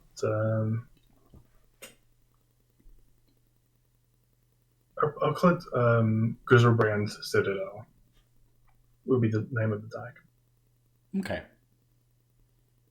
Fair enough. Right. So, we're just seeing now, I think Denezi are getting quite bullied here by by Otterlady. Court of Bounty is in play, Carpet of Flowers is in play, we have a Doomsday resolving with Silvered Library out, and this to me looks like it's pretty much over. It looks like the lack of a white source for this Academy Rector from Nezia really, really painful. Unfortunately, yeah. So, with that, I guess we shall wrap it up there. Yep. And Luke, what I'll like to do is if you could join me for a moment. Sure.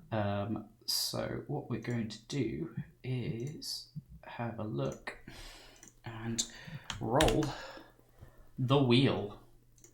So, I don't know if you're aware, but we had a door prize for this event. Huh. So the door prize is being provided by Walked, Mr. Walked Airplane himself, who participated but unfortunately had to drop out due to offline things. So yeah, he is providing a set of 4 where are they? 4 International Edition Swords to Plowshares, I think it was. It's about $100 worth of prize for this event, which is crazy.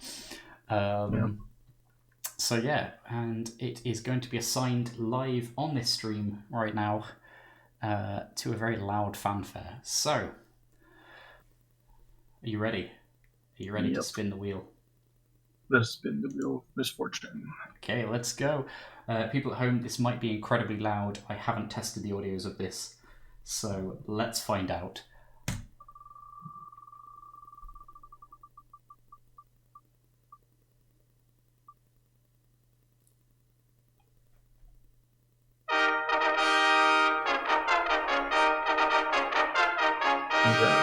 Amazing. So, the Nezia, who currently is not in the chat, they are the winner of the door prize for this event. So, we will get them in contact with Walked to receive their prize.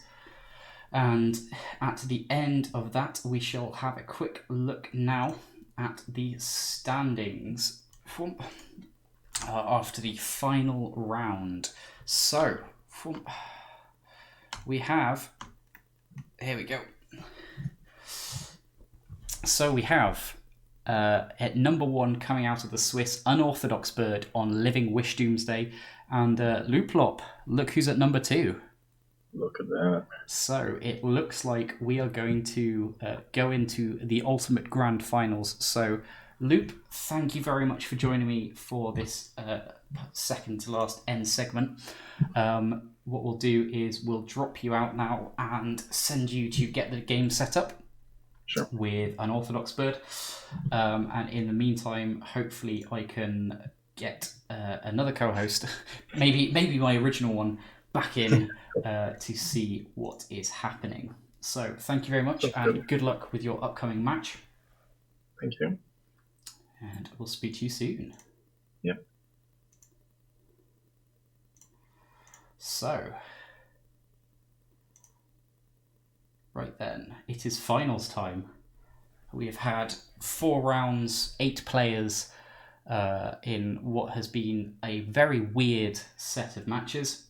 And it is now for the ultimate grand finals between Unorthodox Bird on Living Wish Doomsday and Looplop on Mono Black Doomsday. HBA 777 almost scraping it, but the points differential unfortunately letting them down here.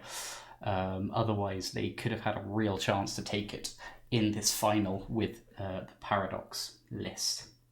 So, we're just waiting for the players to get set up.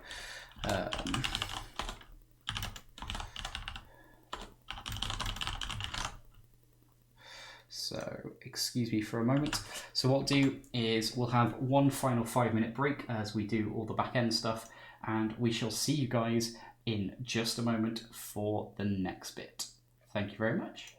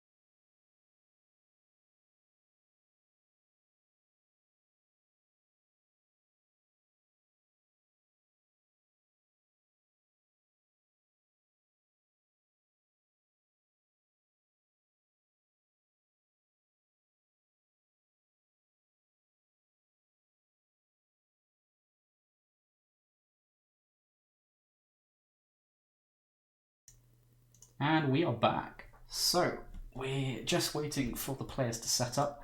So, we'll have a quick chat about the standings. Otterlady has rejoined me now after her match. How did that go? Yeah, I won 2-0, but I didn't cast Doomsday till the third match for fun. And my opponent lost to his own deck multiple times. Ah, that's because unfortunate. Removing Leyline of Sanctity is not possible. Ah, And yes. you can't win with Leyline and Sanctity in play. Ah, okay, that might be a design flaw if I ever make a 2.0 version of the deck. I had not considered that interaction, to be sure. So, we'll have a quick look at the standings then, while the players get up and see what we think. So, obviously, we did say that Warped would have a very good run. So, with you subbing in for one of his matches, Warped kind of went 2-2. Yeah. Or 1 and 2, if you take out yours. So where do you think it went wrong for the Lutri deck? Was it potentially the Lutri part? I believe the part sideboarding in multiple copies of one spell is a big mistake, because you can't use Lutri anymore, and yeah. Yeah, But so to be honest, the deck is just real bad and memey. do you think he would have done better if he had focused more on the Doomsday element? So maybe included a Burning Wish, Death Wish, some of the tutors like Ristic Tutor, Limdor's Vault? I don't know, maybe, but I think it's really hard if you don't have the good tutors. Yeah. And do you think... Sorry, carry on. Especially if you have an opponent who plays counter magic. Yeah. So, do you think if we were to allow that stipulation to use the good tutors, it would be too good? Maybe. CDH decks are really strong, so... Yeah, that is a concern. People played Lutri in Vintage, so I believe it would be very strong. That's true. So, looking at number 2, what about some of the other lists? So, obviously... Notabe, unfortunately, taking 8th place here. Very Spanish Inquisition style list, very explosive. Maybe a little inconsistent. Yeah.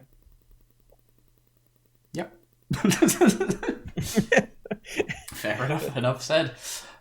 So it's a very sweet list, but maybe there was a couple of times where he was like 1 mana off or just missing one piece.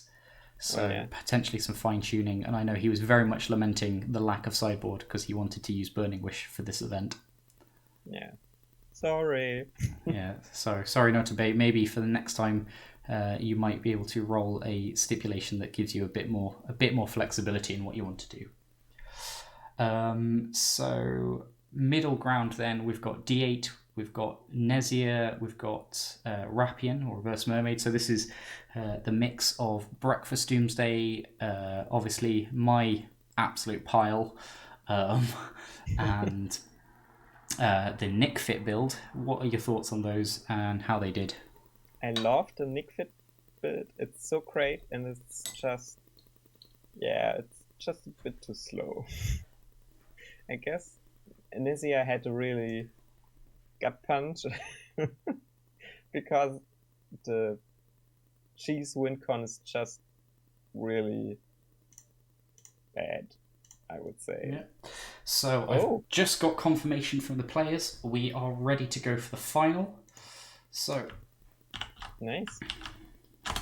So we shall kick it off. Let me update everything. The finals. The ultimate finals. The ultimate finals. The ultimate showdown. Wow.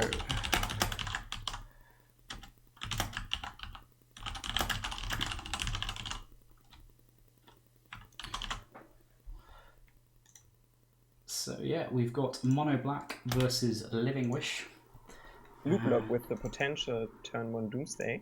Turn 1 Doomsday is pretty nice. It's got to be said.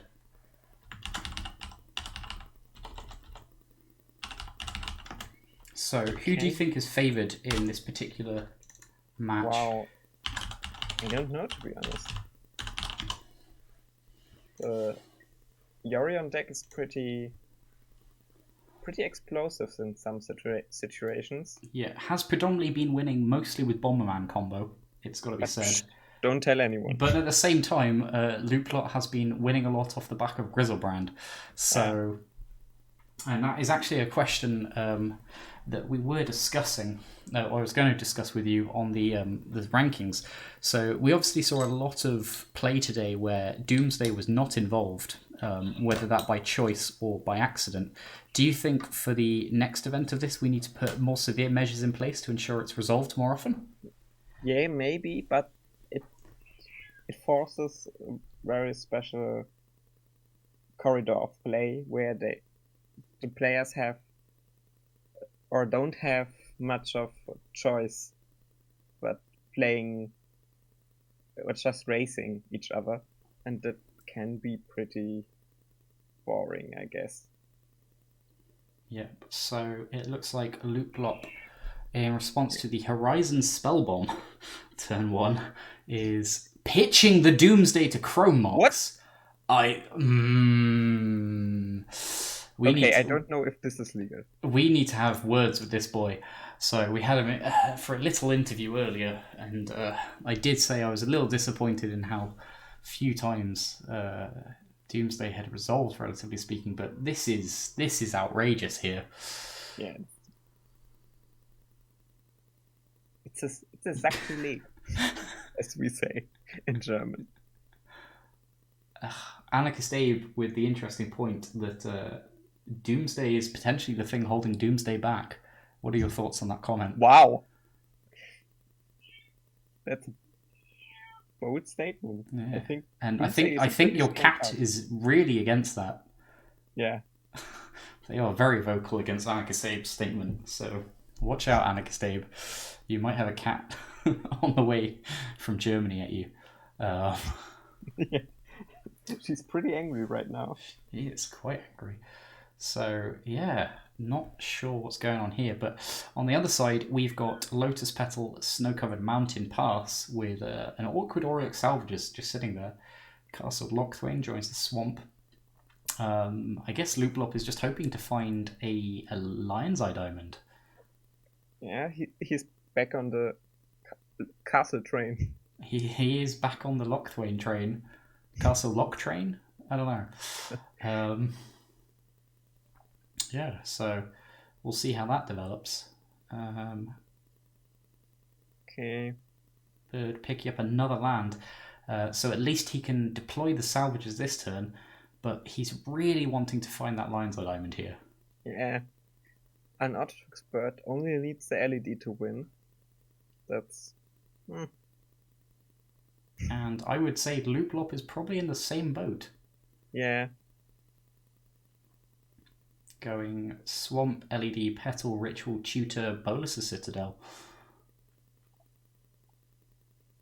Looplop has 2 Surgicals main, so he has at least some counterplay. Yeah, and he draws excellent draw here, Knight's Whisper. Wow. Allowing him to just really dig deep into the deck.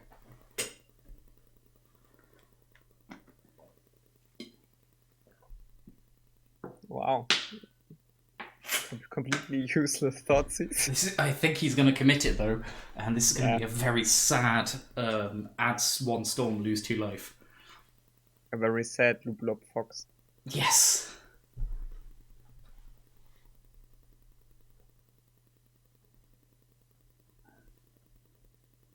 And here it is. Nice shock. Seeing the double Vista here. Now, probably having a bit of a chuckle.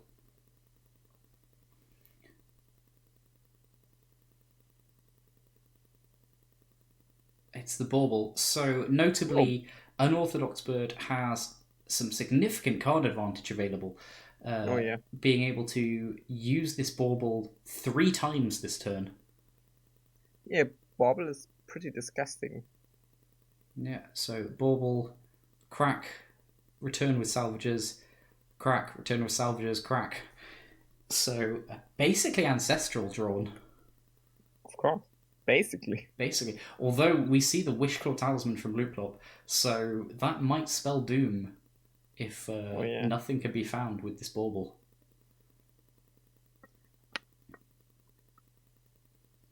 But the X showing is pretty strong so far.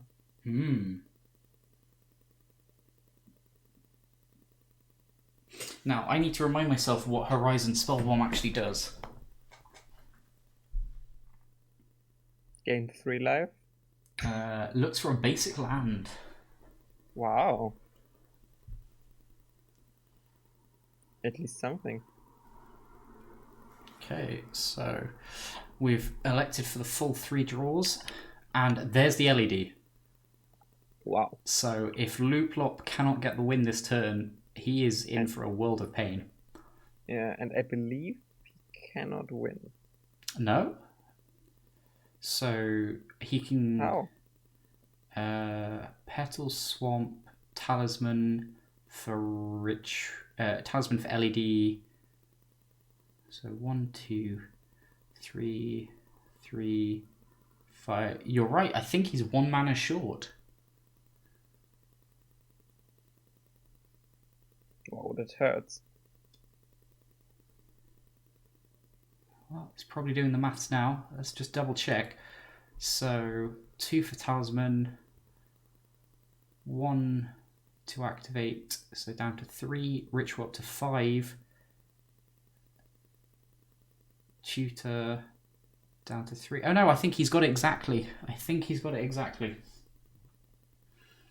Okay. But we're committing. Is it enough to win or just Doomsday? It's enough to... I suspect they're going for Bolas's Citadel, to be quite honest. It's quite a surprise. So I think this Wishclaw Talisman is going to find a Lion's Eye Diamond. Yeah. Wait, have I got the maths wrong? I keep redoing it in my head. So 1, 2, 3.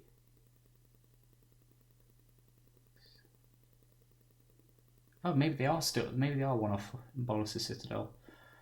But I think they should have a Doomsday line. I'm not sure, to be honest.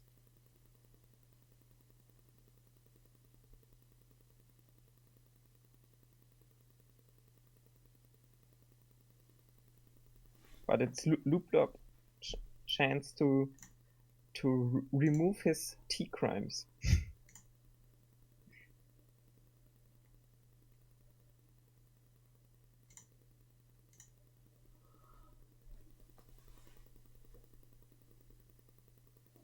Are you still there? Yeah, we're still here. Still here, trying to work out what Looplop is aiming to do. So I feel that most of his lines will either involve a Wishclaw activation for Doomsday or a Wishclaw activation for LED. Okay, so we've got the tutor going.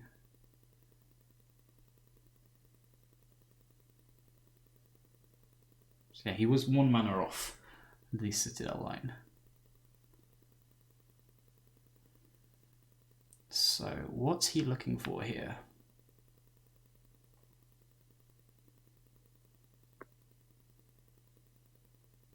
Oh, it's the surgical extraction. This is aggressive, nice. But it's gonna pay. Oh no! Oh no! Oh no! I think he's just signed his own death warrant. Other than this Wishclaw Talisman, he has to activate Wishclaw now, I think, for the second surgical. Yeah. Or for... Yeah, it has to be for the surgical, but then Unorthodox Bird can then Wishclaw back for an answer to it. So I think with this play, Loop might have just signed the game away. Yeah, it looks like it. Wow. What a turn of events. Oh yeah. And my cat has now entered the room. She's got a claw stuck to a chair. Excellent. This is the keen commentary that everyone has come to expect. And yet we see the Wish Claw being activated. What do you think this is finding here? Surgical, I guess. Surgical or discard, but discard is not going to help. Yeah. I believe it's surgical. It is surgical. So surgical is the only way out of here. So if an Orthodox bird has any sense, they're going to Wish Claw for a silence and go off. Oh yeah, they play silence. They play, yeah. I believe so, yeah. Or the Chalice. Wow. I mean, the Mishra's Bauble is exiled, so the Chalice, unfortunately, would do more harm than good here. I think it's still the Wish Claw activation. Yeah. You don't need a mana anyway, so... Oh no! I think he might just be going for it. Oh. Oh no, okay. Whew. Wish Claw activation has been committed.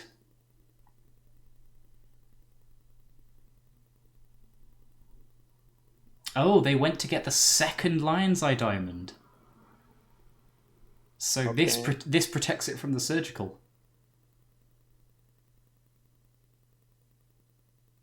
So long as they don't crack this Lion's Eye Diamond, they are protected from the surgical extraction. Wow. So yeah, that's some pretty big brain play there. Yeah, but silence would have been easier, but silence would have been much easier.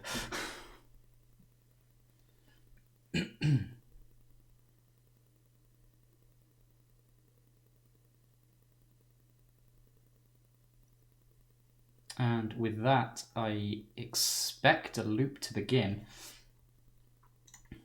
It might be their discussing shortcutting allowance here.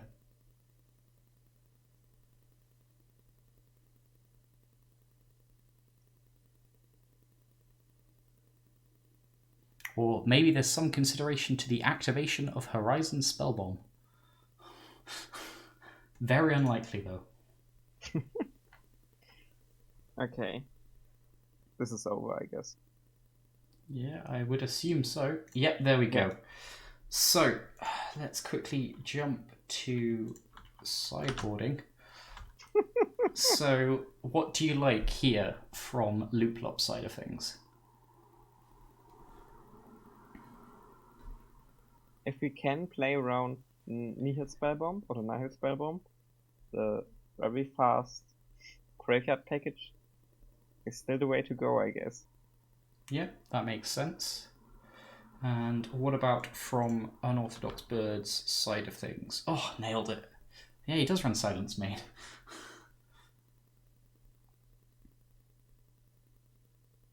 Oh no, sorry, that's the second Sunrise list. My apologies. Yeah. There we go. Maybe he does. No, he does not run Silence Main. Sorry. Oh. So that's or in the side, and once again may not actually be sideboarding. Yeah.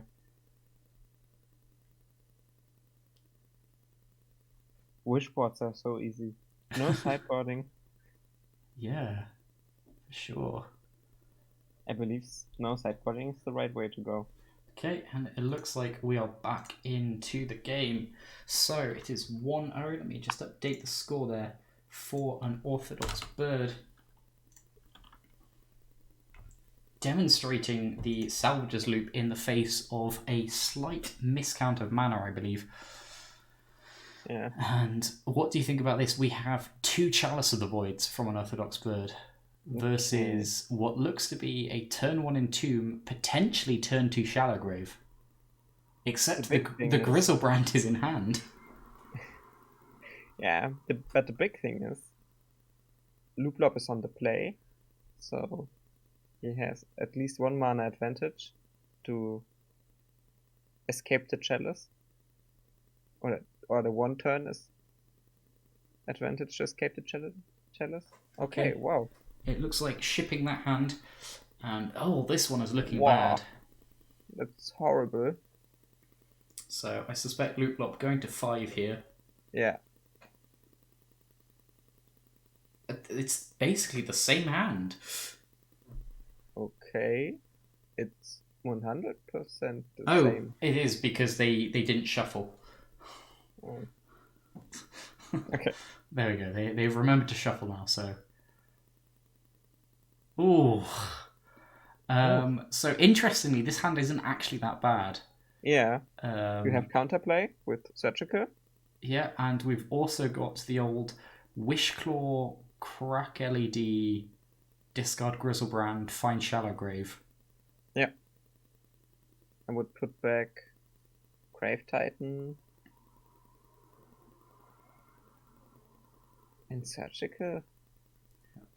Anarchist Abe makes a very good point about the end of the last match. So because of the amount of mana that he had, Unorthodox Bird could have just, in response to the surgical, activated Salvages again.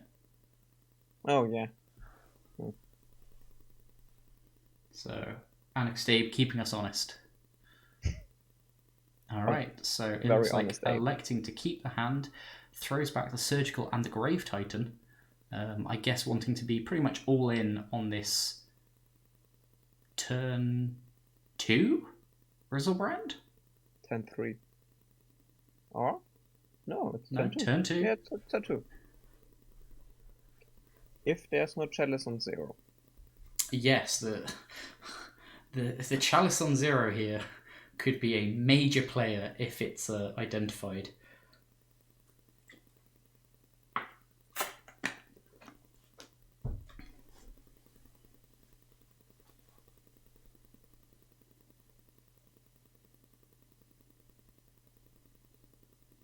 Ooh. Okay. Wow. Okay. Some The heads smart up play. thinking there. So now, pretty awkward spot for an Orthodox Bird. Yeah. What do you think the play is here? Spellbomb LED Chalice go? Yeah, maybe. It's the only real thing they can do. At least it's a Chalice on 0. Yeah, I which mean, means Chalice no. on 0, although it doesn't stop this LED that's just gone down, it will prevent Grizzlebrand from being able to do some sort of combo kill. Yep. And yet, the Chalice on 0 does go down.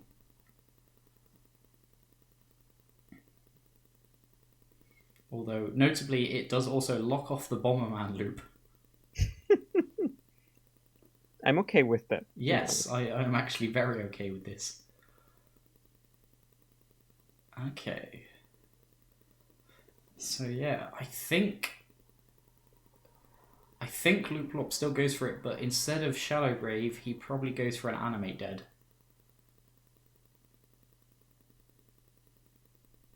Okay. So cast Wishclaw, Crack LED, activate Wishclaw, Animate Dead Grizzlebrand. It's not a hasty. It's not hasty. Grizzly Bee. At least it's a Grizzly Bee. Yeah. And oh, never mind.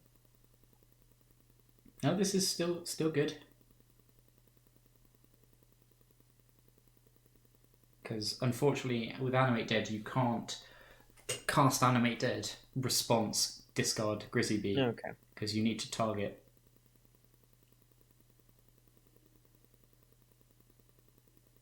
But yeah, an Animate Dead might be the better play.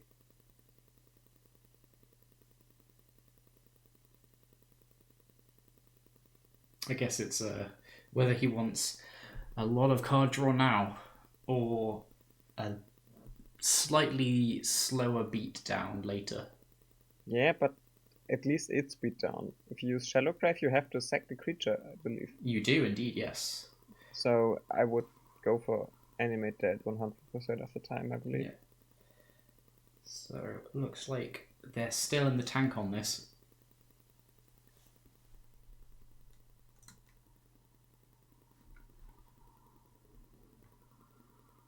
Oh. Okay, they're checking their sideboard. Okay. I don't know if that's worrying or not. normally not a good sign, to be honest.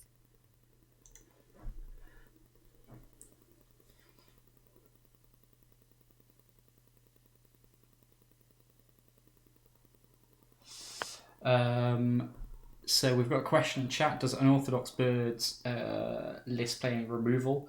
Yes. Ether Spellbomb. Yeah. Notably can be used to bounce the Grizzlebrand. But I believe it's the only thing besides looping Pyrite Spellbomb. Can you loop Pyrite Spellbomb to kill a creature?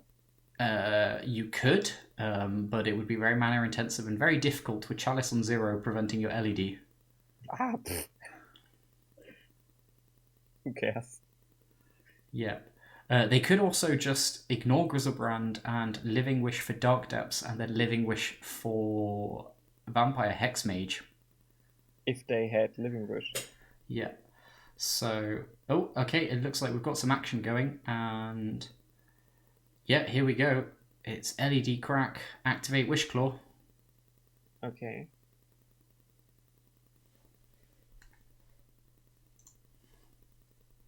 Searching for.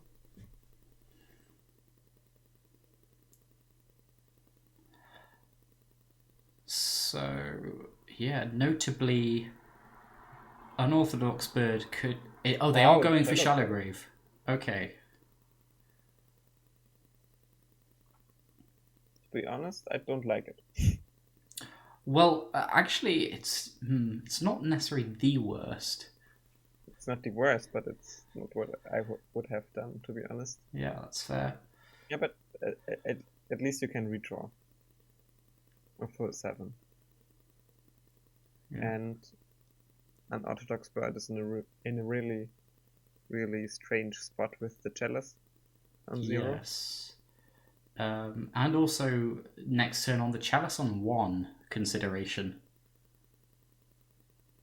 Because their deck is predominantly made up of 1-drops. However, I think it's still maybe the correct play. Oh, Lord. Holy moly. Okay, so there's a lot of cards here that notably will be countered. If I think Looplop might have forgotten about Chalice on 0, because this looks like they're trying to go for the... Oh my god! That's a Chalice trigger. Nope. Ouch. Oh! I think they might have forgotten about the Chalice on 0. Yeah. And that's what informed their Shallow Grave line here. But you would have to discard it anyway, so why not build up Storm? And they don't have a land drop either. Yeah. So... But it's still enough mana to do something in the next turn. That's true. So we're probably going to see them keep Lake of the Dead, Rituals...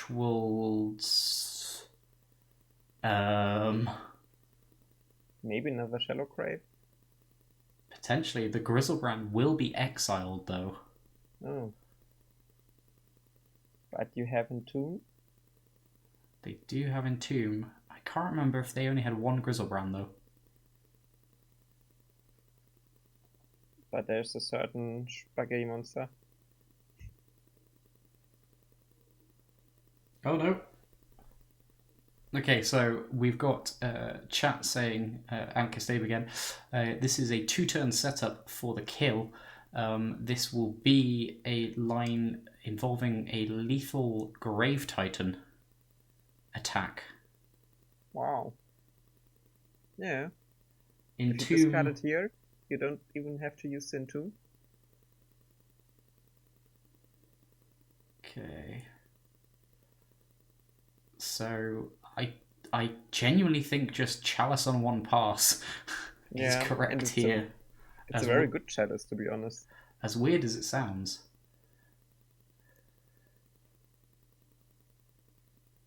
Oh, yes. Sorry. Yeah, I forgot. Unorthodox Bird is in just hit with Emrakul range. Yeah. Yeah. So... Wow. That's hard. Ooh. So we are now on the line of naturally draw Emrakul to thought seize it or collective brutality it out of hand. Or Is there Animate Dead left in the deck? I assume so. Animate Dead would be enough to animate Dead, the Grave Titan. Yep, that is correct.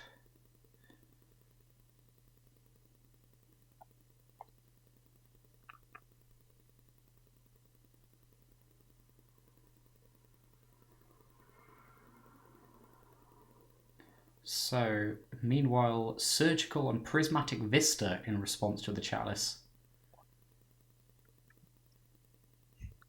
While you have it, you can at least use it. Yeah, I mean, it's an awkward 4-color mana base, which is heavily invested on snow basics.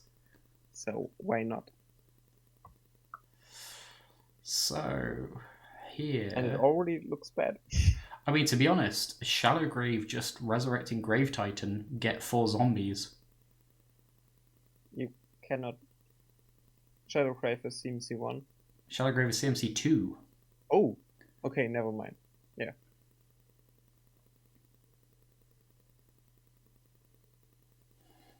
Yeah, and it looks like that's the line he's going for. Yeah. So I suspect we are in fact going to go to a game 3. So the hasty Grave Titan comes out.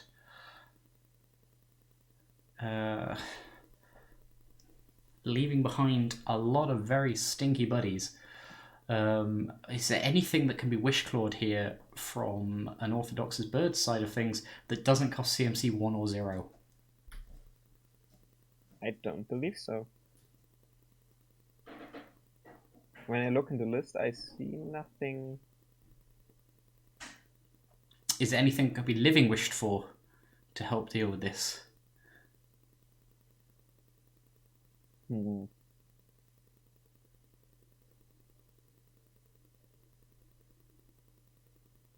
My Vampire Hexmage is too slow. I don't believe so, to be honest. And unfortunately, way too much mana out from being able to cast his own Grave Titan from the Wishboard.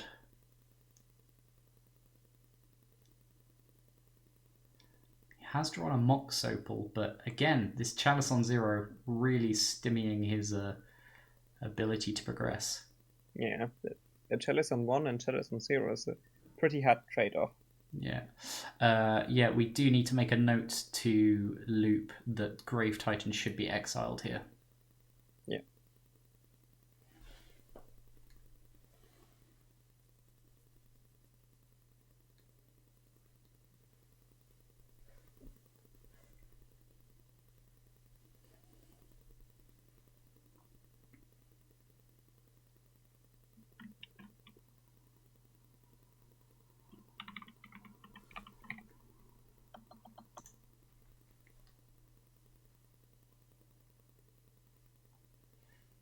So it looks like Bird is in the tank, probably perusing their deck list to just see if there's anything that can get them out of this.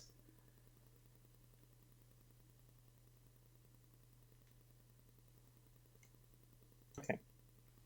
And it looks like they might have thought of something.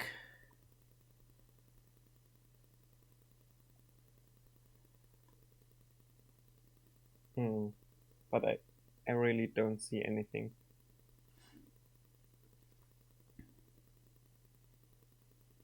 No, they tapped a land and then untapped it.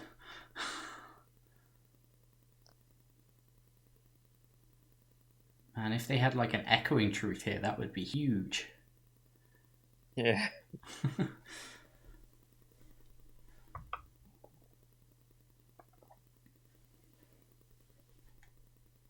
No, that looks like they've given the GGs.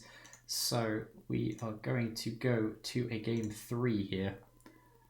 Yeah, at least we get the full length. We get the full value for money. Yeah. And if any of you spent money on this, that was a terrible idea. I spent money on my Court of Bounty. Oh no. That was a terrible idea. Yeah, but now I have 4. Excellent. to terrorize the Legacy practice room with. Oh yeah. So, do we think there are going to be any changes to sideboarding at all from I don't either believe side? so. Are we going to still see the Entomb package? I guess. Okay. It's just too fast and doesn't rely on too many resources. So I believe it's still the best. It's just the better way to win.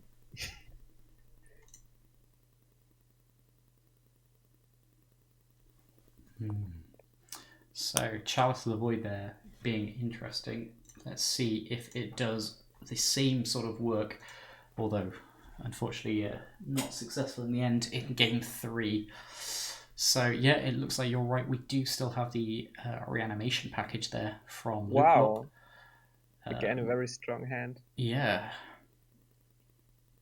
And a very...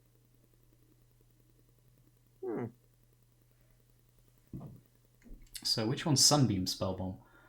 Gain 5 life. Wow. White spells are just too powerful. Yep. So we can actually see Sunbeam into LED into an active Mox Opal here.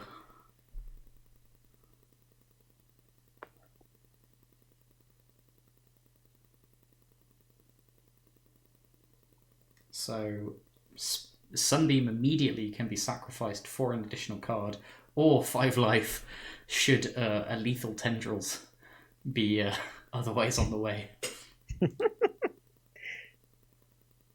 Or more importantly, it looks like we are one turn closer to an Auric Salvage's LED Spellbomb combo. Yeah. Oh, double Dark Red? Double Dark Red. Is that a turn 1 with the Wishclaw? I believe it is. Wow. Oh my god. So both players bringing explosive hands in.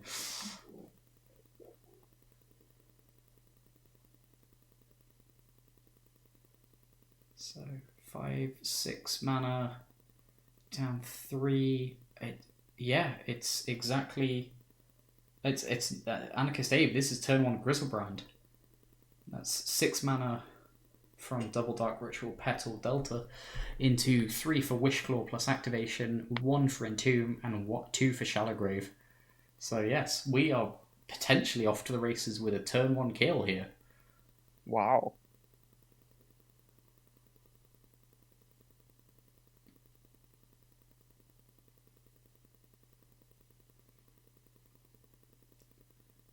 This Sunbeam Spellbomb, really wishing it was a Nihil Spellbomb.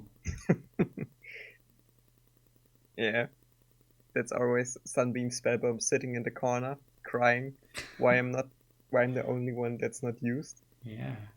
Although In notably, any way, again, this if Looplop can't get it and doesn't manage to, draw the disruption package, he's potentially going to die next turn from this Wishclaw Talisman plus salvages.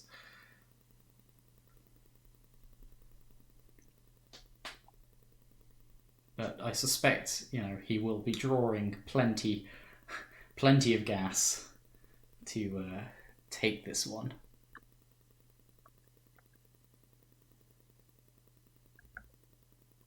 At least it looks like it.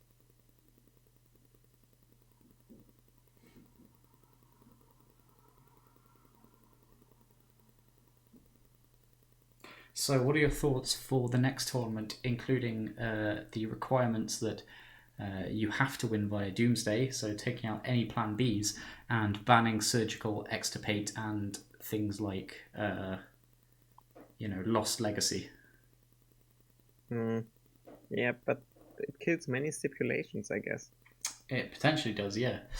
But currently we are seeing Grizzlebrand versus Bomberman combo. And what we've seen so far is a Doomsday pitch to Chromox, of all things. Yeah. I believe it's the best we can do to fix this broken mess.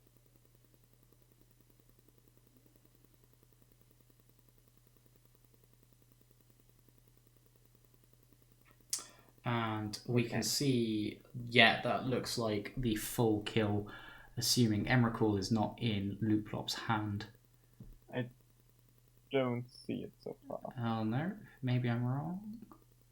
It's turn 1, petal. Oh no, there's no second ritual. Oh. Okay. There is an entomb. Yeah, he's off by 2 mana. Yeah, but they still can draw. So it's got to be. Or? It's got to be a Thoughtseize here. Oh no, they've got a Chromox. Sorry.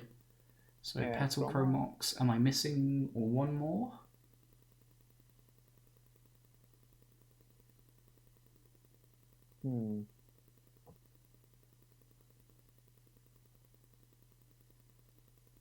Yeah, I feel like it's got to be play out stuff. Yeah, here we go. Here's the Thoughtseize. Oh no. He's pitched the Thoughtseize. This could be devastating. Collective Brutality and Duress. Neither of them can take the salvagers away. Or the Recruiter. But we still have Surgical Extraction. We do have a Surgical.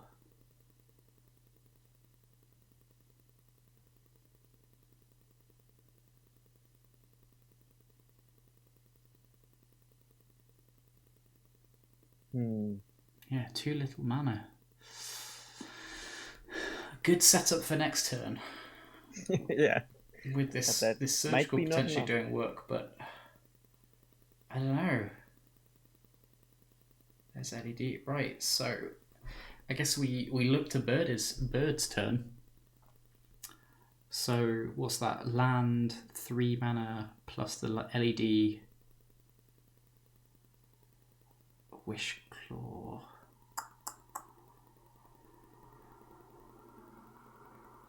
I mean, it might just be Wishclaw, Search Up, Nihil Spellbomb. Yeah.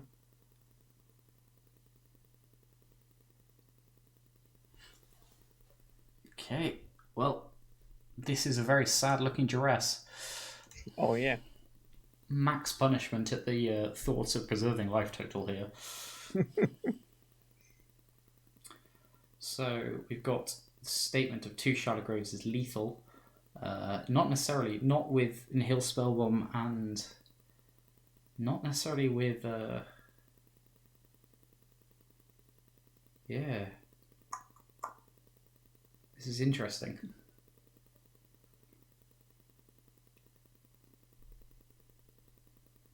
Well, the missing mana of for the tendrils really hurt. I do wonder whether there was a bit of sequencing mistake.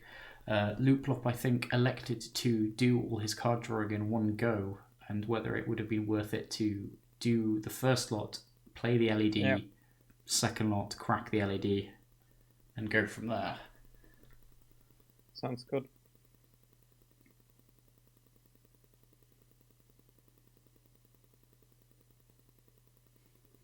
So I assume we are going to discard here.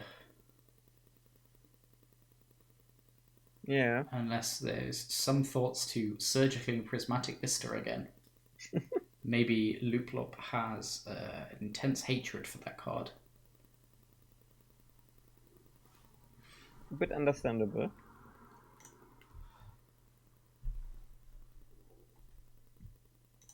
What would you discard?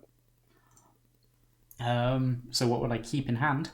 Yeah, and what would you discard? Definitely some number of Shallow Graves, Surgical, probably Entomb. Yeah. Because Entomb Shallow Grave allows us to win through a Nihil Spellbomb. So 2 Shallow Graves, Entomb, probably a Swamp, Surgical, and then maybe Wishclaw as a just in case. Sounds good. Although I do like the potential of keeping Grave Titan here. Yeah. To be able to enable the LED, the Shallow Grave crack LED line. Okay, an Orthodox Bird, end of turn, cracking his Spell Bomb. Notably, the Wishclaw enables Metalcraft still. Yeah.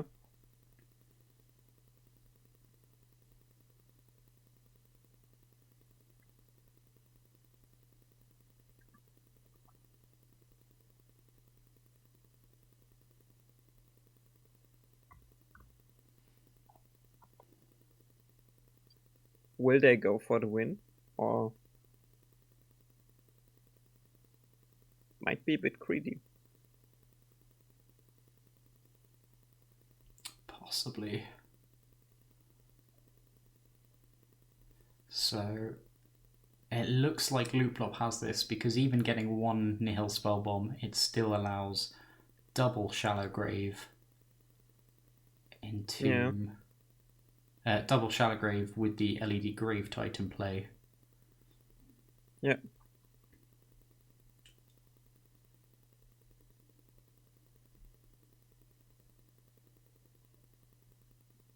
Oh, I've just seen a line. His best bet might be activate Wishclaw with Mopal, crack LED, Chalice on 2. Wow. Yeah, but it really throws them behind a lot. Yeah, but currently they are facing down a lot of potential hate, and it doesn't disrupt their own combo either. It stops Living Wish, and that's about it. But for this, they have to know Looplop has mainly 2 mana action spells in hand. Well, they know the list. They know all the reanimation spells are 2 mana. There's no reanimate. That's a good point. And it looks like we're doing something. Oh. So we're tapping Mox Opal, activating Wishclaw. Are we seeing Lion's Eye Diamond activated? We are. Wow. So they might have seen the line here. And immediately the surgical is thrown out on the LED. Yeah. That's fair. I think that's correct. Yeah.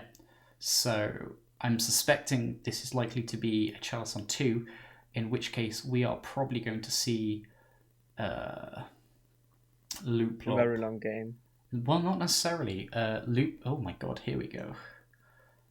So Looplop, I think, will be aiming to use the last token of the Wishclaw for a Dark Ritual to then speed out this Grave Titan with mana. Oh yeah.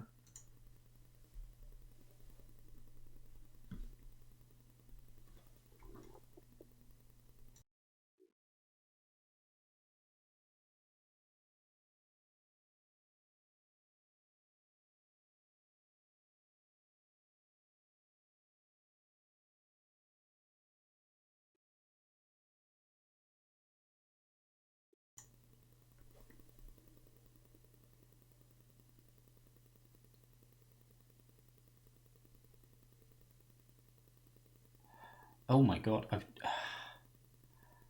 just suddenly thought, if only Looplop was 1 less life, Pyrite Spellbomb would be lethal here.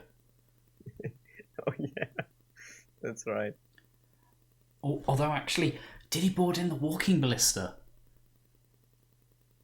Wow. How big a Walking Ballista can he make? It's 1 mana off, isn't it? Yeah. Yeah, he's 1 mana off a lethal Walking Ballista. Oh. But Walking Ballista is still a good bet, because if Looplop,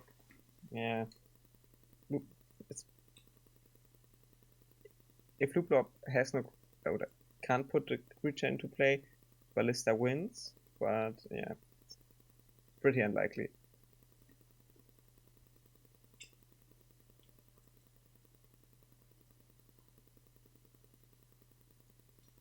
Yeah, I still feel it's Chalice on 2 might still be the correct play here. They've got a Chalice, and they've seen the line. Wow. So some pretty impressive thinking here from both players. So Looplop, he is... Oh, Surgical appearing again. So 1, 2, 3, 4, 5. He's 1 mana off a Grave Titan now. Or is he?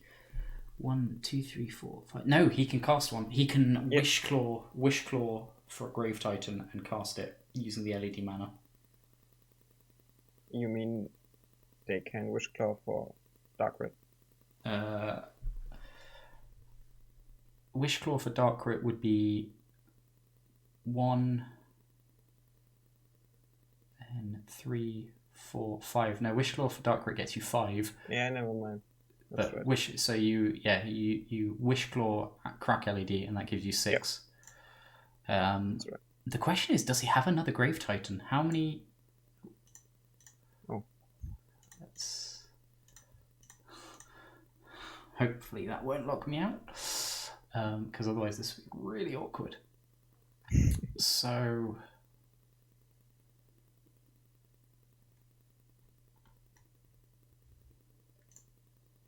Wow. Okay. He doesn't maybe have another Grave Titan. Can you just check how many he's got in the list? It should be 2. Okay. So he cannot Wish Claw for a Grave Titan. Yeah. So yeah, I feel like maybe last turn he should have Wish Clawed for Dark Ritual to then be able to Titan this turn. Yep. So okay. I think he might be going for the old end of turn entomb. Yeah, but... Oh, no, I think I know what he's doing. I think he's entombing for Emrakul the Aeon's Torn to shuffle his deck back in to then be able to Wish Claw for Grave Titan.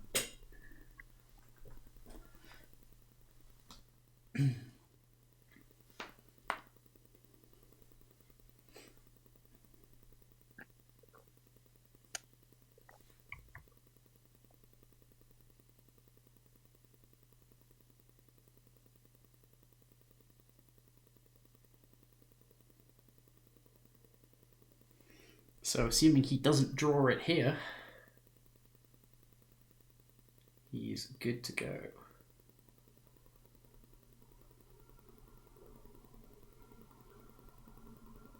The 3rd Shallow Grave. So yeah, so in theory, it's hardcast Grave Titan time. Yep.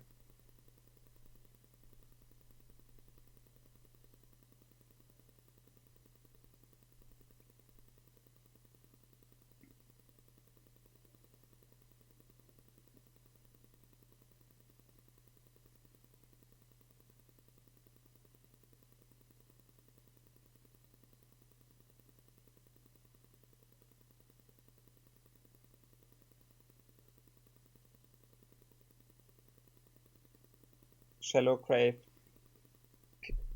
Crack LED. No, you can't Shallow Grave. Oh. No, because of the Chalice on 2. Yeah, I always think it's 1 mana. Yeah, no, it's activate Wish Claw Talisman, Crack LED for black, cast search and cast Grave Titan. Now that he shuffled it back in. So yeah, some excellent plays coming here. So Wish Claw Talisman now on 0 counters. However, it does enable Metalcraft still for Mox Opal, which, I don't know, might become relevant. But yeah, here we go. Here's the Grave Titan. And can Bird answer this? No LEDs in the deck, losing that explosive turn. I don't think they have an out. Yeah, everything is too slow, I believe. Yeah. See what their draw is. Ah, brutal. Wow. The Living Wish that notably cannot be cast because of Chalice. Yeah. Wow. And I suspect that is the game. Yeah. They've got a Recruiter they can cast. So what are they getting likely here?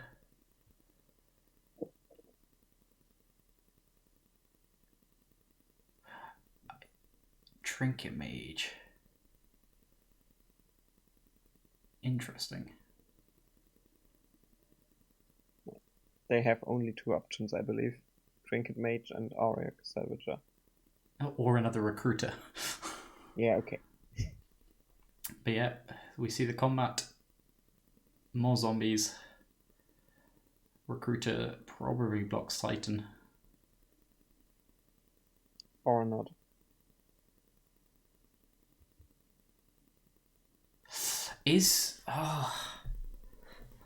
So what can he do here? He can attack. No, he can't attack for 1. Yeah, why no block here? It's a tilt. I don't know.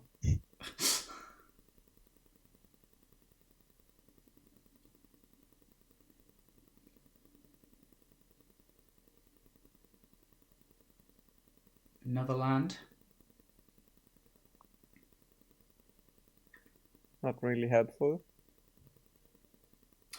Do you think he's going to try and attack with the recruiter to duke? I'm sure there's a pyrite spellbomb kill somewhere.